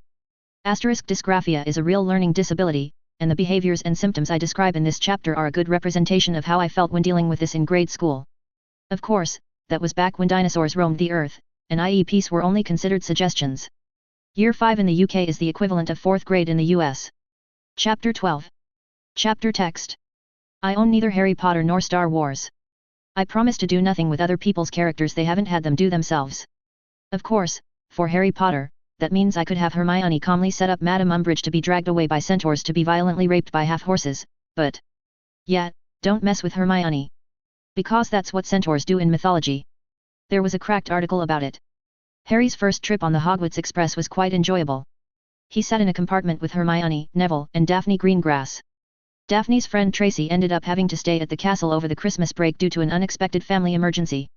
Unfortunately for Daphne, this meant she had the choice of either sitting in the compartment where Draco would be prancing about like royalty, sitting in a compartment alone, or sitting with the Gryffindors. Since she was still livid at Draco because of the potions incident, she made her choice accordingly. As the train crossed the countryside, the Gryffindors got to know the Slytherin girl. Daphne was a pureblood and played the politics game in Slytherin well. She didn't buy into the pureblood doctrine, though. Early in her life, she had befriended the half-blood Tracy Davis, and they got along so well that she never fell into the social traps that her peers did. She never believed it when her pureblood friends would say that anyone of lesser status was also of lesser intelligence, beauty, magical power, or any other comparable attribute. She could see the falsehood of those statements just by looking at her half-blood best friend. She had to be careful about who she disagreed with, however, or how vigorously she defended her friend. Tracy understood that and didn't hold it against her when she had to publicly agree with some inane statement or position espoused by one of her daddy's business partners. Her parents were of the opinion that no belief was wrong as long as it paid profit to the family business. Fortunately, no one had yet disapproved so vigorously that any explanations from her were required. Daphne and Hermione got along extremely well. Early in their journey, they discovered a shared love of reading. Daphne confided in Hermione that the reason she was so upset about the loss of her diary was that it had been given to her by her grandmother when she was only 5. It had contained the last words the green grass matron had ever written to her beloved granddaughter in the dedication. "I'm surprised none of the teachers was able to repair it," Hermione said. "Well, I didn't actually ask," confessed Daphne. "No one really cares about an 11-year-old's diary." "It's important to you, though," Hermione said. "Do you still have it? May I see it?" "Madame Pants taught me a few spells about repairing damage to books that were returned when I offered to help her in the library. Some of them were too advanced for me, but one of the most common things to happen to library books is being spilled on. I can't guarantee anything, but I can try." Daphne dug it out of her bag and handed it to Hermione. She dared not to hope, but hope blossomed regardless. "The trick, according to Madame Pants," explained Hermione, "is to clean the contamination without targeting the printing of the book itself. Too often, someone will just try to scour Jiffy it. That spell might clean whatever you are trying to get off of the book, but it will also wipe the text clean, leaving you with a blank book." With a look of concentration, Hermione placed the tip of her wand in the very center of one of the less important pages. She said the incantation, Imunda Bitsera, and Daphne smiled as the smudges of potion all moved up to the wand tip, where they were pulled away by Hermione. The page was left clear and smudge-free, with the text once again readable. Hermione taught the spell to Daphne, and performed the cleaning spell on the most important pages herself, at Daphne's insistence. The two fell into a quick and easy rapport as they worked, and were soon finished. Harry and Hermione, who would exchange their gifts on Christmas morning, gave Neville his presents from them. Hermione had given him a book on unusual plants and their uses in potions, and Harry had given him a copper cauldron, to replace the one Malfoy had melted. Neville had been borrowing one from the student equipment cupboard, and he was very grateful. While they were sure Draco wouldn't try it again, the copper would withstand a great deal more heat than the pewter one had. Neville had given Hermione a nice stationery set, and Harry received a book on wizarding etiquette. The gifts were all well received. Daphne poked a bit of fun at Neville about the cauldron, and they all shared the snacks they purchased from the food trolley. There was a very cheerful spirit on the train, both figuratively and literally.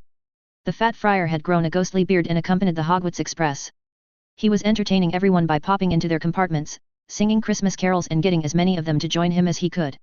He played a particularly good jolly old Saint Nick because when he laughed, he actually could jiggle his belly like a bowl full of jelly. After the train pulled into King's Cross Station, the students disembarked.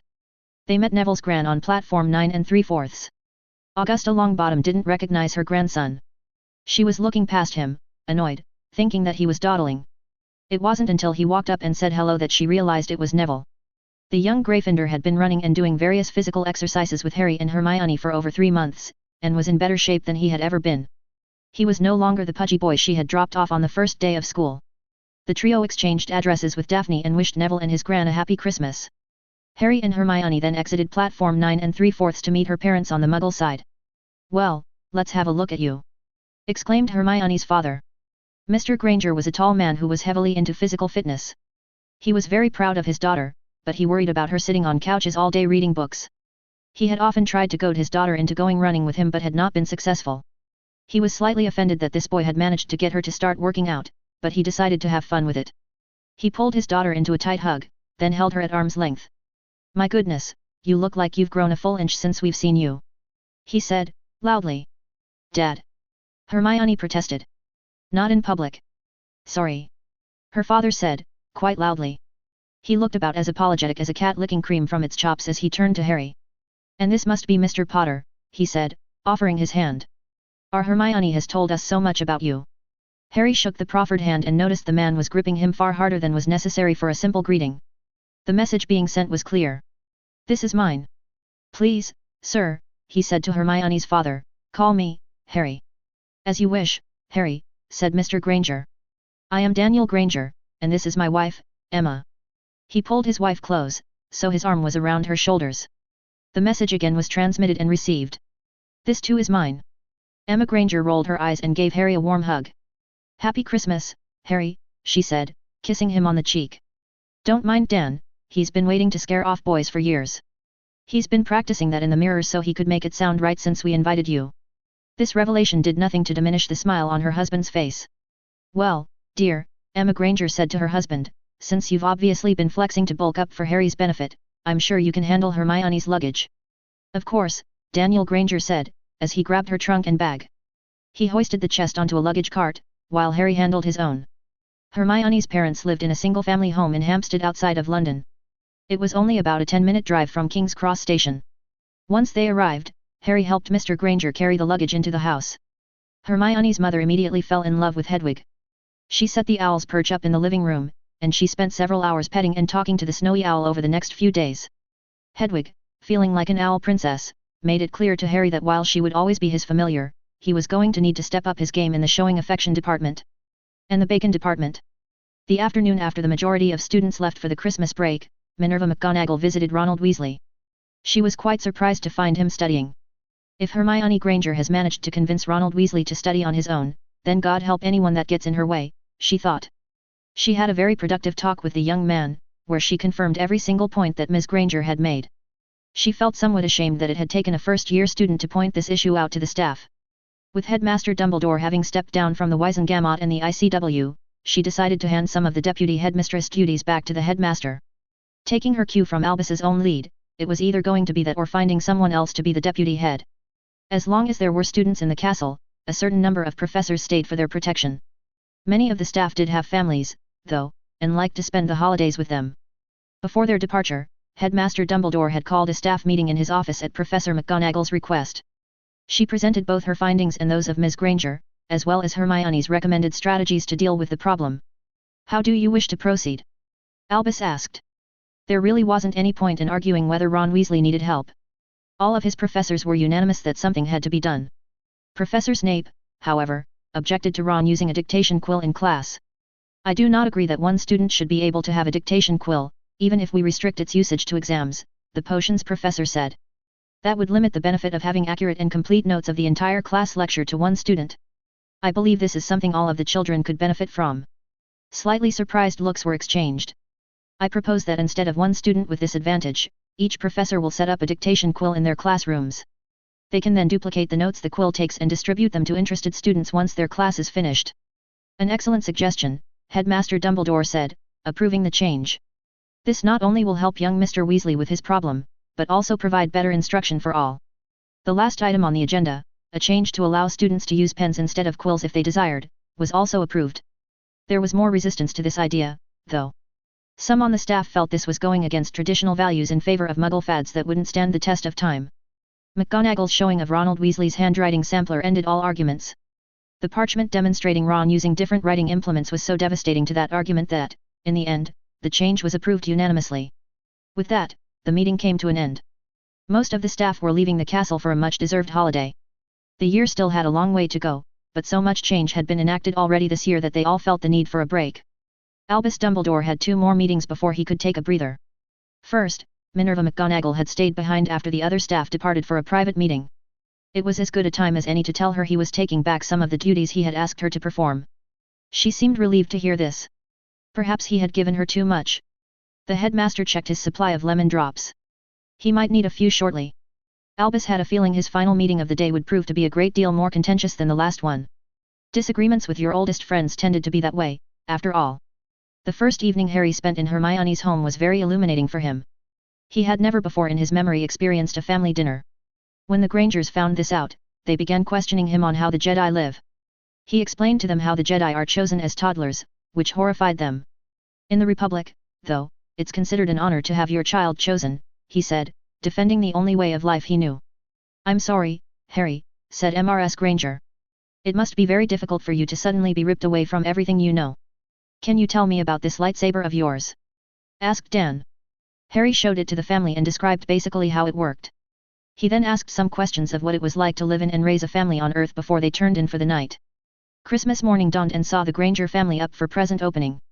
Hermione's parents had gotten her plenty of books, as usual. Her father, seeing her new enthusiasm for running with Harry, promised another present for her. "Tell you what, Pumpkin," he said, using his favorite affection for her, "tomorrow, we'll go out and get you some workout clothes. A special present from your loving dad." Her mother again rolled her eyes and added her own twist. "And as my own special present, I'll take you and help you pick out something nice, not just practical. We'll go to Harrods." Hermione squealed and hugged her parents. "And for my special present to Harry," Mr. Granger said, "he doesn't have to go. We can stay here and watch a movie. Dan Granger laughed as the girls threw pillows at him. An owl arrived from Hagrid carrying presents for Harry and Hermione. Both of them received moleskin pouches that were charmed so that no one could remove their contents but their owners. It could also hold an astonishing number of items thanks to a permanent space expansion enchantment. Hermione had given Harry a book on advanced defensive spells, which he very much appreciated. Harry's gift to Hermione was an indication to her parents of just how well he understood her. He had bought her a notebook. It had been invented by a Muggle-born who was trying to make the magical equivalent of a computer. While that hadn't worked out yet, the inventor's research had allowed him to make the organizer's notebook. Opening it, Hermione found an instruction manual, a page with the heading Scan, and a blank table of contents. The rest of the book was completely empty. The notebook would never end, no matter how much she wrote in it. She could add whatever topic she wanted, and it would become a new category in the table of contents. She could even add subcategories nested into the main categories. So, for example, she would be able to separate her notes in Transfiguration by years attended. Tapping her quill, or pen, on a category or subcategory would cause the content pages to fill in with the pages assigned to that category and subcategory. She could even add pre-existing notes using the scanner function. She just needed to choose the category she wanted the document to be stored in, place it face down in the square on the scanner page, and tap her quill in the scan box. The existing note would be copied and added to the chosen category. This gift earned Harry the biggest hug he had ever received in his life. The Granger parents had totally approved of Harry as their daughter's best friend.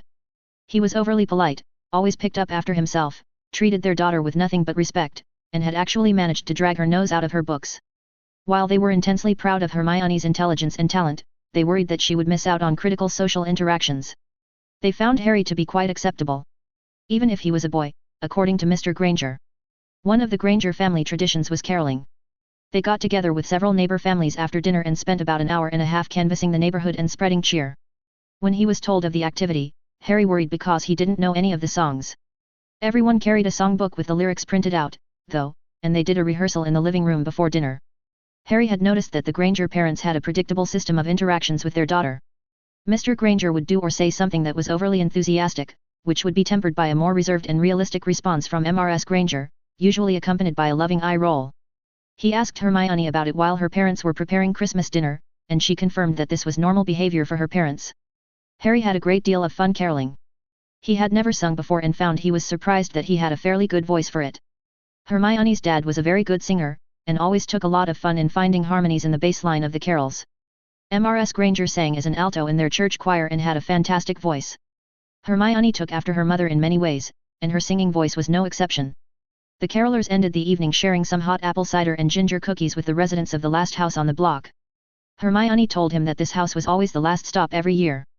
The neighbors all approved of Harry, and there was a lot of betting going on just out of the children's hearing about when they would end up as a couple. The Grangers and Harry left the party to return to the Granger home. They were just about to enter the front door when Harry noticed a sudden surge in the Force and dark. Chapter 13. Chapter Text. I own neither Harry Potter nor Star Wars. I promise to do nothing with other people's characters they haven't had them do themselves. Of course, for Star Wars, that means I could have the mighty Chewbacca, the clearly most awesome character in this entire universe, so dumb that he trips an obvious trap because he just has to have this suspicious-looking meat hanging suspiciously on this suspicious moon while they're trying to avoid suspicious stormtroopers. Harry woke to find himself tied to a large stone column in the large garden behind the Granger house. Harry knew the column hadn't existed there yesterday. Another column was to his right with an old man tied to it. The man was dressed in a tan suit, and Harry saw that while most of his hair was white, a dark patch near his temple that could only be blood had spread. He looked around to find Hermione and found that his friend and her parents were all tied together. They were on the ground next to the large fountain that was the central feature of the Granger's garden. A bulky, robed figure in a black metallic mask was crouched on the ground between the two groups of captives. Sith, Harry thought and began trying to get to his communicator to alert the Jedi. He then saw that the mask had turned to him. "Happy Christmas, Harry Potter," the masked man said. His voice was muffled by a metallic echo caused by the obscuring face mask, but it did not obscure the scorn and contempt that belied the words. "Not Sith," Harry corrected himself, gaining some mental clarity as whatever had knocked him unconscious wore off. He felt waves of evil coming off of this man, but it was different than the Force. This was a wizard threat. The man was examining a pile of objects on the ground in front of him, which Harry recognized as mostly his own equipment. He berated himself for not having put any of it in the remarkable moleskin pouch Hagrid had given him, which he had aside for later. He saw his lightsaber and wand lying next to his communicator. Hermione's wand was also in a pile. The stranger picked up Harry's lightsaber and began examining it. The young Jedi shook his head at how close the idiot came to killing himself. The probing finger brushed against the activation stud while the emitter was pointed straight at the intruder's face. The exploring finger was obviously being guided by a light touch as the man's head remained unimpaled. The luck of the foolish, Harry thought. Harry wasted one moment too many deciding whether or not activating the weapon remotely through the Force and being done with this situation would be considered too dark. The intruder removed that option by suddenly dropping the lightsaber in the pile of other items and standing up. He then brought a black boot down on Harry's communicator with a stomp and twisted it into the ground till sparks shot out from under his heel. "No rescue for you today, Potter," the man sneered. He had obviously determined at least enough about the communicator to know it would allow Harry to call for help. The intruder took a step forward, leaving the rest of the gear behind. Hermione and her parents watched as their assailant taunted Harry. As soon as the small pile of gear was to his back, Hermione's wand raised up on its own and slowly floated to her. She saw Harry watching her, making sure she got the wand without raising the stranger's suspicion. It looked very much like this intruder didn't know about the Force. She took her wand from the air as it floated to her. Whispering the incantations as softly as she could, she began to sever the ropes that bound her and her parents. Harry attempted to keep the stranger's attention on himself as Hermione managed to get herself and her parents free. "Who are you?" he asked. "My name is not important," the man answered. "All that is important is that you are here. And so is he." The man pointed a gloved finger at the old, white-haired man. The old man simply glared at the masked face and rolled his eyes. "Actually, the old man is not important, but what he carries is," the man continued. One of the Grangers must have made a noise at that point because the cloaked man suddenly turned to them. At that moment, Harry reached out with the Force. His lightsaber leapt to him, and Harry could not resist turning it on while it was passing the masked stranger. The man proved he had good reflexes though, and barely managed to dodge the glowing shaft as it passed near his head. As the lightsaber returned to its rightful owner, the ropes keeping Harry confined to the column fell away, burned through by the beam of plasma. Harry now stood before the man not as a disarmed wizard, but as a Jedi with his lightsaber in hand. The intruder turned back to Hermione, seeing the wand in her hand and clearly finding it the more significant threat. "Most entertaining, Potter. Unfortunately, only one of you is required," the man said, as he sneered at Hermione. "As his lordship has no desire to exist in a mudblood body, I suppose that limits the choices." "Hermione, get behind me!" yelled Harry. The masked man laughed as she tried to run to Harry. She hadn't quite made it there when a surge in the Force warned Harry of extreme danger. The man leveled his wand at Hermione. The young Jedi released his will to the Force as the intruder roared the words there was no forgiveness for. Avada Kedavra. A green flash of energy bolted from his wand, rushing straight at the terrified witch, who had turned her head away in fear. Harry, however, had not been idle. While the would-be murderer cast his spell, Harry had run to Hermione, pivoted and spun his lightsaber around to intercept the oncoming curse. The sickly green bolt of death was met by the brilliant, fiery green of Harry's lightsaber blade. The curse was deflected back to its origin point. The last thing the man behind the mask saw was his own killing curse rebounding back to him. The look of shock and surprise was permanently frozen on his face behind the mask as the spell wiped the life from him. When the curse impacted the plasma shaft, the entire length of the blade flashed brighter than it ever had shone before. With a yelp, Harry dropped his lightsaber. The handle had glowed cherry red and was too hot to hold. The blade flared out with a crack as the handle hit the ground. Harry looked at his hand and saw that the pattern of the grip had burned into his palm. He looked around him, confirmed there were no further threats, and then looked for Hermione and her parents. "Are you all right?" he asked Hermione, who was crying softly and had fallen to her knees. Her parents had wrapped her in their arms. She nodded but was sniffling too much for speech. The old man who was bound to the stone column was watching them with sharp, intelligent eyes. "Sir," Harry called out. "Are you injured?" "Not badly," the man answered. "Though I'd appreciate some assistance in getting loose from this rock." "Hermione, could you help him?" Harry asked. "I need to try to get a hold of Master Toma." "Of course," said Hermione. She took a deep breath, gave another squeeze to the family hug, and unwrapped herself from her parents' arms. Getting to her feet, she went to free the old man. Harry looked for his communicator and found that it was smashed and broken when the intruder crushed it with his boot. He took a closer look at his lightsaber. The handle was no longer glowing. Testing the temperature with his fingertips, he found that it was still slightly warm, but had already cooled enough to hold. He felt a sense of loss that he could not describe as he observed tendrils of smoke seeping out where a green blade of light had glowed only seconds before. The lightsaber had been presented to him by Toma 3 years ago and felt like an old friend. As he picked it up, he flinched as he heard a clinking noise and several small shards of what could easily be mistaken for emerald fell out of the emitter into his hand. Taking a closer look at the communicator, he saw it was beyond repair without the help of a fully equipped workbench and a lot of spare parts. That would make things more difficult. Hedwig was amazing, but she would still take some time to make such a long-distance flight. He needed to request support from both the Jedi and the wizards. They had a dead body here, after all, and it belonged to somebody. Suddenly, the dead body wasn't looking so very dead. Harry felt the force warning him of danger again as a swirling vapor rose from the body of the fallen villain. Instinctively trying to ignite his lightsaber, he cursed as only sparks, and green smoke emerged from the emitter. Hermione saw this as well and yelled for her parents to take cover. Instead, the parents rushed to their daughter and stood in front of her. Giving off a scream of rage, the vapor took the form of a cloud with a man's face. Ignoring the muggles, it flew straight at Harry. The Jedi Padawan could not even try to dodge before it flew straight through his chest. As it did, his scar exploded with pain.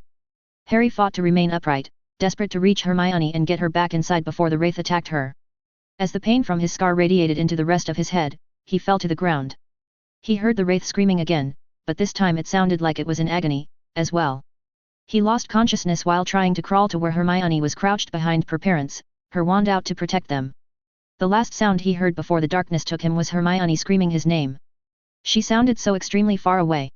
Harry woke in a soft bed but did not yet open his eyes. In fact, if you did not know him extremely well, you would be hard-pressed to have noticed the change in his state of consciousness. He flexed every muscle he could without moving it, looking for injuries. He seemed to be okay in that regard.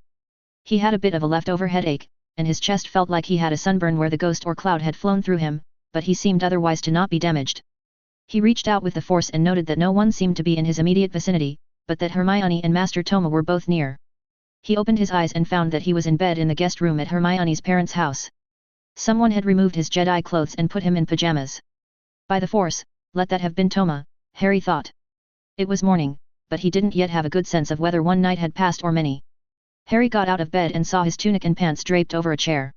He quickly changed into them. Passing the dresser, he saw his lightsaber sitting on top of it. He left it there for the moment, remembering that it was currently broken. Walking over to the door, Harry opened it as quietly as he could. He saw that Hermione and her parents were seated around a round breakfast table with a kettle of tea and a plate of finger sandwiches. They were talking softly over cups of tea and did not seem to be in danger. His presence at the door was noticed at once. "Harry!" yelled out Hermione, jumping up to give him an enormous hug. Mrs. Granger walked over as well and asked how he was feeling. "I'm okay, Mrs. Granger," he reassured her. "Just a bit of a headache." "Is everyone here, all right?" he asked, anxiously. "We're okay," Mrs. Granger answered, but very confused. "Me too," said Harry. "How long was I asleep?" he asked her. "You slept through the night," she answered, and Harry got the impression from the tired look in her eyes that she had sat up all night watching to be sure he was okay. It seemed like such a mother thing to do. It nearly caused him to cry, and he had to force himself to stop thinking about it lest he did. He did risk giving her a hug, though, which she appreciated. "Has anyone contacted Professor Dumbledore yet?" he asked.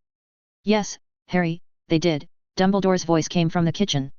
The headmaster emerged from the kitchen entrance with Toma Kendet and the old man that had been tied next to Harry. "We borrowed Hedwig," explained Hermione. "She made the journey surprisingly quickly. I wasn't aware owls could travel that fast." "Master Toma," Harry said, bowing to Toma. "Headmaster," Harry said, greeting the professor. "Sir," he addressed the man who was now wearing a clean, expensive-looking suit. Like anyone else would, he looked far friendlier in the light of day, with the blood washed out of his hair. "I'm glad to see that you're all right," Harry said. The man smiled and nodded. "Thanks to you, Mr. Potter," said the white-haired man, "I'll make a full recovery." A rather tall, brown-haired woman in her middle ages was also in the kitchen. She entered the dining room and shook Harry's hand. "I'm Amelia Bones, Mr. Potter," she introduced herself, Director of the Department of Magical Law Enforcement. "Any relation to Susan Bones?" Harry asked. "She's a Hufflepuff in my year." Madame Bones smiled. "She's my niece," she said proudly. "She has written to me about you. It seems you've made quite an impression on everyone in the school." Dumbledore brought Harry's attention back to the white-haired old man. "Harry Potter," said Dumbledore, "I would like you to meet my good friend Nicholas Flamel." "Mr. Flamel," said Harry, "it's a pleasure to be officially introduced." "The pleasure is mine, Mr. Potter," Flamel said, shaking Harry's hand. "Perhaps," suggested Dumbledore, "Nicholas would consider making your introduction more formal, Harry." "I beg your pardon?" asked Flamel. "I was hoping," Dumbledore said, that you would consider a teaching post at Hogwarts. I appear to be a professor short at the moment. You do seem to go through them, Flamel responded. Is it not true that the last one actually died? Yes, said Albus. However, that problem has been solved. There was a curse on the position. So, said Flamel, the rumor is true. It was true, corrected Dumbledore. It was placed there by Tom Riddle, better known as Lord Voldemort. He explained the name for the benefit of Harry, as Nicholas was well aware of Voldemort's true identity. It was a rather simple curse, Dumbledore continued, but extremely powerful. How did he set it up? Flamel asked, interested in spite of himself. Oh, it was most elegant, answered Albus. I refused to offer him the post of defense against the dark arts professor, so no one who was appointed would be able to hold it except himself. Ah, Flamel exclaimed, and since he had possessed Professor Quirrell and occupied his body while the class was taught, the curse considered the exit condition satisfied. Yes, Dumbledore confirmed. Since the curse is now broken, you may teach as long as you wish. There's the sticky bit, though, said Flamel. I do not wish to. Dumbledore frowned. I'll give you credit, Albus, said Flamel, from what I have heard, you have been doing much better in the past few months. I understand you've made some good strides in getting your staff back under control. However, you still have much further to go before you, or your school will meet my educational standards. I also refuse to operate under the draconian restrictions your government forces on you. I see, said Dumbledore, disappointed, but not too surprised. Flamel turned back to Harry. I must say, Mr. Potter, Flamel said, I've heard a lot of good things about you, and I'm happy you're again amongst us. I remember corresponding with your mother when she was a student at Hogwarts. She asked the most curious questions. I've kept the letters, and would be happy to provide you with them if you wish. Yes, please, said Harry. He had always been curious about his parents, and to have a letter in her own writing would be a connection to her that he would treasure. He really hoped that Toma wouldn't order him to refuse them. The Jedi were supposed to leave all connections behind them. It's the least I can do, said Flamel. I have no doubt that without your intervention, last night would have been a rather messy situation. Your talent for understatement has lost none of its potency over the years, said Headmaster Dumbledore. I'm glad you've finally come around and made the right choice on the stone. Have I ever told you that you are insufferable when you're saying I told you so? Flamel fired back. Several times, at least, answered the headmaster, and you are hardly unique in that respect. I'm sorry, interjected Harry, what's going on? My apologies, Harry, said Dumbledore. Nicholas and I were merely continuing a conversation we have been having for many years, now. Conversation, Flamel snorted dismissively, you mean argument? You've been haranguing me for decades about that stone. I've already told you I've agreed, Albus, said Flamel, irritably. Since you apparently cannot stop Voldemort, I must destroy my stone. Please calm down, said Madame Bones. There's no need to argue here. What stone? Asked Harry. Well, said Dumbledore, that requires a little history. Perhaps we should all sit down. Sitting around the dining room table, Dumbledore had explained the basic history of Voldemort's rise to power, and how close he came to winning. He hinted about the reason Voldemort had killed Harry's parents, and why he tried to kill the infant Harry. He did not go into details about the prophecy but implied that Voldemort had received information from somewhere that Harry would be powerful enough to defeat him. He detailed the actions that had been taken that night, right up to the point where Toma took Harry. With you gone, and Voldemort alone and friendless, 10 long years passed. Which brings us to the stone. As I'm sure you'll remember, Harry, Dumbledore explained, at the beginning of the school year the third-floor corridor on the right-hand side was out of bounds. Harry nodded. Just before term start, I learned of a plot by the remnant of Voldemort to gain control of the Philosopher's Stone. How did you find that out if Voldemort was alone? Asked Harry. I'm sorry. Asked Dumbledore, confused. You said Voldemort was alone and friendless, Harry said, so how did you find out he was after the stone? Dumbledore did not immediately answer. At that point, Hermione chimed in. For that matter, she asked, how do you know exactly what happened when Voldemort attacked the Potters? Was there a witness? Well, no, Dumbledore admitted. Much of this is only conjecture, based on his past behaviors and what we found after the fact. I believe my guesses are an accurate representation of the truth, however. Madame Bones looked shocked. How much of what you know about that night is only conjecture, and how much is based on observation? She asked. Dumbledore was uncomfortable with this line of questioning, as he knew that most of what he always touted as the truth was really only guesswork. He still was confident his guesses were close enough to the truth to be quite reliable, but he also knew Madame Bones was a stickler for procedure. He decided to answer Hermione's questions with the hope that no one remembered Harry's question or the fact that he never answered it. As I admitted, there were no witnesses present that night, but as he was not interested in taking any steps to cover his tracks on the way into the house, and there was no one to cover his tracks after, we were able to follow the magical clues and make our deductions. Why am I just learning of this now? Asked Madame Bones, angrily. Merlin, Albus, people went to prison over that night. Dumbledore winced as she brought that up. He did not want Harry to find out about Sirius yet. The man was dangerous. Getting back on track, Dumbledore said, trying to wrest control of the conversation again. We determined the stone was in danger through the use of methods I will not discuss here. Nicholas and I decided it would be best if the stone were to be placed in Gringotts for safekeeping. Again, information was obtained that the stone was in danger, so it was moved into Hogwarts. I did not believe Voldemort would dare attempt to penetrate the castle. Dumbledore was towing a line here. He was giving out information that was potentially damaging to himself.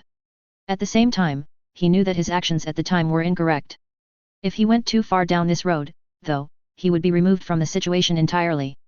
That could have disastrous consequences. What do you think would have happened if he had gotten the stone? Asked Harry. Dumbledore was relieved to be back onto the topic of the stone, and off the topic of how Voldemort knew of it. Again, I can only guess. I do know that when Tom Riddle, who later became Voldemort, was at Hogwarts, he was fascinated by the legends of the stone, as have been so many others. A book was found in the restricted section of the Hogwarts library with his name down as having checked it out while still a student. In that book, a ritual was noted that, if performed by a loyal servant, would allow Lord Voldemort to permanently take residence in a living body. He first needed a loyal servant.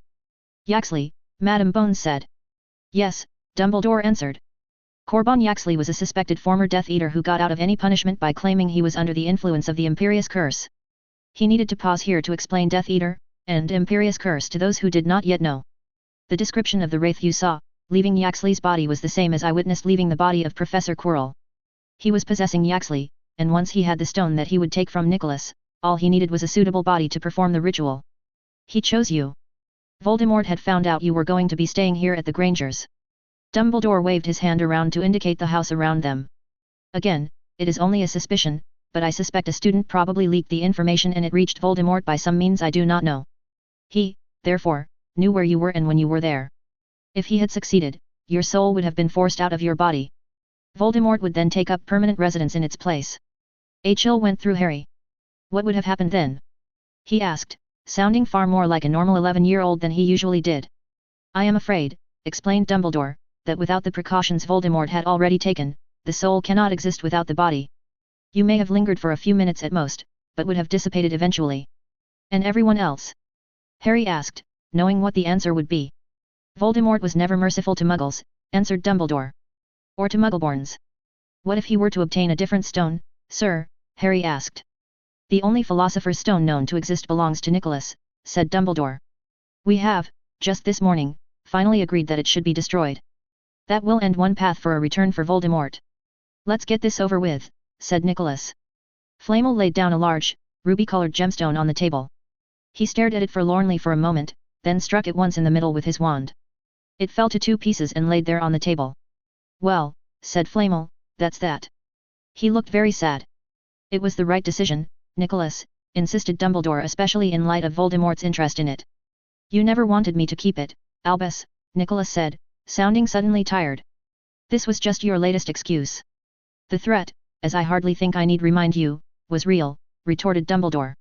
But yes, I have been opposed to you possessing the stone for many years now. I've always thought that it was not such a wonderful thing. As much money in life as one could want. It will never cease to surprise me how people have a knack for choosing precisely that which is worst for them. Try telling that to the sick and penniless, responded Flamel, his voice like acid. Did you think I was amassing mountains of gold for myself? That I was keeping myself and Pernell alive because we fear death? The stone creates life.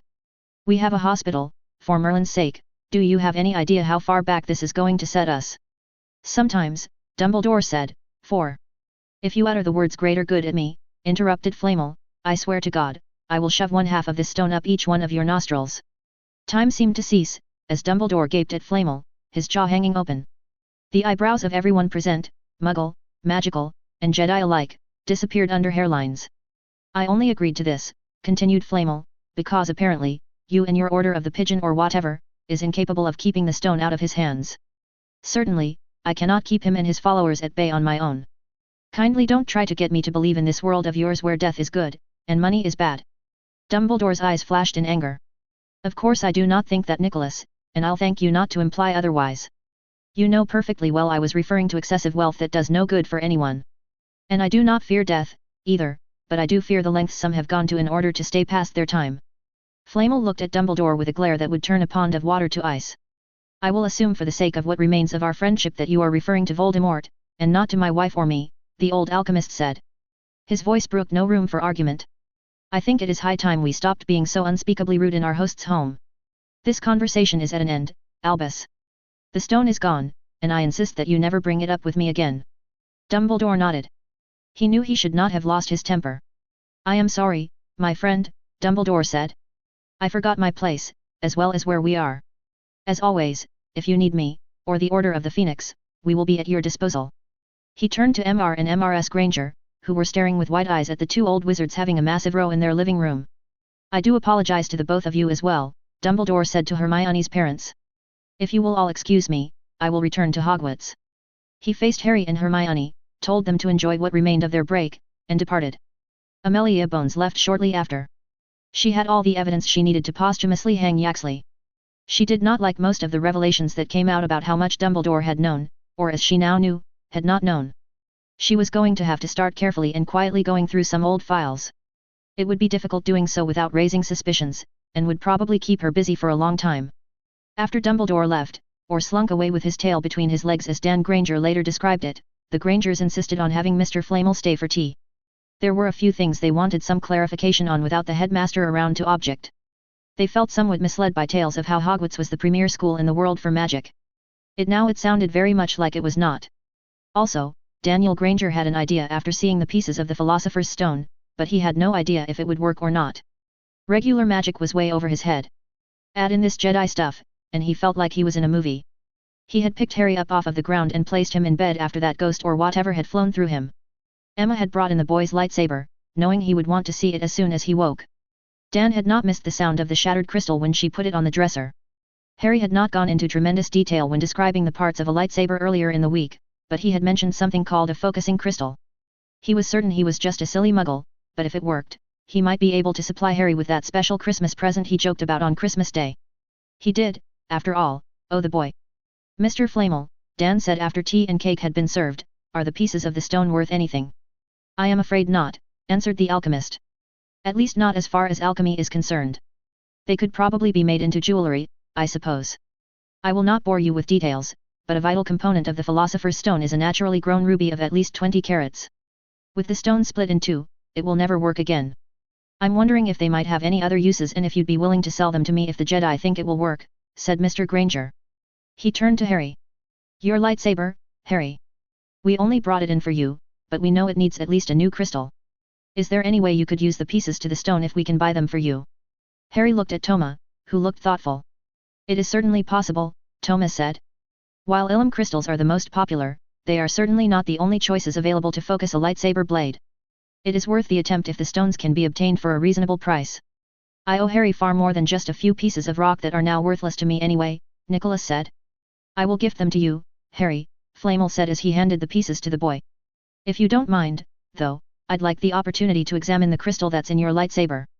I would also like to observe how you use the stones to replace it. If whatever you are going to try does not work, I also might be able to come up with something you haven't thought of. There are plenty of crystal forms on Earth, and I am an alchemist, after all. Mr. Flamel, may I ask you a question? Hermione inquired. Harry and Flamel were working next to each other at the Grangers' breakfast table, which had been temporarily converted to a workbench. Harry was cleaning every speck of crystal out of his lightsaber hilt. Nicholas was examining the green crystal under a small microscope Dan Granger had lent him. Hermione was watching everything. Please, call me Nicholas, answered Flamel. What would you like to know? I'm sorry if this is prying, but in everything I've ever heard or read about you where you are also mentioned with Headmaster Dumbledore's name, you are described as being great friends. And you'd like to know why I treated my great friend in such a brusque manner, shall we say? Nicholas asked the question for Hermione, who was trying to find a diplomatic way to put that very question. Well, yes. Confirmed the girl. I am hesitant to say anything, said Flamel, as I do not wish to color your opinion of the man. You do still need to show him respect as the headmaster of your school, after all. He sighed, then shrugged his shoulders. Let me ask you a question, Miss Granger. Have you ever had someone hang on to your coattails so hard that it became impossible to shake them off? Hermione shook her head. I'm not quite sure I understand what you mean, but I don't think so, she replied. I envy you, then, Nicholas continued. After more than 600 years of alchemy work, I've had many of them. All of them extremely intelligent, all of them very ambitious, all of them trying to emulate what I accomplished. Dumbledore is merely the latest and most stubborn of them. He shook his head slowly. Treating them with respect only eggs them on, it seems, and then I have the added headache of the press treating that as an endorsement. Teaching them what they want to know is worse. When things go wrong, I'm attacked for teaching the imbecile knowledge that he then abused. Dumbledore has always felt that he alone knows best, and if anyone wants to keep information from him, then it must be for nefarious intent. When I wouldn't share with him how to make a philosopher's stone, he assumed the worst. I'm surprised you aren't more upset about losing the stone, Hermione said. Her parents looked mortified at this. Hermione. Her mother scolded. I'm sorry. Hermione said to Flamel, her cheeks burning with a massive blush. Nicholas Flamel laughed. It's perfectly fine, my dear, he said, a warm smile on his face. In fact, if you promise not to mention it to Dumbledore, I do have a slight confession to make. You have another stone. Realized Emma Granger. Her own face turned red as she realized she had just let out an outburst she would have scolded her daughter for. I am the only one who knows how to make one, am I not? He asked. It only made sense to make two, in case anything happened to the first. With Voldemort sure to get word of the stone's destruction, his eye should turn elsewhere, and I can go on quietly helping my neighbors through the judicious use of the backup stone in my hospital. Nicholas shook his head. To be honest, though, Dumbledore is completely correct in that most people would not react well to the stone. Greed is an immensely powerful thing, and very addictive as well. It is best that everyone thinks the stone is destroyed. That does mean I'll have to cut back on its usage in the hospital. Seeing that the Grangers were upset at this, he amended the statement. From now on, I'll only use it for actual, life-threatening events, and I'll be sure to administer it in an unnoticeable method that still provides enough benefit to save the patient's life. The gold, of course, I can just claim I created prior to the destruction of the stone. It seems like our trust in the headmaster has taken a bit of a downturn, said Dan Granger. Nicholas shook his head. Please don't let my bitterness about the man decide you as to his character, cautioned the old man. What you are seeing with us is almost 100 years of frustrations finally boiling over. While I will never claim the man is not sometimes, let's us say misguided, he is still the most powerful wizard we have on the side of the light. And make no mistake, that is the side he will always be on. Why is he misguided? Asked Emma. Let me ask this of you as parents, said Nicholas. Suppose I was to tell your daughter that she is extremely talented and brilliant, what would your reaction be? We'd agree with you, answered Dan and Emma together. And well you should, said Nicholas. Now let us take it a step further. How would you feel if I told her that 3 times a day? Well, while I'd agree with you, I'd wonder if you weren't taking it a bit over the top, said Dan. Ah. You'd begin to wonder what my agenda was, perhaps? Nicholas asked. Probably, answered Dan. Now I start bringing friends over with me, and we're all praising her all day long. We're asking her to do our thinking for us.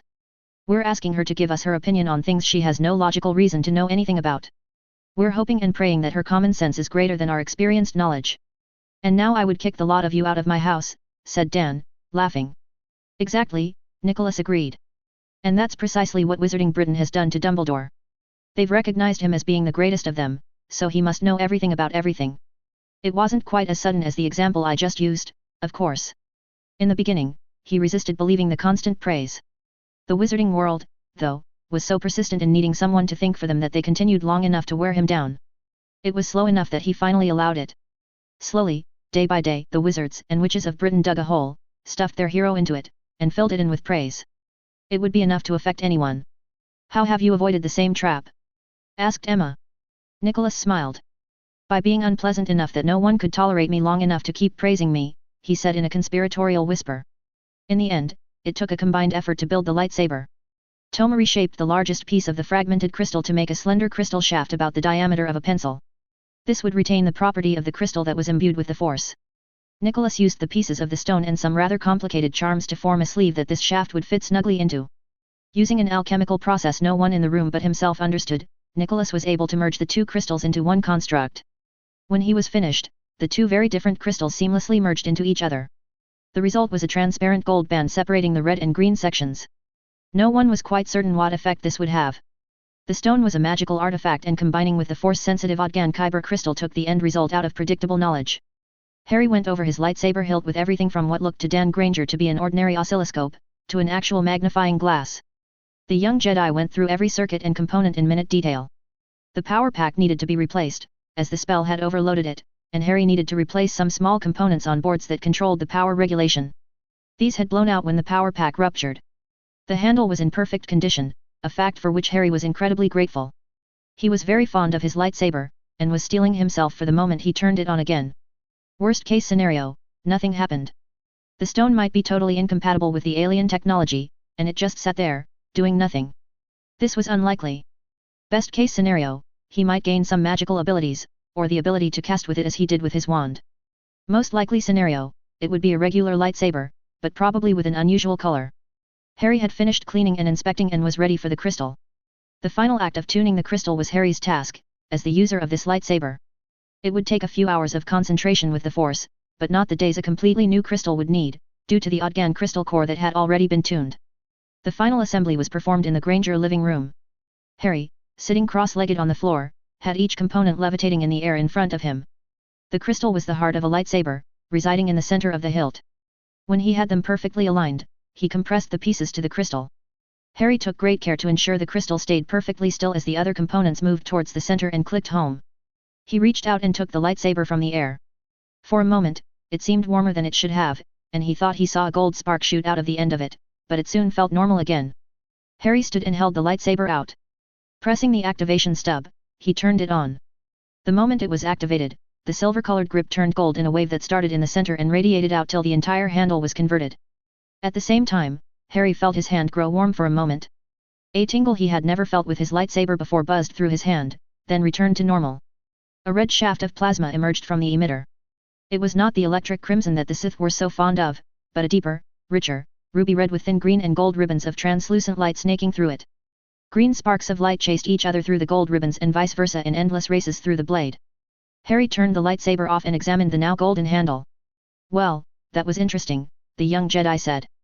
Toma took the lightsaber from Harry and examined it. This changing from one metal to another was quite beyond the knowledge of the Jedi. He showed Nicholas where not to push and allowed him to examine the gold lightsaber as well. "Well," the alchemist stated, "it looks like the stone may have some power left in it after all. It's not pure gold, however. It appears to be a gold alloy. May I ask what metal the handle was made of prior to the stone's influence?" "Polished duraplast," answered Toma. "It's an extremely strong metal, and one which is commonly used in many industries in the Republic." "Well, I'm not sure what duraplast is or if there is an earth equivalent without analyzing it, but I'd say it's a good thing the stone turned it into an alloy. Pure gold is very soft and malleable. While it would make a pretty decoration, as a weapon, it would be useless." He handed the lightsaber back to Harry. "Well, Mr. Potter, you may now say you have a gold/duraplast alloy for your lightsaber handle." Hermione looked at the gold lightsaber in Harry's hand, pondering it. "Professor Dumbledore will be asking questions about this, won't he?" she asked. "He's not stupid, and it's not going to escape his notice that within days of being present at the destruction of the only Philosopher's Stone known to exist, your previously silver lightsaber is now gold, and the blade is suddenly the same shade of red the stone was. How could he not notice?"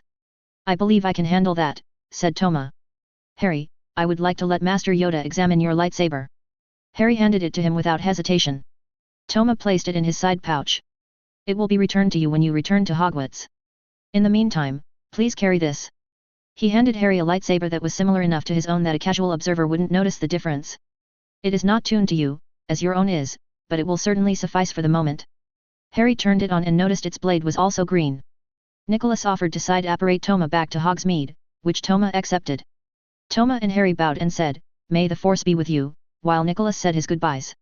He again gave his thanks to Harry and Hermione for their actions in rescuing him, to the Grangers for their hospitality, and to all of them for their discretion in their knowledge of his spare Philosopher's Stone. Wishing them all a happy Christmas and a happy New Year, they departed. Once in Hogsmeade, Nicholas invited Toma to the Three Broomsticks for a drink before Toma returned to Hogwarts and Nicholas for home. Toma accepted, and the two, now friends, entered the pub. Chapter 14. Chapter Text. I own neither Harry Potter nor Star Wars. I promise to do nothing with other people's characters they wouldn't have them do themselves. Of course, for Harry Potter, that means I could have Hermione name her own kid Hugo, or allow it to be done. No offense if your name is Hugo, but for me, it's a who and oh. It started in the ministry. Madame Bones prided herself on her accuracy, and so the reports she filed on the incident were true and precise. They were immediately delivered to Cornelius Fudge, who thought these reports needed to go no further than his desk. The Minister for Magic didn't want to cause a panic with rumors of you-know-who flying around possessing people. Not that he believed such a thing actually occurred, of course. The reports just said a cloud of vapor with a face that screamed. The minister noted that in the report, Harry Potter didn't claim this cloud had introduced itself as you-know-who, or anyone else for that matter. It had only mentioned Yaxley. It would be irresponsible to go around claiming you-know-who was back when there was no actual evidence that he really was. Well, it was too late for Yaxley, at any rate. He couldn't defend himself against any charges, what with being dead, and Fudge was only too glad to let the apparently not-so-former Death Eater take the entire fall. The Minister for Magic knew very well the measure of the people he was minister for.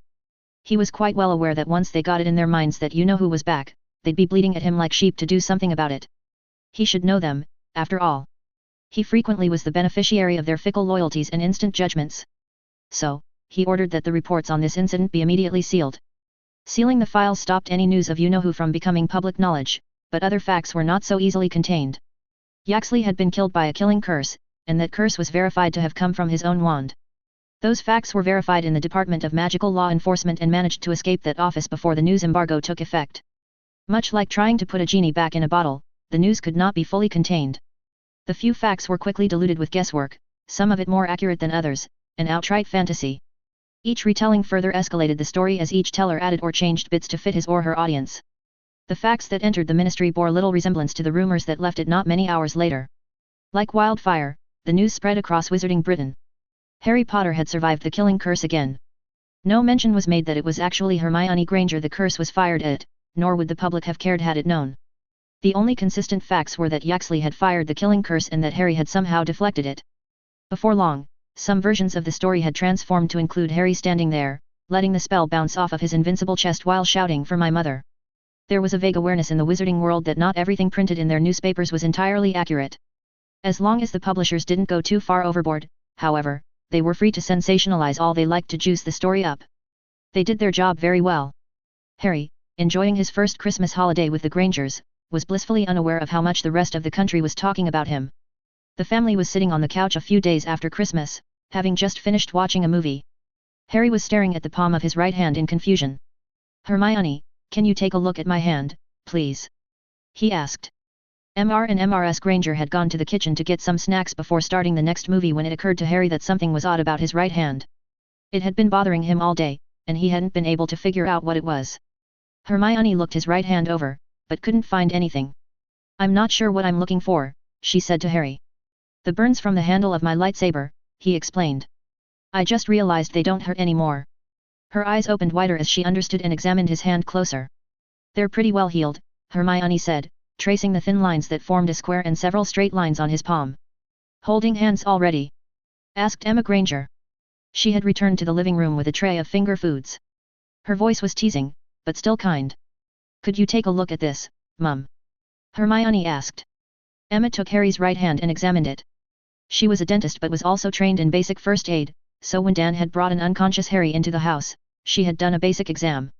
She had seen the burns on his hand, and they were a lot more prominent the previous night than they were now.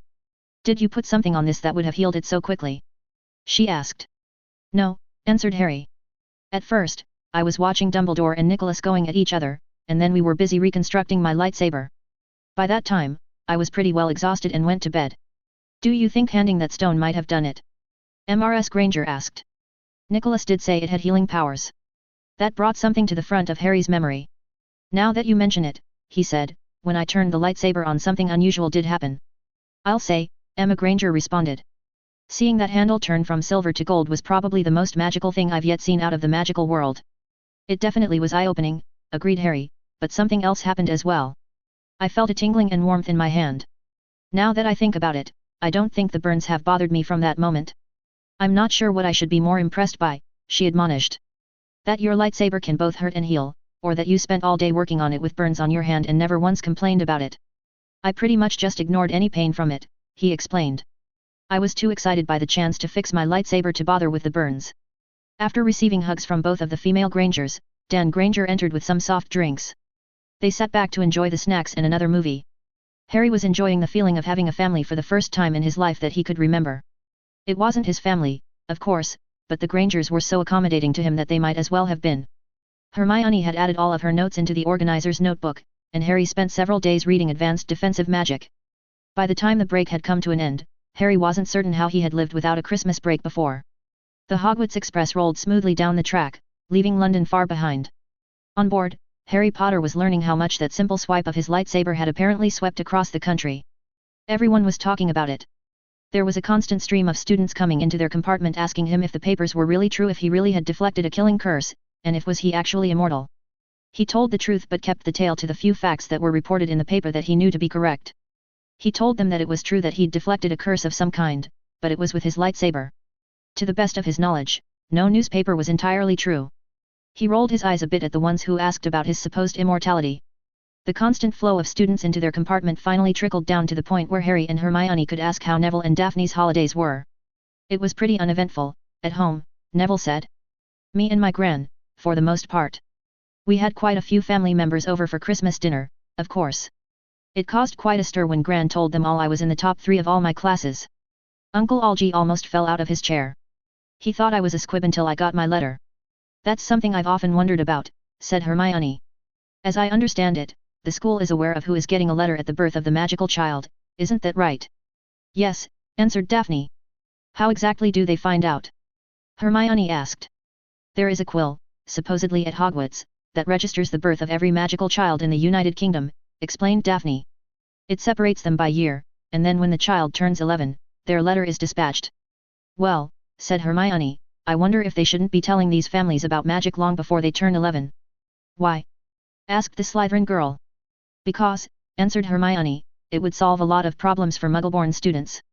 My parents almost had to send me to a special hospital when they thought my summoning books was me manifesting a behavioral issue. I live in a good home with a loving family, too. I can't help but wonder how many Muggle-borns end up in a mental ward because their parents don't know it's normal for their child. I don't know, said Daphne. I do know that if anyone can cause it to happen, it'll be you two. She pointed at Harry and Hermione with one finger each and a smile. How about you, Daphne? Asked Neville. How was your Christmas? We had a fair few more guests than we usually get, answered Daphne, but mostly just my dad's old friends wanting to talk about Harry. Why would your dad's friends want to talk about me? Asked Harry. Don't worry, said Daphne. My parents are not Death Eaters and never have been. They're purely about business. They certainly think purebloods are better than everyone else, but to them, money is money no matter who holds it. Not a lot of repeat customers among the murdered. I think everyone's parents have been talking about you, though. At least all of the purebloods have. A pureblood attacks someone and accidentally ends up killing himself with his own curse? How many times does that happen? Well, said Harry, every time one has attacked me so far, I think. Everyone in the car stopped and thought about that for a moment. I suppose that's true, said Daphne. Well, keep it up, Harry, she said with a slight smirk. Albus Dumbledore watched from his office window as the students filed into the castle. The incident with Yaxley disturbed him, but not as much as the aftermath at the Grangers. He suspected a Death Eater trap and had tried to warn Nicholas, but the old man insisted on taking back his Philosopher's Stone. Not 2 days later, Flamel had been taken from his home. The action against Harry Potter and Harry's subsequent victory forced Albus to re-evaluate part of the prophecy. He had always believed love would be the power the Dark Lord knew not. Now, Albus was considering that it might very well be the Force. The dressing down he received by Nicholas in front of the Grangers was unpleasant, but Albus had heard worse. Vernon Dursley could give Nicholas lessons, he thought, ruefully. It wasn't Nicholas's anger that bothered Albus as he watched the students enter the castle. It was his own arguments. He had very nearly tried to make a case for the greater good. Again. This was something he had thought he'd laid to rest in himself long ago. He hadn't meant it, of course. It was just a talking point to get Nicholas to stop talking about sensitive issues in front of Harry and the Grangers. Even so, reverting to past mistakes was not an answer. It was time to let go of the past. He took one piece he had been holding onto for far too long out of a drawer in his office. With a wave of his wand, it wrapped itself in red and gold paper. Summoning a house elf, he had it delivered to Harry's bed. In this new age of change, it was time to let it go. So much had changed in Hogwarts already, due mostly to the joint efforts of Harry and Hermione. He hadn't missed how they tended to tag team their efforts. Their questioning of him about how he knew things he shouldn't be able to know was just a case in point. It was as if the Jedi were harbingers of change. Or perhaps it was just Harry. Time alone would tell. The Great Hall was still decorated with Christmas trees for the returning feast. They would be removed by breakfast, but it was a festive scene that greeted the students back to Hogwarts. Dumbledore had just welcomed the students back and was about to signal the kitchens to send the meal when something unexpected occurred. Toma Kendet approached the head table, accompanied by Master Amini and Grandmaster Yoda. "A moment, Headmaster Dumbledore," Yoda said, "to address Padawan Harry Potter, the Jedi requires." Dumbledore agreed, curious as to what the small Jedi had in store. Harry stood and approached the three Jedi standing in front of the head table. Grandmaster Yoda was in front, with Master Toma slightly behind and to the right, and Master Amini behind and to the left. The students, having seen Yoda around the castle several times by now, looked on in interest. Harry kneeled in front of the Jedi Masters and waited. "In recognition of your actions in defeating the Death Eater Yaxley," Master Amini said loudly, ensuring he was heard by all, "the Jedi Council award you the unit of action." Master Amini stepped forward, and Harry rose to meet him. Harry looked at his lightsaber trainer carefully, but no hint of what was going on was betrayed in the Zabrak's face. Master Amini pinned a small, rectangular medal to Harry's right breast, and moved back to his original position. Harry knelt once more. Master Kendet spoke next. "In recognition for your actions in saving 5 innocent lives at great risk to your own," Toma pronounced, "the Jedi Council awards you the unit of merit." Toma came forward and repeated the pinning of a similar medal to Harry, then stepped back. Harry knelt once again. Yoda took a gold cylinder out of his robes. "Padawan Harry Potter," said the small, green Jedi, "for your hard work, sacrifice and perseverance, confer on you the rank of Commander the Council does. Award you this lightsaber, I do. May it serve you well, and may the Force be with you." Yoda lit the lightsaber, causing everyone who had seen Harry's green blade to draw in a quick intake of breath. The ruby-red blade with the gold and green ribbons weaving in and out of the plasma shaft was beautiful but drastically different from the blazing green blade they had seen in his hands before. Yoda held the lightsaber up for a moment, keeping the blade horizontal to the ground, then turned it off and held it out to Harry.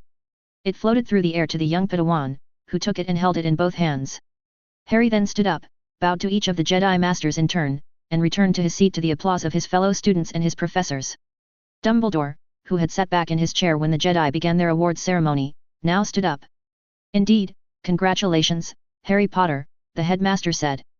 "And now, let the feast begin." Food filled the serving platters, and the students began to eat. Ronald Weasley had just had one of the strangest Christmas seasons he had ever had.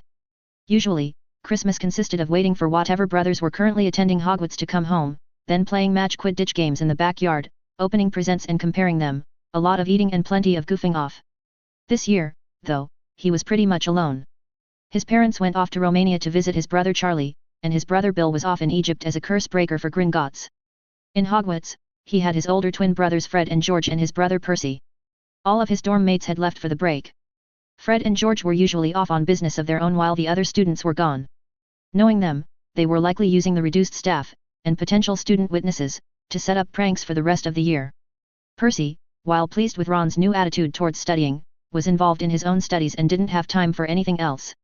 With nothing else to do, and not wanting to fail his first year, Ron had made an attempt to study and do his work. It wasn't Hermione-level work, by any means, but he had made actual progress. He didn't have a subscription to the Daily Prophet, so he was one of the few in the wizarding world who was completely unaware of the events of Christmas night at the Grangers. When he heard the tales from the other students as they returned, he reacted with surprise to hear the tale being told all over the Great Hall. "What are these units, Harry?" he asked his dorm mate, "and what does the rank of commander give you?" Harry thought for a moment, trying to come up with a way to explain without making himself look overly heroic, but was having a hard time discussing them. It was somewhat embarrassing to be awarded these medals when he didn't feel he truly deserved them. He knew that they were, in truth, smokescreen awards designed to provide a reason to Dumbledore for Harry to have possession of what Dan Granger had named the Philosopher's Lightsaber in a way that wouldn't raise suspicions. The problem was that the Jedi usually didn't give out medals and awards at all, other than gaining rank. Toma didn't even receive these awards for single-handedly defeating a Sith Lord but was made a Master Jedi, instead. Harry was in no way even close to being ready for the Jedi trials, which would end his apprenticeship to Toma and grant him the level of Jedi Knight.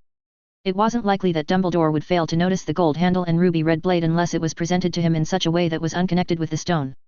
The Jedi currently residing in Hogwarts debated requiring Harry make a new lightsaber on his own, but that would either mean taking Harry out of school for a month to go acquire a new crystal or having him wait until summer break. The only other option was for Harry to carry a lightsaber that was not tuned for him in the Force.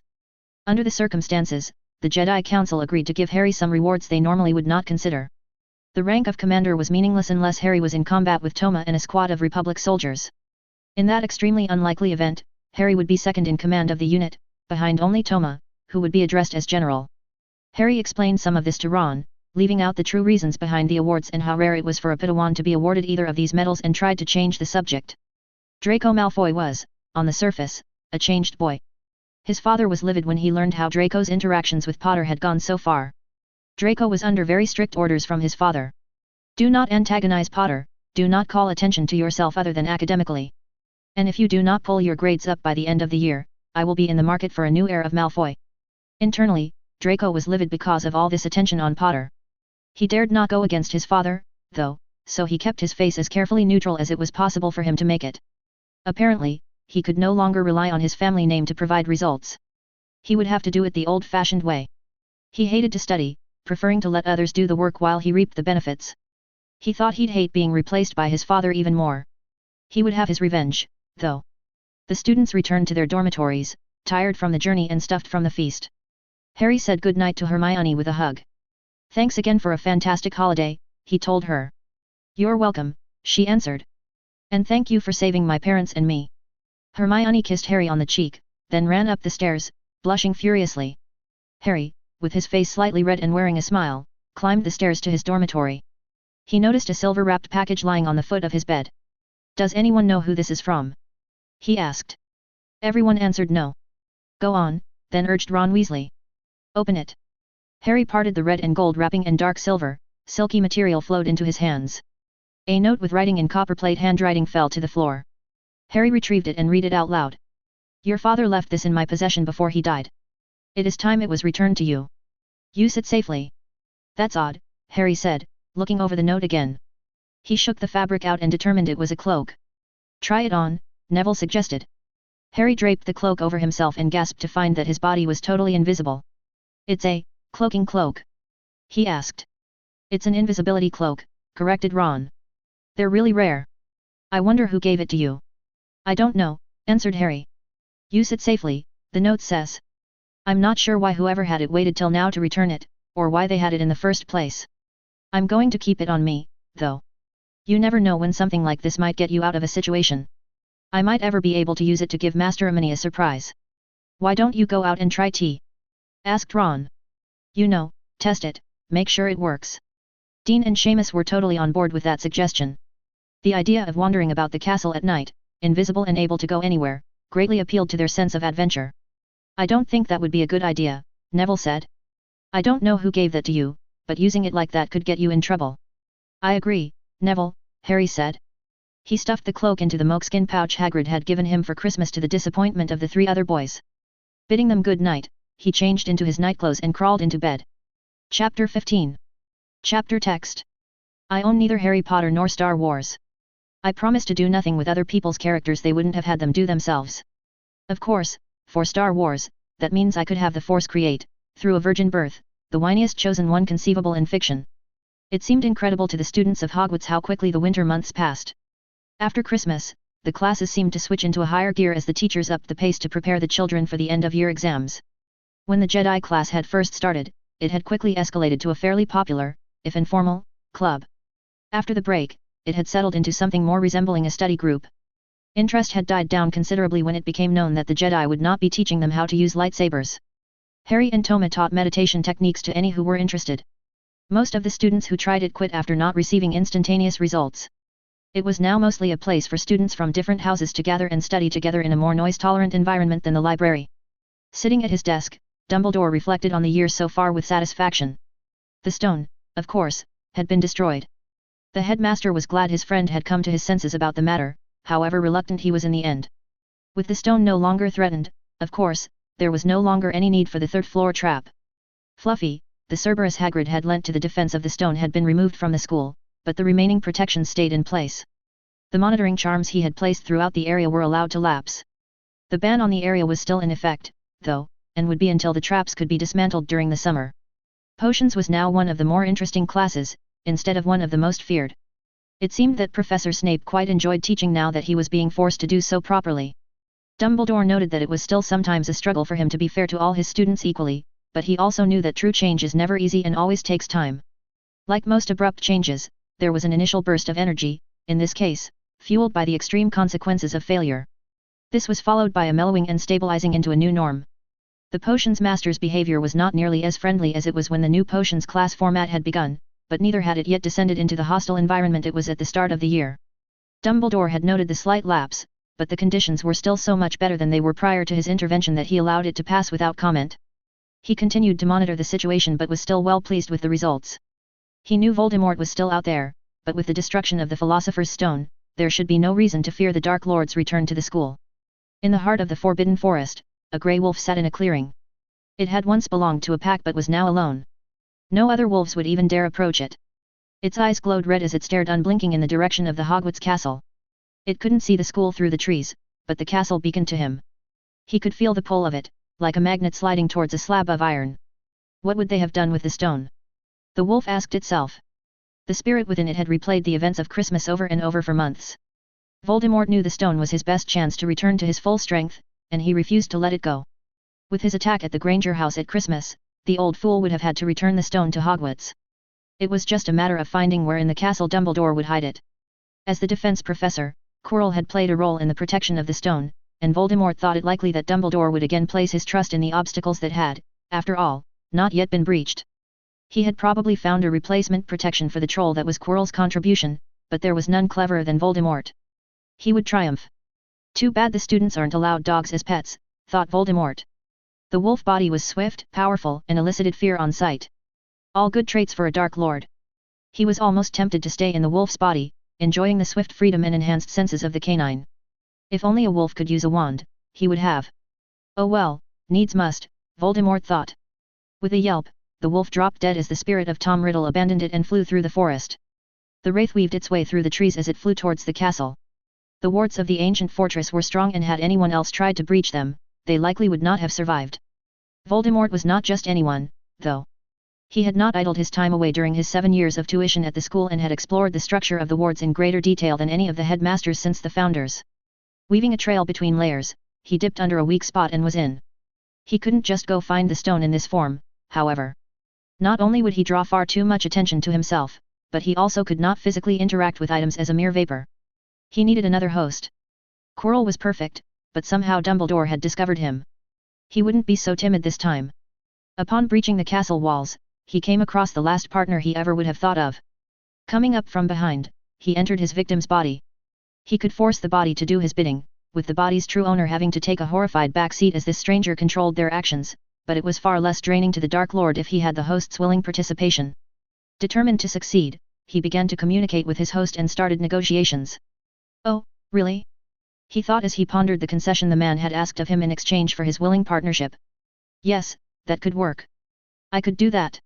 It would only have to last until I can make a body of my own, and then he shall die. Until then, yes. But they're Gryffindors. Tracy Davis whispered to Daphne Greengrass. She and Daphne were up late one Saturday night in the common room, having as quiet a discussion as they could. Some things they couldn't even whisper about in their beds without the other girls in the room eavesdropping, and this discussion was too dangerous to risk that. Daphne's best friend Tracy was a rarity. A Slytherin half-blood, she was heavily discriminated against in the pure-blood-dominated dormitory. The only thing that kept the abuse from spilling into the halls of the school was Professor Snape's ironclad rule that Slytherins do not air their dirty laundry in public. Yes, they're Gryffindors, Daphne answered, but they've never held my being Slytherin against me.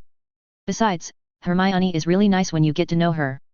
But I thought you two were rivals for the head of our year, Tracy exclaimed. Rivals, yes, Daphne said, but friendly ones. I like her a lot, but I still have every intention of yanking the top grade away from her. Besides, I have a personal reason to stay friends with them. They were discussing the Golden Trio, as Professor Snape sarcastically called them. Draco Malfoy was less complimentary, dubbing them Scarhead, the Mudblood, and the Squib. Malfoy was well aware of the lengths Neville's family went to prove he was a wizard and loved to point it out. But your friendship with them has brought you more trouble than your friendship with me has, said Tracy. What reasons do you have? Daphne checked the common room again to be certain they were truly alone. Look, she told her friend, it's no secret that Lucius Malfoy is shopping around for someone to betroth to Draco. Tracy looked disgusted at the thought. We're 12. She hissed. I know, Daphne responded, and I have no intention of doing anything until I'm a good deal older, but if I don't do something soon, I won't have a choice. If he asks, Tracy replied, just tell the little toad to buzz off. It's not that simple, the pure-blood girl explained. Draco is a pure blood, as am I. Both of us are from old families. If anyone asks for my hand, it won't be Draco doing the asking, and it won't be me who is asked anything. If they set their eyes on me, Draco's father will propose on behalf of his son to my father, and that proposal will be attached to a great deal of gold. Tracy's eyes widened at the thought of her friend essentially being purchased for the arrogant Malfoy boy. A betrothal? She asked. But I thought Pansy already had Draco locked into something with her? She hangs on to him enough. She'd love to, Daphne explained, and is desperate for it, but it's nothing official. The problem with Pansy is that from a marriage standpoint, I present a much more attractive business merger for Malfoy than she does. Tracy wrinkled her brow in confusion. The years she'd been friends with Daphne had not been enough to prepare her for the brutalities of being a girl in a pure-blood family. Daphne's parents had been remarkably tolerant of Daphne's friendship with the half-blood girl, but would not have allowed any discussions detailing politics or betrothals to take place. What do you mean? Tracy asked. It's a simple matter of influence and wealth, Daphne said. Pansy's father owns companies that deal mostly with shipments of goods between major cities by Port Cayet. The furthest away his company does any business in is France. My father is the head of a coalition of companies that supply rare potions, ingredients and creatures around the world. There's no question who the Malfoys would rather merger with. But that's business, Tracy protested. What does that have to do with marriage, and why would they want to do that when you're only 12? Marriage is business for pure bloods, Daphne said, a sad look in her eyes. Draco's father wouldn't just be purchasing me for Draco, he'd be linking himself through any children Draco and I had to the green grass fortune. He'd also be establishing business links with all of the companies that my father is invested in, which is worth even more. They have to move fast, though, because if I were to become betrothed to someone else first, they would miss their chance. I would gain protection that not even the Malfoys could work around. What if you just dated Potter? Tracy asked. Wouldn't that protect you? It wouldn't be as permanent.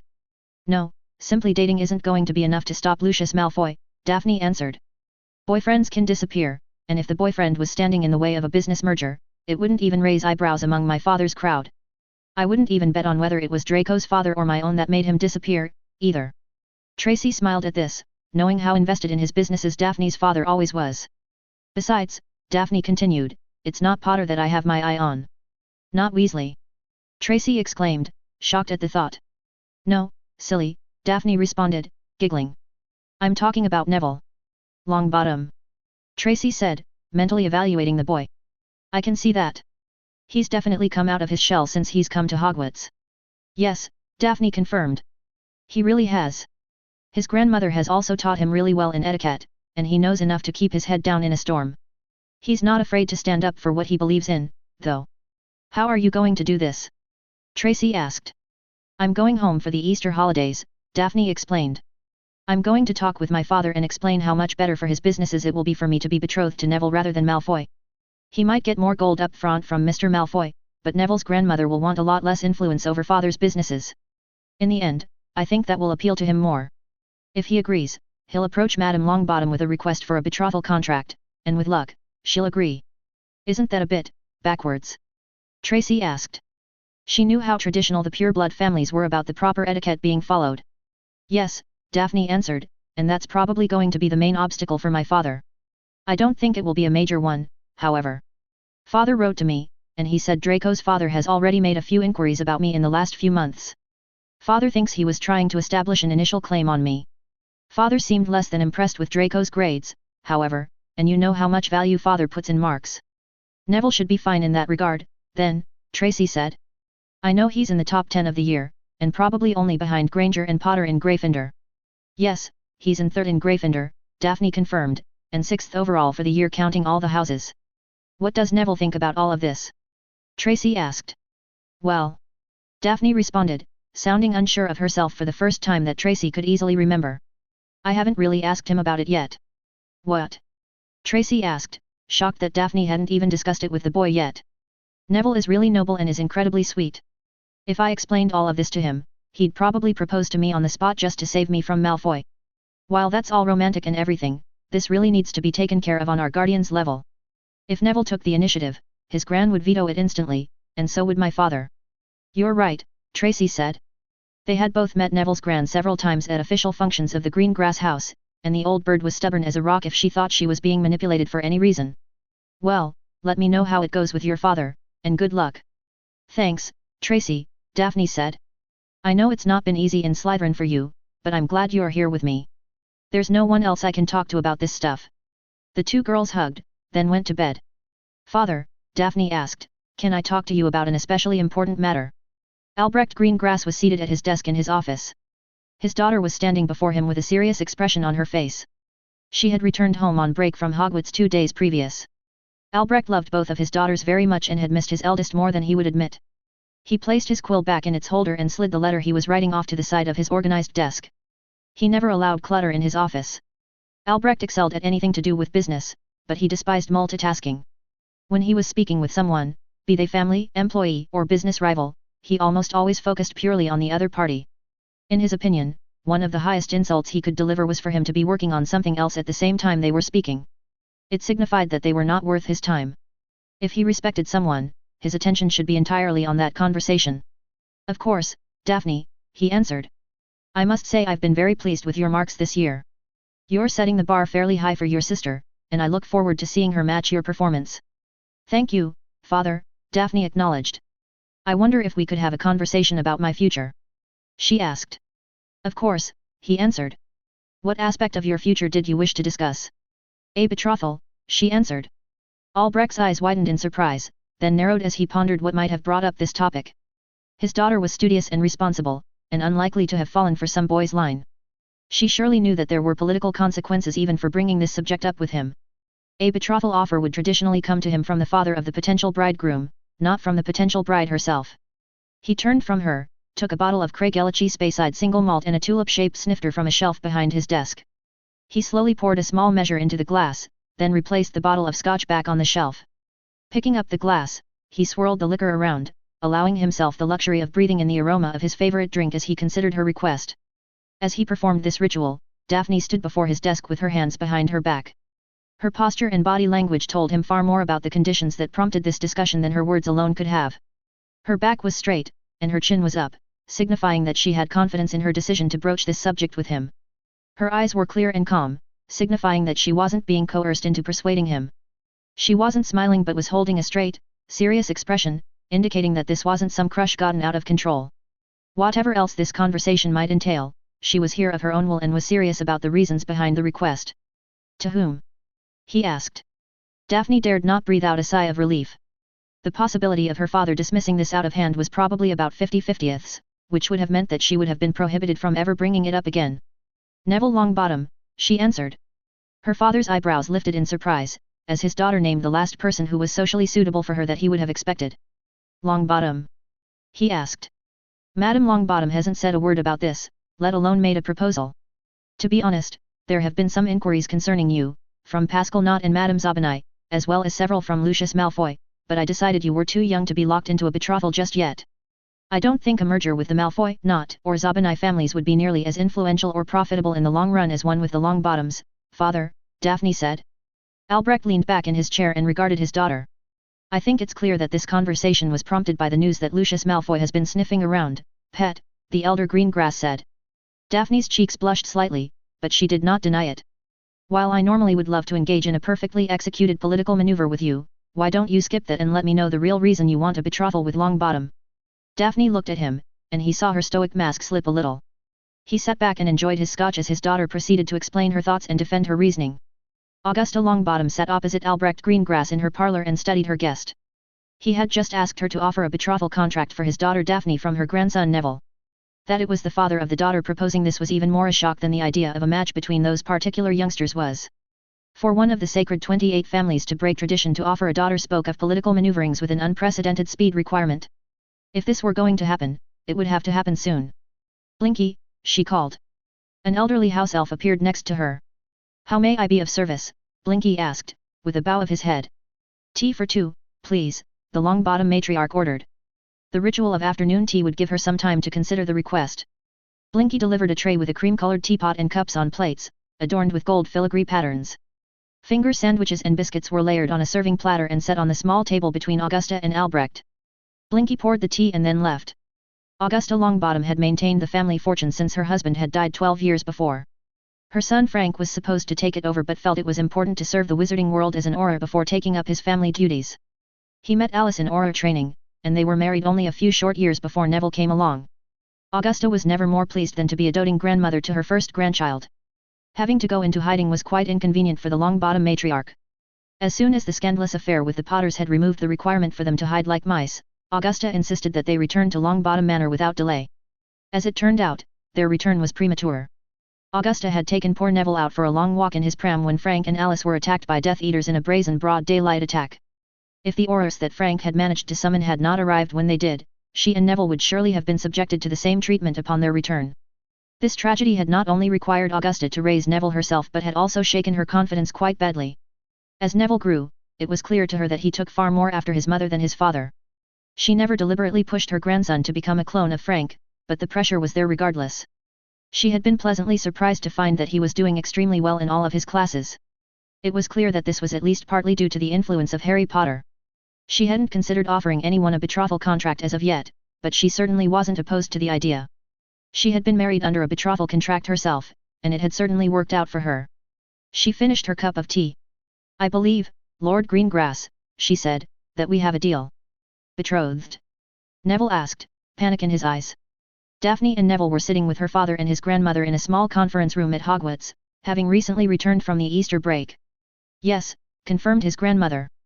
"I'm sure this is unexpected, but this merger represents a fantastic opportunity for both of our families." Daphne looked at Neville, knowing that the abrupt revelation would have shocked the boy. He stared back at her, hyperventilating slightly. She watched as he closed his eyes. His breathing suddenly slowed, and the panic left his face as abruptly as it had arrived. She recognized the application of the meditation techniques Harry had taught Neville and silently thanked the strange Jedi. If Neville had given in to his panic and fear, her father could back out of the betrothal claiming offense. Augusta was also staring at Neville and was growing nervous. She had trained Neville for years on etiquette and was concerned that he might panic and scupper the entire deal. Neville, shocked at the sudden change to his future that his grandmother had just dumped into his lap, was quite a bit more intuitive than his gran generally gave him credit for. He knew exactly how close he was to offending Albrecht Greengrass, and quickly applied the Jedi meditation he had learned from Harry. He certainly was not against the idea of a betrothal to Daphne. He simply wasn't expecting this at all. "It would be my honor," Neville said, standing and bowing to Mr. Greengrass.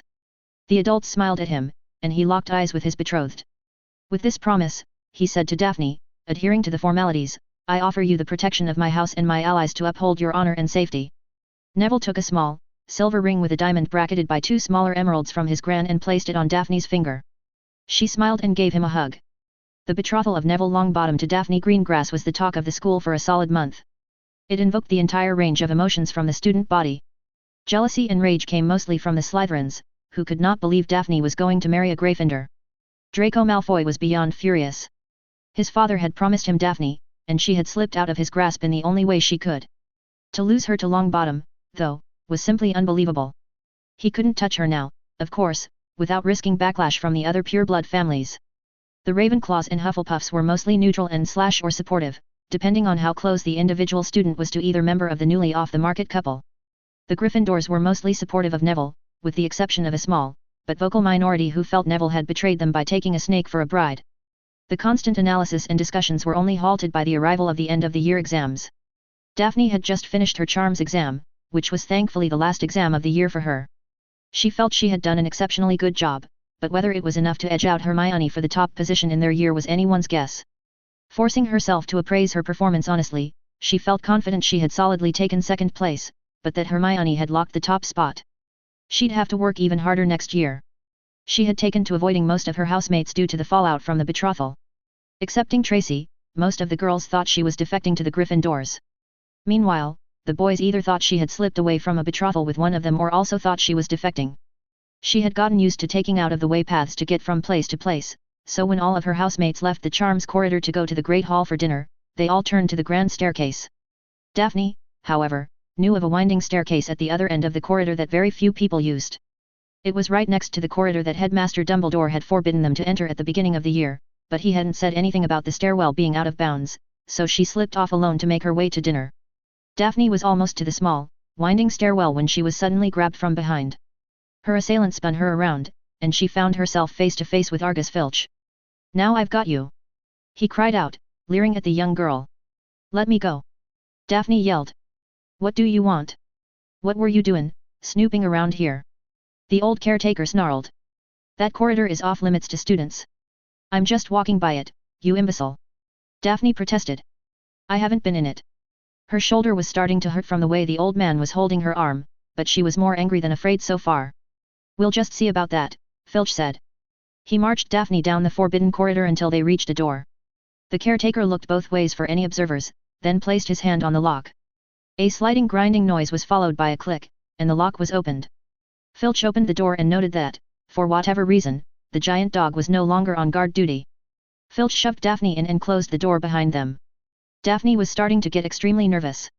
No one liked Filch much, and he had the creepy old man warning ringing loudly in the young girl's mind. If you don't want students in here, Daphne asked in a trembling voice, then why did you bring me in here? As she asked, she was backing away from him, trying to keep her distance as she moved around him. If she could complete her arc around the room, she could make a break for the door.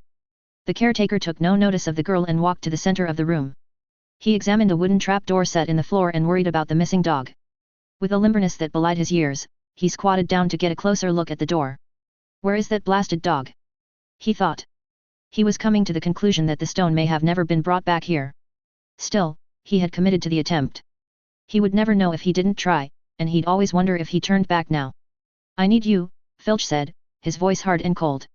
Daphne's eyes went wide, and she ran for it. She had nearly made it back to the door when she was yanked off of her feet and went flying back to Filch, spinning in the air to face him. The old man's hand was outstretched, and he caught her by her neck, holding her with her feet a foot off the floor. Her breath was ragged and rasping as she struggled to breath. But... you're a squib. She croaked, astonished that the old man had performed a wandless, silent summoning of her from across the room without even trying hard. Filch glared at her, his eyes turning red as he continued to hold the struggling girl aloft. Not anymore, Missy, he whispered at her. He caught the latch of the trapdoor with his foot and kicked it open. My master has a use for you, he said. Dangling her over the dark hole, the trapdoor had revealed, Filch smiled at the terrified girl. Happy landings, he mocked and dropped her into the darkness. Chapter 16. Chapter text. I own neither Harry Potter nor Star Wars. I promise to do nothing with other people's characters they wouldn't have had them do themselves. Of course, for Harry Potter, I could have a quarter of the students sorted into a legal terrorist training cell at the age of 11. What do you mean you cannot find her, Mr. Longbottom? The Gryffindor head of house asked. Neville had been searching for Daphne all evening. Having run out of other ideas, he decided to ask Professor McGonagall for help. I've searched everywhere, Professor McGonagall, Neville said, his voice cracking with panic. I checked the library, and Madame Pans hadn't seen her all day, then I checked the Oloy, she wasn't there. I checked with her friend Tracy, and she hadn't seen her since their charms exam, and Tracy said she missed dinner. I have also noticed, said Professor McGonagall, that Miss Greengrass has been having quite a hard time of it since the news of your betrothal came out, including missing some meals. Are you quite sure she isn't simply having a bit of a time out from other people? That's not so unusual lately, no, answered Neville.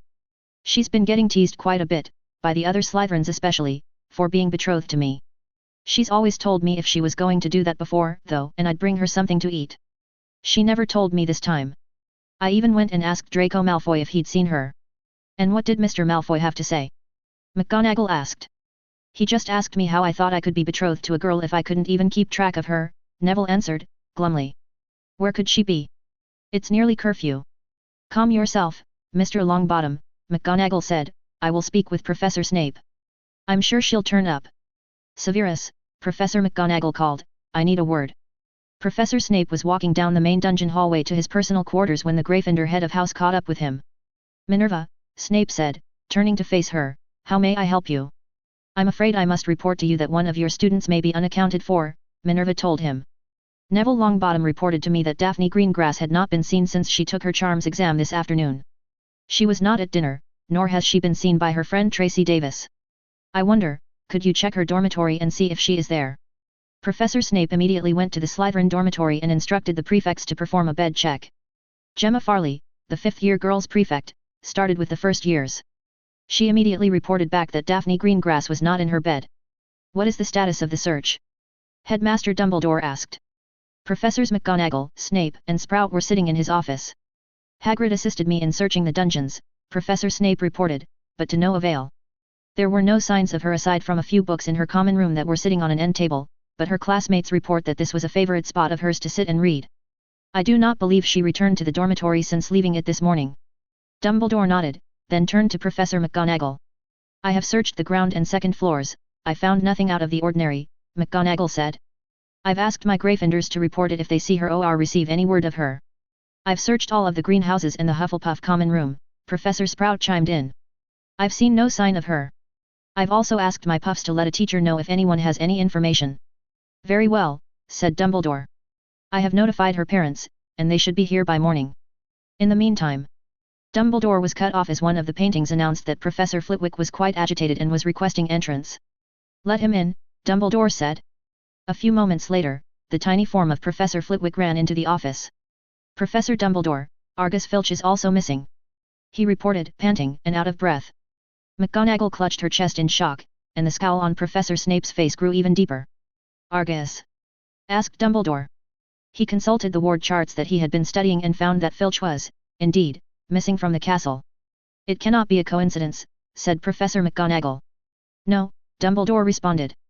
However, I was unaware of any animosity between Mr. Filch and Miss Greengrass. I should think not, said McGonagall. I don't believe the girl has ever received even one detention. Professor Snape shook his head to confirm that she had not. I saw Miss Greengrass this afternoon for her charms exam, Professor Flitwick said, and she seemed perfectly fine at the time, if perhaps quieter than normal, Flitwick said. I'm afraid I could find no trace of her at all. I'm afraid I must conclude, Professor Dumbledore said, that Daphne Greengrass is no longer in the castle. We will search again to be certain, of course. Please keep an eye out for any clues pertaining to Argus Filch, as well. With both of them disappearing in such proximity to each other, I fear we must assume that Mr. Filch has taken her. 3 days had passed since the Daphne had disappeared. The searches had turned up no clues, and there were no witnesses. The wards were studied by Dumbledore and McGonagall, and no sign of Daphne or Filch could be detected. The Aurors had been contacted the night the young Slytherin had gone missing, and were now scouring the country for any sign of the two. The Greengrass family had posted a 10,000 galleon reward for the return of their daughter, and a separate 5,000 galleon reward for any information that resulted in the arrest or death of the person who had taken her, presumed to be Argus Filch. Good evening, Master Yoda, Professor Dumbledore said. The small, green Jedi Master was sitting in a chair in front of Dumbledore's desk, with Master Kendet and Master Amini flanking him. I trust you have been informed of the situation with the missing girl? He asked. Most unfortunate, this is, said Yoda. A tragedy for one so young to go missing. Quite so, said the headmaster. I feel I must ask if it would be possible for you to help us. Dumbledore asked. We have exhausted our resources, and I feel that time is running out. Yoda hummed as he considered how the Jedi could assist. Engaged, your local law officers, you have? Yoda asked. Yes, Dumbledore answered. The Ministry has as many Aurors as they can spare searching the country for Mr. Filch and Miss Greengrass. They have turned up no clues so far. Master Kendet, Yoda instructed, go, with the Aurors you will. Assist, however you can. Yes, Master, Toma acknowledged with a bow. I will be lending my own assistance with the Aurors tonight, as well, said Professor Dumbledore. From the air, Yoda continued, Master Amini and I will join the search. Use caution, we must. Short range, coded frequencies only can be permitted. Cloaked, our vessel must be. Come on, Neville, Ron whined, it'll take your mind off of it. Just one game. Ron had been trying to wheedle a game out of Neville for the past 3 hours. He was genuinely trying to help Neville, and since chess always made Ron forget about his troubles and obligations, it stood to reason that it would work for Neville as well. Neville and Daphne, however, had spent the last month getting to know each other a lot better as they studied and revised for their end-of-year exams together. He had grown quite fond of her, and no mere game of chess was going to solve his problem. Daphne had made it perfectly clear to Neville that she had no intention of taking their betrothal in any kind of physical direction for several years. Neville was the perfect gentleman about that, and, privately, was relieved to not have to be subjected to that pressure just yet. It was just past curfew when the Weasley twins came up and saved Neville from their chess-obsessed younger brother. Give it a rest, Ron, said Fred. He and George had materialized behind their brother as if they were jacks sprung from their box. Anyway, added George, placing his hand on Neville's shoulder, we need to have a private word with Mr. Longbottom, here. Neville allowed the twins to guide him to an empty corner of the common room and pulled out an old, blank piece of parchment. Across the room, Ron had switched targets and was now begging for a game from Seamus Finnegan. We've been thinking, Fred told Neville, whispering to keep their conversation as private as possible, and we've decided. To help you out, finished George. Now, you've got to keep it a secret how we found out about it, but we think we've found them. You did. Neville squeaked. SHHHH. Watch, said Fred, as he put the tip of his wand to the center of the parchment. I solemnly swear that I am up to no good. He whispered, and Neville watched as spidery lines grew out from the tip of Fred's wand. At first, the lines formed handwriting. Messrs. Mooney, Wormtail, Padfoot and Prongs, purveyors of aids to magical mischief makers, are proud to present the Marauder's map. The writing expanded to form walls and corridors, classrooms and passages, and hundreds of little black dots with names attached to them. Many of the black dots were moving around, mostly clustered in 4 rooms that Neville could tell were the house common rooms. This is the secret to our success, George said. The Marauder's map. It shows everyone in the castle, wherever they are. We've been keeping an eye out for Daphne and Filch, but it's taken a while. Where are they? Asked Neville. He was trying to pick her name out of the cluster of names in the Slytherin common room but was not having any success. Look over here, Fred said. He was pointing at an empty section of the castle on the 3rd floor that Neville had never been in before. Should be any time now. Fred muttered. Suddenly, 2 dots appeared at one end of a large chamber. They were clearly marked as Daphne Greengrass and Argus Filch. We've got to tell a teacher. Neville exclaimed. Fred and George looked at each other. They'd certainly anticipated that giving up the map would be a potential consequence of helping Neville, but they also had a lot of experience dealing with the authority system in Hogwarts. They tried to caution Neville to be careful telling anyone how he knew where the missing people were. Neville hastily agreed to be discreet and went flying through the portal and on his way to McGonagall's office. Neville was nearly to his head of house's office when he heard the worst voice a student out of his common room after curfew ever had the misfortune of hearing. Well, well, well. The silky smooth voice of Severus Snape said. Neville froze. What would a young Gryffindor such as yourself being doing out of bed at this hour? Professor S. Neville stuttered. Even with the potions classes miles better now than they were at the start of the year, Neville had never quite gotten over the crippling fear he had developed of the potions master. Closing his eyes and screwing up his courage, he blurted out his plea for help. I know where Daphne is. And Filch. I'm on my way to see Professor McGonagall now. I see, said Professor Snape. And where would they be? He asked. Neville hesitated. He didn't want to mention the twins to Snape. Who could tell how much trouble they would get into? He couldn't just abandon Daphne, though. The Weasley twins told me, he said, trembling. Daphne and Filch are in the forbidden corridor on the 3rd floor. I need to tell Professor McGonagall. Snape looked him in the eyes and stared. Neville felt lost, like the deep black eyes of Severus Snape were bottomless pits he was falling into. Professor Dumbledore himself has searched the 3rd floor corridor, Mr. Longbottom, Professor Snape said. I will bring your concerns up with the headmaster, but I cannot permit you to be wandering the halls after curfew. Snape paused and looked away from Neville. There was a scowl on his face, and he was clearly fighting with his instincts to assign double-digit detentions and docking enough points to make Neville a pariah. Snape took a deep breath and calmed himself. In light of your betrothal to Miss Greengrass, he told Neville, and the care you have taken to honor that obligation, I am going to go against my better judgment, Mr. Longbottom. I am going to pretend that I did not see you out here tonight. Neville felt faint at the shock of this bombshell. The professor turned back to Neville and fixed him with a piercing gaze. This will be the only time this ever occurs, he told the Gryffindor boy. Do not let me see you out after curfew again. Am I understood, Mr. Longbottom? The question was interspersed with deadly pauses and was meticulously enunciated. Yes, Professor, squeaked Neville. But sir, the 3rd floor corridor. He hurriedly said, intent on trying to help Daphne. Pretending is not one of my talents, Mr. Longbottom. Snape snapped. One more word from you and Gryffindor will be in negative points until next Christmas. Now try my patience no longer. With that, Neville ran back to the Gryffindor common room and ducked back into the entrance portal. Neville, Hermione, the Weasley twins and Ron were standing in a circle inside the Gryffindor common room. Upon hearing Neville's story of how Professor Snape had blocked him from reaching McGonagall, they tried to come up with a plan. What about the Jedi? Fred asked. Surely they can help. They're not in the castle, answered Harry. Professor Dumbledore asked if they could assist the Aurors in the search for Daphne. Toma is on the ground assisting the Aurors, and Master Amini and Master Yoda are providing aerial searches in the scout ship. Can't you call them back? Asked George. He had seen Harry use his COMM unit before. They're running under radio silence, explained Harry. This world hasn't made first contact yet, so it's standard procedure to run cloaked and silent, especially over populated areas. What are we going to do? Asked Hermione. We're going to go after them, Harry said. The group looked at each other. Tonight? Asked Neville. Now, said Harry. We're in, the twins said in unison. I'll come with you, said Neville. He looked scared but was not going to be left behind. Okay, said Hermione. Let's do it. Ron Weasley hesitated for a moment, then said, "Okay, I'm in too." "Okay," Harry said, "listen up.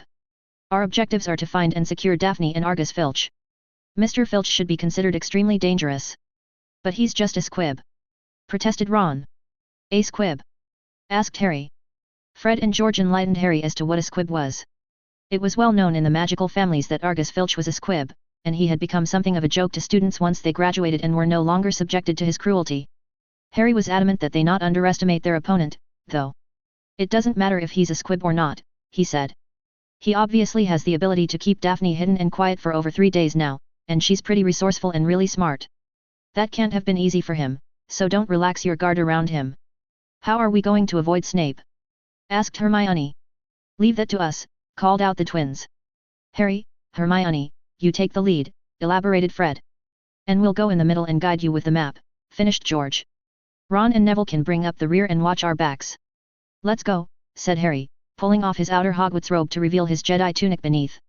The twins checked the Marauders' map to ensure the coast was clear, then the 6 students left the Gryffindor common room to find and rescue Neville's betrothed. Even with the twins checking the map frequently to ensure they wouldn't be caught, Fred and George got them to the 3rd-floor corridor in record time. Employing several shortcuts that none of the other students had any idea even existed, it took less than 10 minutes to go from common room to the trapdoor. "It's odd that a simple Alohomora charm could open this door," George remarked. "If they're actually trying to keep anyone out, they should have blocked it." "No kidding," agreed Fred. "I would have expected an anti-Alohomora to have been put on it at the least." Harry opened the trapdoor with the force and peered down into the darkness. "What do you suppose is down there?" asked Ron, eyeing the dark hole with deep suspicion. "Only one way to find out," Harry responded. Without further hesitation, he dropped into the hole and was swallowed by darkness. "Harry!" Hermione yelled. "It's okay," he called back. "It's a soft landing." Hermione rolled her eyes. "Boys!" she hissed. "Look out below!" she called out and jumped after him. Neville immediately followed her. Ron was still eyeing the hole and clearly didn't want to jump, but he also didn't want to be left behind. He closed his eyes and took the plunge. Fred and George looked at each other and grinned. "Geronimo!" they yelled in unison, then stepped over the edge. Harry and Hermione had landed on a bed of vegetation that had cushioned their fall. As the rest of the group arrived, Hermione realized the danger they were in. As each student landed, the plant started to wrap around their extremities. It wouldn't take it long to strangle all of them. "Oh, no. This is Devil's Snare," she called out. "Don't struggle."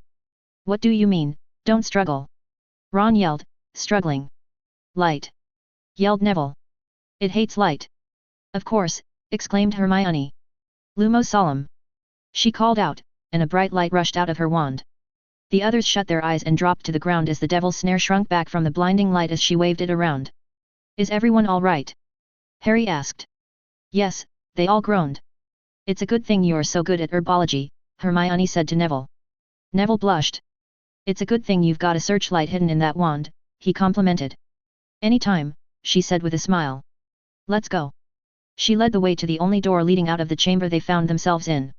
Hermione tried the Alohomora charm on it but found that it wouldn't work on this door. "Well, I suppose that makes sense," George said. "Don't block the door to get in the trap, get someone down here, then have them get stuck between the Devil's Snare and whatever lies ahead.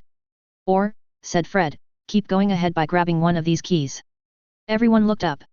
In the direction Fred was pointing, they observed a large number of winged metal keys flying through the air in a slow circle. A broomstick lay propped against the wall. "Okay," said George, "Fred and I are on the Quidditch team. We're beaters, but Fred plays a descent seeker in a pinch, and those keys aren't flying that fast." "We're looking for an old brass one, like the lock," suggested Ron. "There!" called out Harry. He was pointing to a key that was clearly flying slower than the others. One of the wings was bent like it had been roughly handled and then released. "Okay," said Fred. "Here I go." He grabbed the broom, but as soon as his hand touched the handle, all of the keys turned and dove at him. "This complicates things!" yelled out Ron, holding his arms around his head to protect himself from the dive-bombing keys. Fred took off on the broom and tried to catch the key. It was exceedingly difficult as he was under constant attack by the keys, who were trying to unseat him from the broom. Harry, seeing the key behind Fred, raised his hand and applied the force. Pulled off course, it diverted from its path and zoomed down to Harry's outstretched hand. He thrust the key into the lock and turned it. "Fred!" called out George, "we've got it." Hold the door open and get ready to shut it quick. Fred yelled back. Once everyone else was in and George stood ready at the door, Fred steered into the next room. George slammed the door shut as soon as Fred was clear. The keys thudded against the wood of the door as they knocked themselves into it over and over again. Well, that was fun, George said, sarcastically. He took the map out, and the group consulted it. Okay, we're here, George said, in this large chamber. We've got to go straight through this room, through the next two small room, and Daphne and Filch should be right there. Let's go, said Harry. This time, Fred led the way as they passed through the large room. Tall statues lined the room. The smooth, marble floor was cleaner than was usual in the old castle. What is this? Asked Hermione, confused. I know what this is, said Ron in an odd tone of voice. It's a chessboard. As he said the words, torches flared into life on the walls of the room. The marble floor was now revealed to be comprised of black and white squares in a checkerboard pattern. The statues were chess pieces. The white pieces were at the far end of the room, already aligned in their appropriate starting places. The black pieces moved into position behind the children, blocking off both entrance and exit to the room. What do we do? Asked Hermione. It's obvious, isn't it? Asked Ron. We've got to play our way across the room. He started thinking of strategies and planning his opening move. Perhaps, said George. Or maybe we can just bypass it. He took a step forward and tried to slip between two pawns. In unison, all of the pawns drew a sword in each hand and clashed them in front of each other, barring the way. Well, that was rude, remarked Fred. I wonder if... he said as he tried to duck under the swords to see how much leeway the transfigured chess pieces would allow him. Unfortunately, there was apparently no leeway at all beyond the first warning. The pawn to Fred's left raised itself to full height, placed both its swords parallel to each other, and swung them at Fred's midsection. With a snap and a hum, a flash of ruby-red light flashed between Fred and the pawn. The swords went flying, clattering to the ground along with the hands and forearms of the pawn. Harry stood in a defensive position, lightsaber lit, and held over his shoulder like a baseball player about to take a swing. The pawn looked as if would scream if it could, turned and tried to ram into Harry. The Jedi attacked again, and the pawn crumbled into rubble. The rest of the chess pieces, both black and white, responded by drawing swords, maces, and spears. With a terrible grinding, the golems joined forces and charged against the intruders. Without hesitation, Harry rushed into the charging stone figures. His lightsaber flew about him as he twirled and dodged like a whirling dervish. The rest of the students formed a defensive circle and assisted Harry as best as they could by hitting the chess pieces with blasting curses. Ron was blasting away at the pieces as well, but all the while, he was yelling at the others. We have to play it. We have to play it. He kept repeating. Harry wasn't even using magic, just the force in his lightsaber. Metal swords still gripped by stony fists were falling as fast as they attacked, but the newly unarmed pawns then leapt on him to try and crush Harry under their weight. Twice they would have overcome him if not for the efforts of the other Gryffindors. After minutes that felt like hours, the number of opponents had finally thinned. With room to maneuver, Harry suddenly jumped higher into the air than he should have been capable of, performed a backflip over a knight, and landed behind the stone horse. Neville had just released a Bombarda curse on that particular night and looked on in horror as his spell went flying towards the back of his Jedi friend. Harry, warned by the Force, turned and deflected the curse with his lightsaber. It bounced off the shining blade and ricocheted into the face of the White Queen. With a boom, it knocked the head off of the stone chess piece. The now headless piece retreated from the battlefield and joined the remains of its fellow pieces out of the way. In the meantime, Harry had decimated the knight. Between the Jedi Padawan and the 4 other students, only the Black and White King remained upright and whole. Simultaneously, the 2 chess pieces removed their crowns and threw them on the floor. The White Kingdom stalked off the floor to find its headless queen. Harry, Fred, George, Neville, and Hermione picked their way across the rubble-filled room and into the next chamber. Ron, however, stayed behind, staring at the remains of the chess pieces thoughtfully. Ron, Harry called out to him. You coming? Ron didn't answer. The rest of the students stared back at the first-year boy as Ron kept looking around him at the chessboard. This was supposed to be mine, Ron thought to himself. He couldn't explain the utter certainty he had in this idea, but it had fit him as perfectly as his mum's Christmas sweaters. The devil's snare was Neville's, he thought, this chess game was for me, and the flying keys were for the twins. It only stood to reason that somewhere up ahead would be challenges for Hermione and, of course, the last one was for Harry. But this one, he thought again, this one was supposed to be mine. Ron was separated from the group now, standing in the middle of the chessboard. Suddenly, the chess pieces reformed themselves from the rubble that had been strewn all over the floor.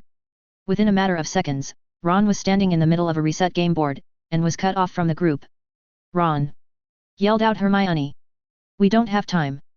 George said. Who knows how long they'll stay in that chamber, and they'd have to have been deaf to have not heard all this. Listen, Ron, called Harry from behind the line of white pieces. Get yourself out. You'll probably have to play your way back this time. Once you get through, get the broom and fly past the keys and the devil's snare. Get to Dumbledore. Make sure he knows we're here, and that we're going after Daphne and Filch. Ron nodded. The others, not wanting to abandon Ron, but left without much choice, allowed the door to close and moved on. Ron turned to the white players. Okay, boys, he said to the pieces. They all turned their heads and stared at him. I'll be a knight. He climbed into the queenside white knight and began the game. Chapter 17. Chapter text. I own neither Harry Potter nor Star Wars. I promise to do nothing with other people's characters they wouldn't have had them do themselves. Of course, for Star Wars, I could have the Ewoks, living teddy bears that wear little more than leather hoods and the bones of their enemies, craft an elegant hippie gown for their new friend Princess Leia. Right before they try to eat her friends. The 5 students made their way out of the chess chamber. I don't feel right, leaving Ron behind, said Hermione. Her face was screwed up with worry. He'll be fine, said Fred. I don't think there's anyone in Hogwarts as good at chess as he is. That's right, George agreed. If it's something he wants to know, he'll know everything there is to know about it. It's just that annoying don't want to know it stuff he has trouble with. Like everything but chess and Quidditch, added Fred. Quiet, whispered Harry. We're at the next area. A closed door lay ahead of them, and a foul odor was tainting the entire area. Ugh, gagged Neville. What could that be? Only one way to find out, answered Harry. He opened the door. The chamber was empty. The nearly unbearable stench lingered, though. Of course, said Hermione. They all looked at her. This all must have been here to protect the Philosopher's Stone. If there were creatures set here to guard it, they wouldn't be needed any longer. Then why not dismantle the whole thing? Asked Fred. They probably will this summer, answered Hermione. It wouldn't make sense to leave any animals or creatures down here if they weren't needed, though. They would have been removed. For whatever reason, said Harry, we don't need to deal with it. Hold your breath and let's go. Harry and the others held their breath and moved through the small room as quickly as they could. Pawn to e4. Ron called out. He was sitting on the queenside knight, directing his pieces from there. The first of his pawns slid forward 2 spaces. The black side immediately responded by sending their matching pawn forward to stand in front of it. Knight to f3. He sent out his kingside knight. The black pieces mirrored his move. Ron threatened the knight with his bishop, only for the black pieces to counter with a pawn. Back and forth, the pieces went. Ron didn't actually move the piece he was sitting on till 12 moves in. The first casualty was on the next exchange when Ron lost a pawn. He took out the invading piece with a pawn of his own. They were 20 moves in before Ron lost another pawn. He had been quite nervous about the stakes of this game and had been playing quite conservatively. He was shaken quite badly when a black rook suddenly charged down the field and demolished his own rook. This left his own knight in a position to attack the black rook. He called for it, and the horse he was sitting on galloped over, reared onto its hind legs, and struck the castle with its hoofs. The rook exploded into dust. The game went on and on. There was one stretch where the enemy queen was right next to him. He was protected by a pawn, but it was still pretty unnerving for her to be standing there, glaring at him the entire time. Ron ended up sacrificing a bishop in order to break a hole in the defense surrounding the enemy king. His own king was threatened by the enemy queen and a rook before Ron was able to pin the black king down between himself, a pawn, and the black's own bishop. The black king threw his crown down with even more disgust than the last time. Ron climbed down from his knight and surveyed the battlefield. He eyed the door he was now supposed to go through, then the door where his brothers and friends had gone ahead. I wonder where I'm supposed to find Dumbledore, anyway? He asked himself. He shook his head, gave a sigh, and ran to the door. Opening it, he slipped out of the chess room. Harry, Hermione, Neville and the twins found the next room was even smaller, and barely held all them. As soon as they all had passed the threshold, flames shot up to block both entrances. Black flames blocked their path forward, and purple fire prevented them from moving back. A series of bottles were arrayed on a table, with a note. Hermione picked up the note and read the logic puzzle that was obviously left by Professor Snape. Danger lies before you, while safety lies behind. 2 of us will help you, whichever you would find. 1 among us 7 will let you move ahead. Another will transport the drinker back instead. 2 among our number hold only nettle wine. 3 of us are killers, waiting hidden in line. Choose, unless you wish to stay here forevermore. To help you in your choice, we give you these clues for. First, however slyly the poison tries to hide. You will always find some on nettle wine's left side. Second, different are those who stand at either end. But if you would move onward, neither is your friend. Third, as you see clearly, all are different size. Neither dwarf nor giant hold death in their insides. Fourth, the second left and the second on the right are twins once you taste them, though different at first sight. Can you figure out which one lets us move ahead? Asked Neville. Of course, said Hermione. She studied the riddle for a moment, pointing at each bottle as she eliminated possibilities. She singled out the smallest bottle. That one, she said. There's hardly a swallow in that bottle, said Fred. Which one of us goes in? All of us, replied Harry. I don't think that bottle contains enough to get more than one of us through, argued George. It doesn't matter, said Harry. Fred said, I think it might matter. I wouldn't trust it, explained Harry. Why would anyone leave the key in the same room as the lock? I know that's been the case so far in all of this, but we can't count on that trend continuing. This is obviously a trap of some sort. If all of this was really meant as protection, then none of those bottles should let you through. If Professor Snape left it, I'd bet drinking any of them would probably incapacitate you. Then how do we get through? Asked Hermione. Harry looked at the wall next to the door frame that housed the black fire. He ignited his lightsaber and started to slice through the stone. In less than a minute, he had created a new opening large enough for them to all move single file into the final chamber. The large room was circular, and in the very center was a tall, ornate mirror. Standing with his back to the mirror was Argus Filch. His hand was clenched around the throat of a very scared-looking Daphne Greengrass. Her breathing was ragged, and it was clear that he was very near to choking her. In the hand that wasn't choking Daphne, he held her wand, pointed at the approaching children. We meet again, Potter, the caretaker rasped. Mr. Filch, Harry said. The others spread out so that if they needed to, they could fire spells off without accidentally hitting themselves. No. Filch yelled. Not anymore. His eyes shone red with a demonic light. I'm far greater than that squib could ever be. Neville had been staring at Daphne since they had entered the chamber. He could contain himself no longer. Let her go. He yelled at Filch. The red-eyed man glared at the long-bottom boy. How typical, Filch sneered. He let out a mocking imitation of Neville.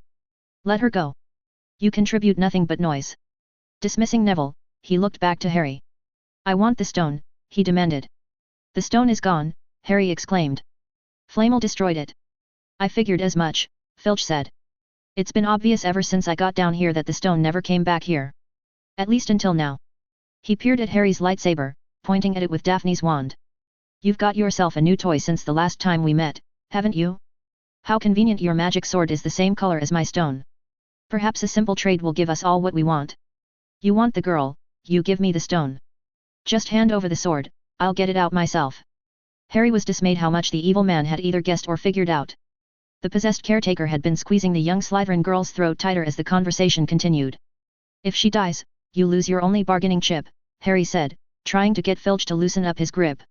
I'm immortal, brat, the possessed caretaker sneered. If she dies, I lose nothing I haven't already lost. Now choose. Harry didn't know if the stone which now focused his lightsaber would actually provide any benefit to Voldemort/Filch, but he was out of options and out of time if he wanted to save Daphne. Filch's hand had closed entirely around her throat, and her face was changing from red to purple as she ran out of air.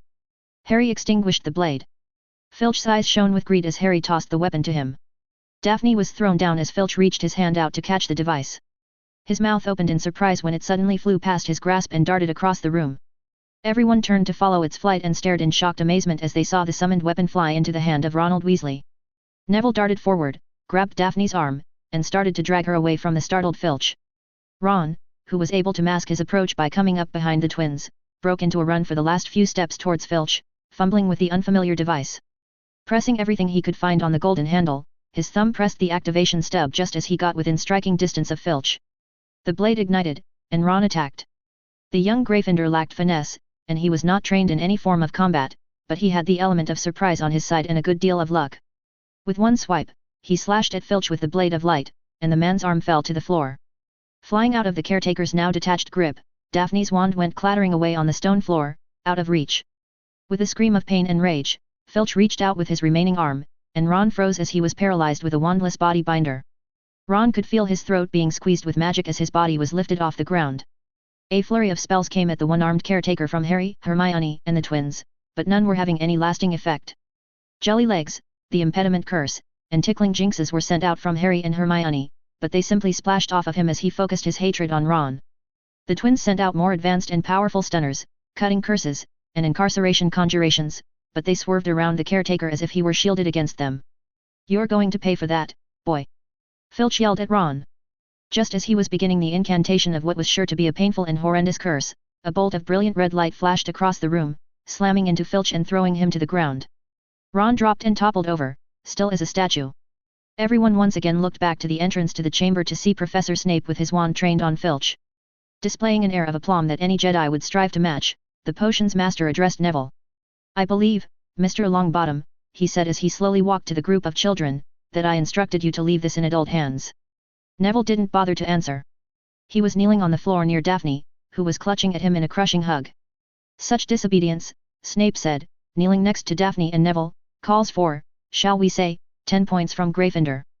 The potions master let a very slight smirk slip onto his face as he performed a simple healing charm on Daphne's bruised neck. "I'm afraid," he informed Neville, "that will somewhat offset the 60 points I grant you for your diligence in rescuing one of my Slytherins." "Thank you, sir," Neville choked out. He was nearly in shock from the rapid changes and was just relieved that Daphne was found and alive. Filch lay on his back, knocked unconscious from Snape's stunner. A dark grey mist began pouring out of the downed man's nose and mouth. "Get behind me!" Snape commanded. The students moved to obey, but before anyone could take more than a few steps, pain exploded in Harry's head as the wraith once again shot through him, and darkness took him as he fell to the floor, unconscious. Chapter 18. Chapter Text. I own neither Harry Potter nor Star Wars. I promise to do nothing with other people's characters they wouldn't have had them do themselves. Of course, for Harry Potter, I could establish house elves as having magic that is easily more powerful than wizards, and then just have them not ever actually use it. Dobby wipes the walls with his former master Lucius Malfoy in order to protect Harry Potter, but then he's never shown using that power again. Oh, sure, he saved them in Deathly Hallows, but in the most mundane way he possibly could. Harry drifted in a fog. He heard what sounded like two people arguing. They weren't yelling, but hissing back and forth at each other as if they didn't want to disturb someone. "It's not yours." "I never said it was, I'm just keeping it till he wakes up." "You can't keep it, it's not yours." "I said I'll give it back, I'm just keeping it safe." "Children shouldn't have things like that, it's not safe." "Of course it's not safe, that's why I'm keeping it safe." A new, calmer voice joined the two bickering voices. "Perhaps this discussion should be postponed till a more appropriate time." "Sorry, sir." "Oh, we are sorry, Professor." There was a pause which lasted approximately 3 seconds, followed by a soft cough. "You heard Professor Dumbledore, Ronald Weasley, the poor young man needs quiet." "But Mum." "No buts about it." Harry opened his eyes to see Toma Candette, Headmaster Dumbledore, Ron Weasley, and a red-haired middle-aged witch he could only assume was Ron's mother sitting in chairs around the bed he was laying in. Ron was looking quite offended and was holding Harry's lightsaber in a firm grasp. A group of students, professors, and other adults all stood awkwardly in a cluster to one side of the room, resolutely not looking at Ron and Mrs. Weasley. Hermione was standing with her parents, Neville with his gran, and the Weasley twins with their father. Realizing that he didn't see Daphne in the group, he bolted upright in bed. "Daphne!" he yelled. "Relax, Mr. Potter," Dumbledore said, standing and raising his hands to stop Harry from getting out of bed. "I am afraid you are a little behind the times. Miss Greengrass is going to recover. She was transferred to St. Mungo's Hospital to receive care for her unfortunate ordeal. As you had no significant physical injuries, it was decided that you would remain here at Hogwarts until you woke." "She's going to be fine?" Harry asked, shaking the last remnants of the fog of sleep out of his head. "Yes," answered the headmaster. "And Mr. Filch?" Harry asked. "Also at St. Mungo's, under guard," Dumbledore said. "He will be allowed no contact with Miss Greengrass, I assure you. He has lost an arm and is suffering from having hosted Voldemort, even if only for a few short days. He will be questioned to determine if he chose to allow Voldemort access to his body, or if he himself is merely another victim. If he chose this, it will cost him his job and his freedom." "All right," said Madame Pomfrey, "I need everyone to clear out of here. He's just woken up, and I need to examine him. The headmaster and Mr. Candette may stay, but everyone else needs to leave." Hermione dashed forward to give Harry a hug, followed by her parents.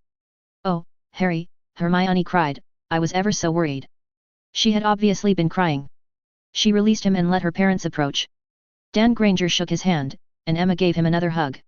"If you need anything, please don't hesitate to ask, dear," she said. Neville came up next and put his hand on Harry's shoulder and squeezed it slightly. "Thanks, mate," Neville said. Just thanks." "You're welcome, Neville," Harry said. "I'm glad she'll be okay." Neville's gran, who defined the word fastidious, gave him a slight smile and a nod of the head as she left with her grandson. They were replaced with the twins and a red-haired man that could only be their father. Mr. Weasley also shook his hand, then ushered the twins out. Ron came up to the side of Harry's bed. He nervously placed Harry's lightsaber onto the side table within easy reach of Harry and tapped it as if to secure it in its spot. "I kept this safe for you," Ron said. "Didn't let anyone mess with it, or examine it." Ron shifted his eyes quickly over to Dumbledore and back. "Thanks, Ron," Harry said. "I really appreciate everything you did in there. We couldn't have done it without you." "Come, Ronald," Mrs. Weasley said, putting her arm around her blushing son. "I'm sure he needs his rest." She started to guide Ron out, then turned back to Harry. "Rest well, dear," she said. "Do let us know if you need anything." Finally, it was just Harry, Dumbledore, Toma, and Madame Pomfrey. The Mediwitch busied herself casting diagnostic charms and cleaning spells as she examined and healed the various scrapes and bruises that Harry had accumulated during the rescue mission. She finished quickly, warned the two men not to tire Harry out with questions, and then left so they could do exactly that. "Harry," began Dumbledore.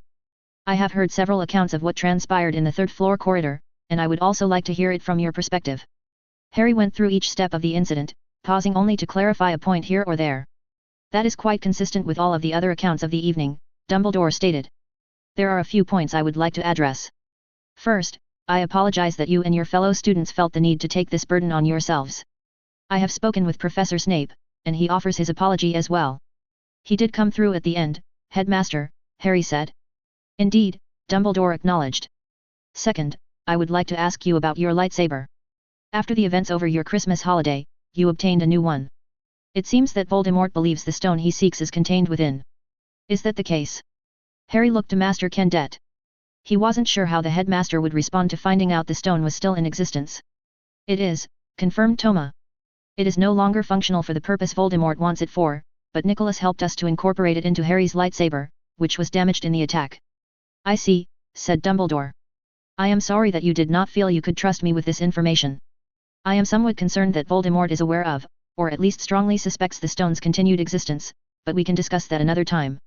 "Master Kendet," Harry asked, "where is Master Yoda and Master Amini?" "Returning to Coruscant," answered Toma. "Both of them visited you and determined you would recover, but were unable to remain here any longer." "Why?" inquired Harry. "Master Yoda had been remotely managing the Jedi Council from here via Hollow, but he has been feeling the need to return for some time now. Tensions have been rising on Nar Shaddaa that the Jedi have been monitoring. Until now, it has been mostly an escalation of the usual smuggler gangs fighting over territory, but it has recently boiled over into an actual fight. Master Amini returned with Master Yoda as it looks like an intervention may be required, and he felt his attention would be better served back in the Republic." "Are we going to be recalled?" Harry asked. "It is doubtful," Toma answered. "There are many Jedi qualified to intervene if necessary, and your efforts would be wasted if you were to leave here now. We will likely return to Coruscant for your summer holiday, and there will likely be some short missions for us to perform while we are there, but rest assured we intend for you to continue your education here." Dumbledore was quite relieved to hear the last bit of Toma's statement. He had been growing increasingly nervous about what Harry's plans were over the summer and knew that if Harry left the planet, there was no possible way to retrieve him. "Can you answer something for me, Headmaster?" Harry asked. "Of course," Dumbledore answered. "I may not be able to answer, but I will try. Why does Voldemort keep fixating on me? Why did he try to kill me as a baby?" Harry asked. "Alas," Dumbledore said. "The answer to that is something I have no desire to burden you with." "Burdened with it or not," responded Harry, "he will still be targeting me. I faced him twice so far this year, and you faced him once. If I have to fight him again, knowing why might help me win that fight." Dumbledore paused for a moment, considering. "This past year, I have come to the conclusion that I have been approaching this problem the wrong way. For too long now, I have kept to myself things that I should have shared." "Very well." He sat back down and fixed Toma and Harry with a pointed look. "I must ask that you keep what you are about to learn in strictest confidence." Harry and Toma both nodded their consent. "You will not have the option of studying divination until your third year," Dumbledore began, "but I am aware that you study ahead in many of your subjects. Have you learned anything yet about prophecies?" "Not yet, sir," answered Harry. "The Jedi have some knowledge of prophecy," Toma added, "but it has not yet been part of Harry's training." "If I may ask," inquired Dumbledore, "what is the Jedi understanding of prophecy?" "The Force can guide your mind in its currents. Through meditation, the Force can offer glimpses of the past, present, or future. These are often vague, and highly subjective to the one who sees these images, and therefore unreliable. We do not place a great deal of faith in them, as they rarely provide insight in a timely fashion. I see, said Dumbledore. For us, it is somewhat different, but with some obvious similarities nonetheless. He sat back down in his chair as he began to lecture. I would like for you to imagine, for a moment, Dumbledore began, that time is an ocean front. There is the land, which represents the past. Then there is the ocean, which represents the future. The land is stable, and for the most part, everything stays put. Major events can sometimes shake things up a bit, but on the whole, what happens in the past is set. By contrast, the ocean, the future, is always in motion. Bits of flotsam and jetsam float about and constantly shift around. Boats sail by, their wake causing eddies and currents that set all the pieces adrift into new patterns. Nothing ever remains in one place in the future. Every decision that is made moves all the pieces of the future in new directions. The shoreline, where the past and the future crash together in a constant barrage, is the present. Chaos and disorder rule as the pieces of the future are churned into the stability of the past. It is in this short stretch of time that devices such as time turners can operate. Sorry, interrupted Harry, but what are time turners? Time turners, answered Dumbledore, are rather remarkable devices that can send you up to 12 hours into the past. Time very much beyond 12 hours, however, is no longer accessible to us. Why only 12 hours? Asked Harry. Trying to access time beyond 12 hours is quite dangerous. Keeping with our analogy of time as an ocean front, consider the sand. The sand near the waves is saturated with water. It is almost fluid itself. Beyond the waves is damp sand. Walking there leaves clear footprints. Beyond that is the dry sand which moves only by the wind. Finally, you have rocks and soil, which are, relatively speaking, unmovable and set. In this analogy, the further from the water you get, the drier the sand. The drier the sand, the less influence you can have on the events of the past. Once time is set, it is no longer able to be changed. Most who have attempted to go beyond 12 hours into the past have simply disappeared without a trace. All attempts to reach beyond 24 hours have resulted in failure, and in death to the time traveler. As you might imagine, such devices are tightly controlled by the Ministry of Magic. Let us return, however, to the subject of prophecies. Sorry, Headmaster, Harry said. It is no trouble, my boy, Dumbledore reassured. In the ocean of the future, there are islands. The waves have no effect on them. These, small, rocky outcrops of stability in the chaos of the future are prophecies. Or rather, they are what prophecies attempt to describe. Prophecies are given by seers. They are born with the gift to see hazy, distorted visions of these islands. The better the seer is in touch with their gift, the more clear an image they can receive. The more clear the image, the clearer the prophecy that they give. It is a rather cruel twist of fate that a seer never actually remembers the prophecy that they give. Madame Pomfrey stuck her head out of her office, saw that all was calm, and disappeared again. Now, continued Dumbledore, there are some rules about prophecies. First, they always come true. No matter what you do, no matter what your skills, no matter how much you try to avoid them, or to change them, or try to arrange events to match them, they are set in stone. Second, they are incredibly, and often maddeningly vague. Each verse can have many different interpretations, each just as likely to be the true meaning. They are almost never completely understood until after they have come to pass. Regardless of their vagueness, however, there is always only one correct interpretation. Due to the many possibilities that different interpretations can lead to, it is always best to exercise a great deal of caution when dealing with a prophecy. They are quite dangerous, and never about anything trivial. So, asked Harry, there is a prophecy about Voldemort. Perhaps, answered Dumbledore. Very rarely, if ever, is someone actually named in a prophecy. Some description is given, and it is up to each person who hears the prophecy to interpret it. Several months before you were born, I was interviewing a candidate for a professor of the subject of divination. I was disinclined to allow the continued study of the subject here at Hogwarts, as there is little point to it if you are not born with the gift, but thought it only polite to meet with her. She is the great-granddaughter of the famous seer Cassandra Trelawney, after all, and if there were any chance she inherited the gift, I would have offered her the job. I was not, initially, impressed. It seemed to me that she had very little of her great-grandmother's gift, if any of it at all. I was in the process of breaking the news to her when she suddenly began to give what appeared to be a real prophecy. There is a record of the prophecy kept in the Department of Mysteries, but since the prophecy was given to me, I can recite it for you. The one with the power to vanquish the Dark Lord approaches. Born to those who have thrice defied him, born as the 7th month dies. And the Dark Lord will mark him as his equal, but he will have power the Dark Lord knows not. And either must die at the hand of the other, for neither can live while the other survives. The one with the power to vanquish the Dark Lord will be born as the 7th month dies. So, said Harry, essentially, that means that it's really down to either me or him. Perhaps, answered Dumbledore. Perhaps not. As I have said, there are many possible interpretations of this prophecy, if it is actually a real prophecy. There is doubt as to its authenticity. Asked Toma. I am old, and many have used the kinder word of eccentric to mask how they truly feel about my oddities, but I am not clueless. It has not escaped my attention that this prophecy was given just as I was dismissing Professor Trelawney from her interview after a memorably bad performance on her part. It is quite possible that, in her desperation for a job, she faked the prophecy. It has been done before, after all. I was forced to act on it, however, as if it were real. Why? Asked Harry. A spy of Voldemort, on business for his lord, overheard the first half of the prophecy.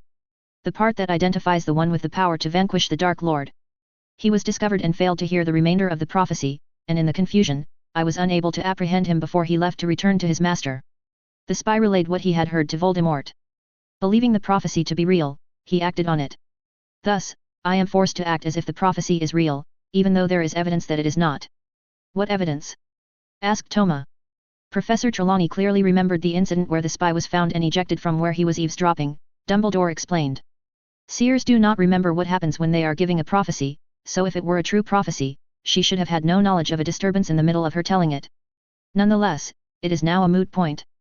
Believing the prophecy to be real, Voldemort has, in essence, given it the legitimacy that it previously lacked. Or, at least, the part that he knows. The part he does not know, where it is detailed that it is you, and only you, that has the power to defeat him is likely false. That means anyone can actually defeat him, said Harry. If the prophecy is false, corrected Dumbledore.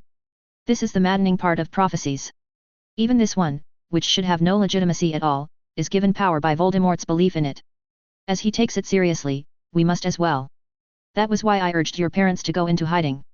Alas, they were betrayed by one they thought was their best friend. Voldemort found you, and killed your parents, and tried to kill you too. Harry paled at this part of the story. How did he fail? He asked. I am not sure, answered Dumbledore.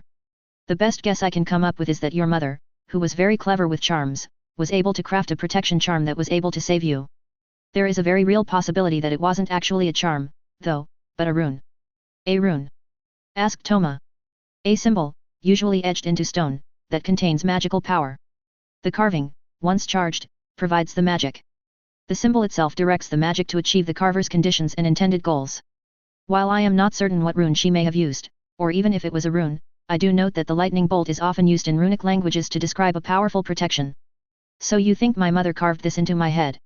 Asked an incredulous Harry, rubbing the scar on his forehead. I should think not, Dumbledore answered. It would likely have been drawn, not carved.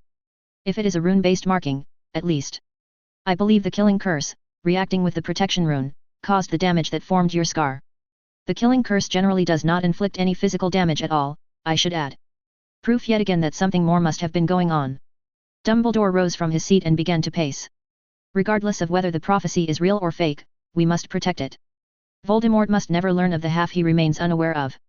He may very well try to get it out of you, I'm afraid. He is a master of the mind arts, after all. He frowned as he considered how much he had revealed in this discussion. I have been rather remarkably free with my dispensing of information tonight, I'm afraid, he said. You see, it is not that I believe myself infallible that I have shared this with no one thus far.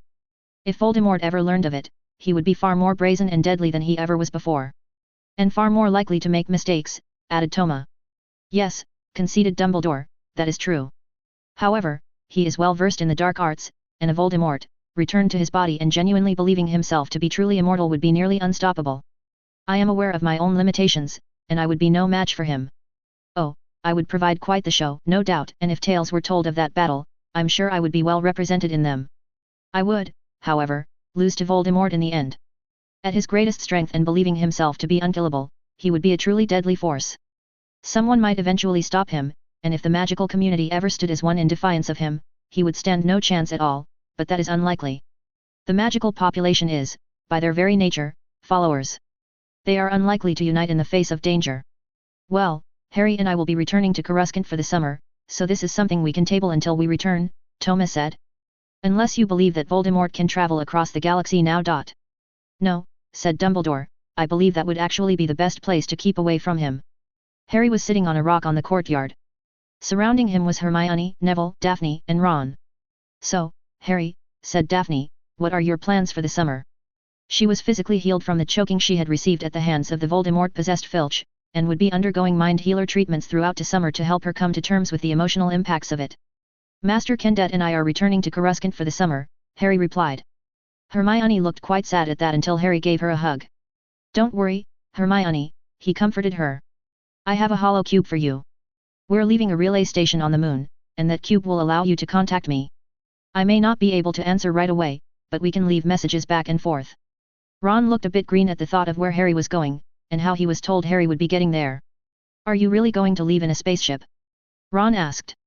"Yes," answered Harry. "Our fighters should be arriving any minute now, actually. We'll fly them to the rendezvous point where we'll meet a Republic cruiser which will take us the rest of the way to Coruscant. And good riddance, too," said a snooty voice. Draco Malfoy and his goons had arrived to leave a parting shot. Draco had been forced to back off by his father all year, and that was something that had really bothered him. He felt like there was a bone stuck in his throat every time he saw that weird Jedi, and could not resist one final verbal parting shot before Potter left for the summer. "Why don't you do us all a favor and stay up there, Scarhead?" Harry wanted to respond, but he had learned to be calm in the face of adversaries far more potent than the Malfoy scion. He gave one, rather bored look at Malfoy, then turned back to his friends and resumed their conversation as if Malfoy wasn't there. "It will take us most of a day's flight to get to the rendezvous point, and then we'll spend the rest of the flight in hyperspace," he said to Ron. Malfoy's face reddened at being ignored. "Which star is it?" asked Hermione. "You can't see it from here," answered Harry. "It's far, far away. It will take us 2 weeks of travel to get there, and another 2 weeks to get back. That's half your summer in travel, right there," exclaimed Neville. "Can't be helped," said Harry. "With Master Amini and Master Yoda having already left, I imagine the month I'll have on Coruscant will be filled with training anyway." "Well," interrupted Malfoy, "that's just stupid, isn't it? Your entire summer wasted.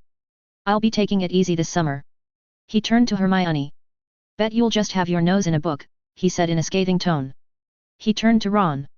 "And you'll spend it in poverty." He spat. Ron, always quick to action, abandoned all decorum and leapt onto Draco, dragging him to the ground. A fist fight ensued, which was broken up by Professor Snape, who happened to be walking by at the moment. Snape admonished both boys for fighting and left with a bleeding Draco Malfoy to go to the hospital wing. Ron, who had a few minor scrapes but no other injuries, stayed with his friends. "You shouldn't have reacted," Hermione said to Ron, as she helped mend his torn shirt with a binding charm. "Fighting only shows him that what he said about you matters." "It wasn't what he said about me that made me jump on him," Ron told Hermione. "You're really the first friend I've ever had. You were the one who helped me this year. I don't want him insulting you." Hermione smiled and gave him a hug. "Thank you, Ron," she said. "It's good to have you as a friend, too." Everyone looked up to the sound of the Jedi fighters arriving. "I'll miss you," Hermione said. "I'll miss you, too," Harry answered. They hugged again, as Toma emerged from the massive front doors. The ships landed, and the engines wound down to a quiet hum. After being thoroughly told off by R8 for leaving him on a dusty moon all year, Harry smiled and waved at Hermione. "Bye, Harry." She called over the whine of the fighter engines, which were idling. "I'll see you in 2 months, he said, then waved at Neville, Daphne, and Ron. He climbed into the cockpit and began going through the pre-launch checklist. As the astromech droid had already checked all systems to fly the ship from the moon back to Earth, this was really just a delay to have one last look at Hogwarts and his friends. Toma allowed him that moment, then called over the radio for them to lift off. Hermione watched as the 2 jet fighter-looking spaceships rose off the ground, raised their landing gear, and began forward flight. Her dress swirled around her legs in the wind the engines provided. The whine of the engines increased in volume and pitch as the Jedi increased power, raised the fighters' noses to the sky, and rocketed out of sight. To be continued in Episode 2.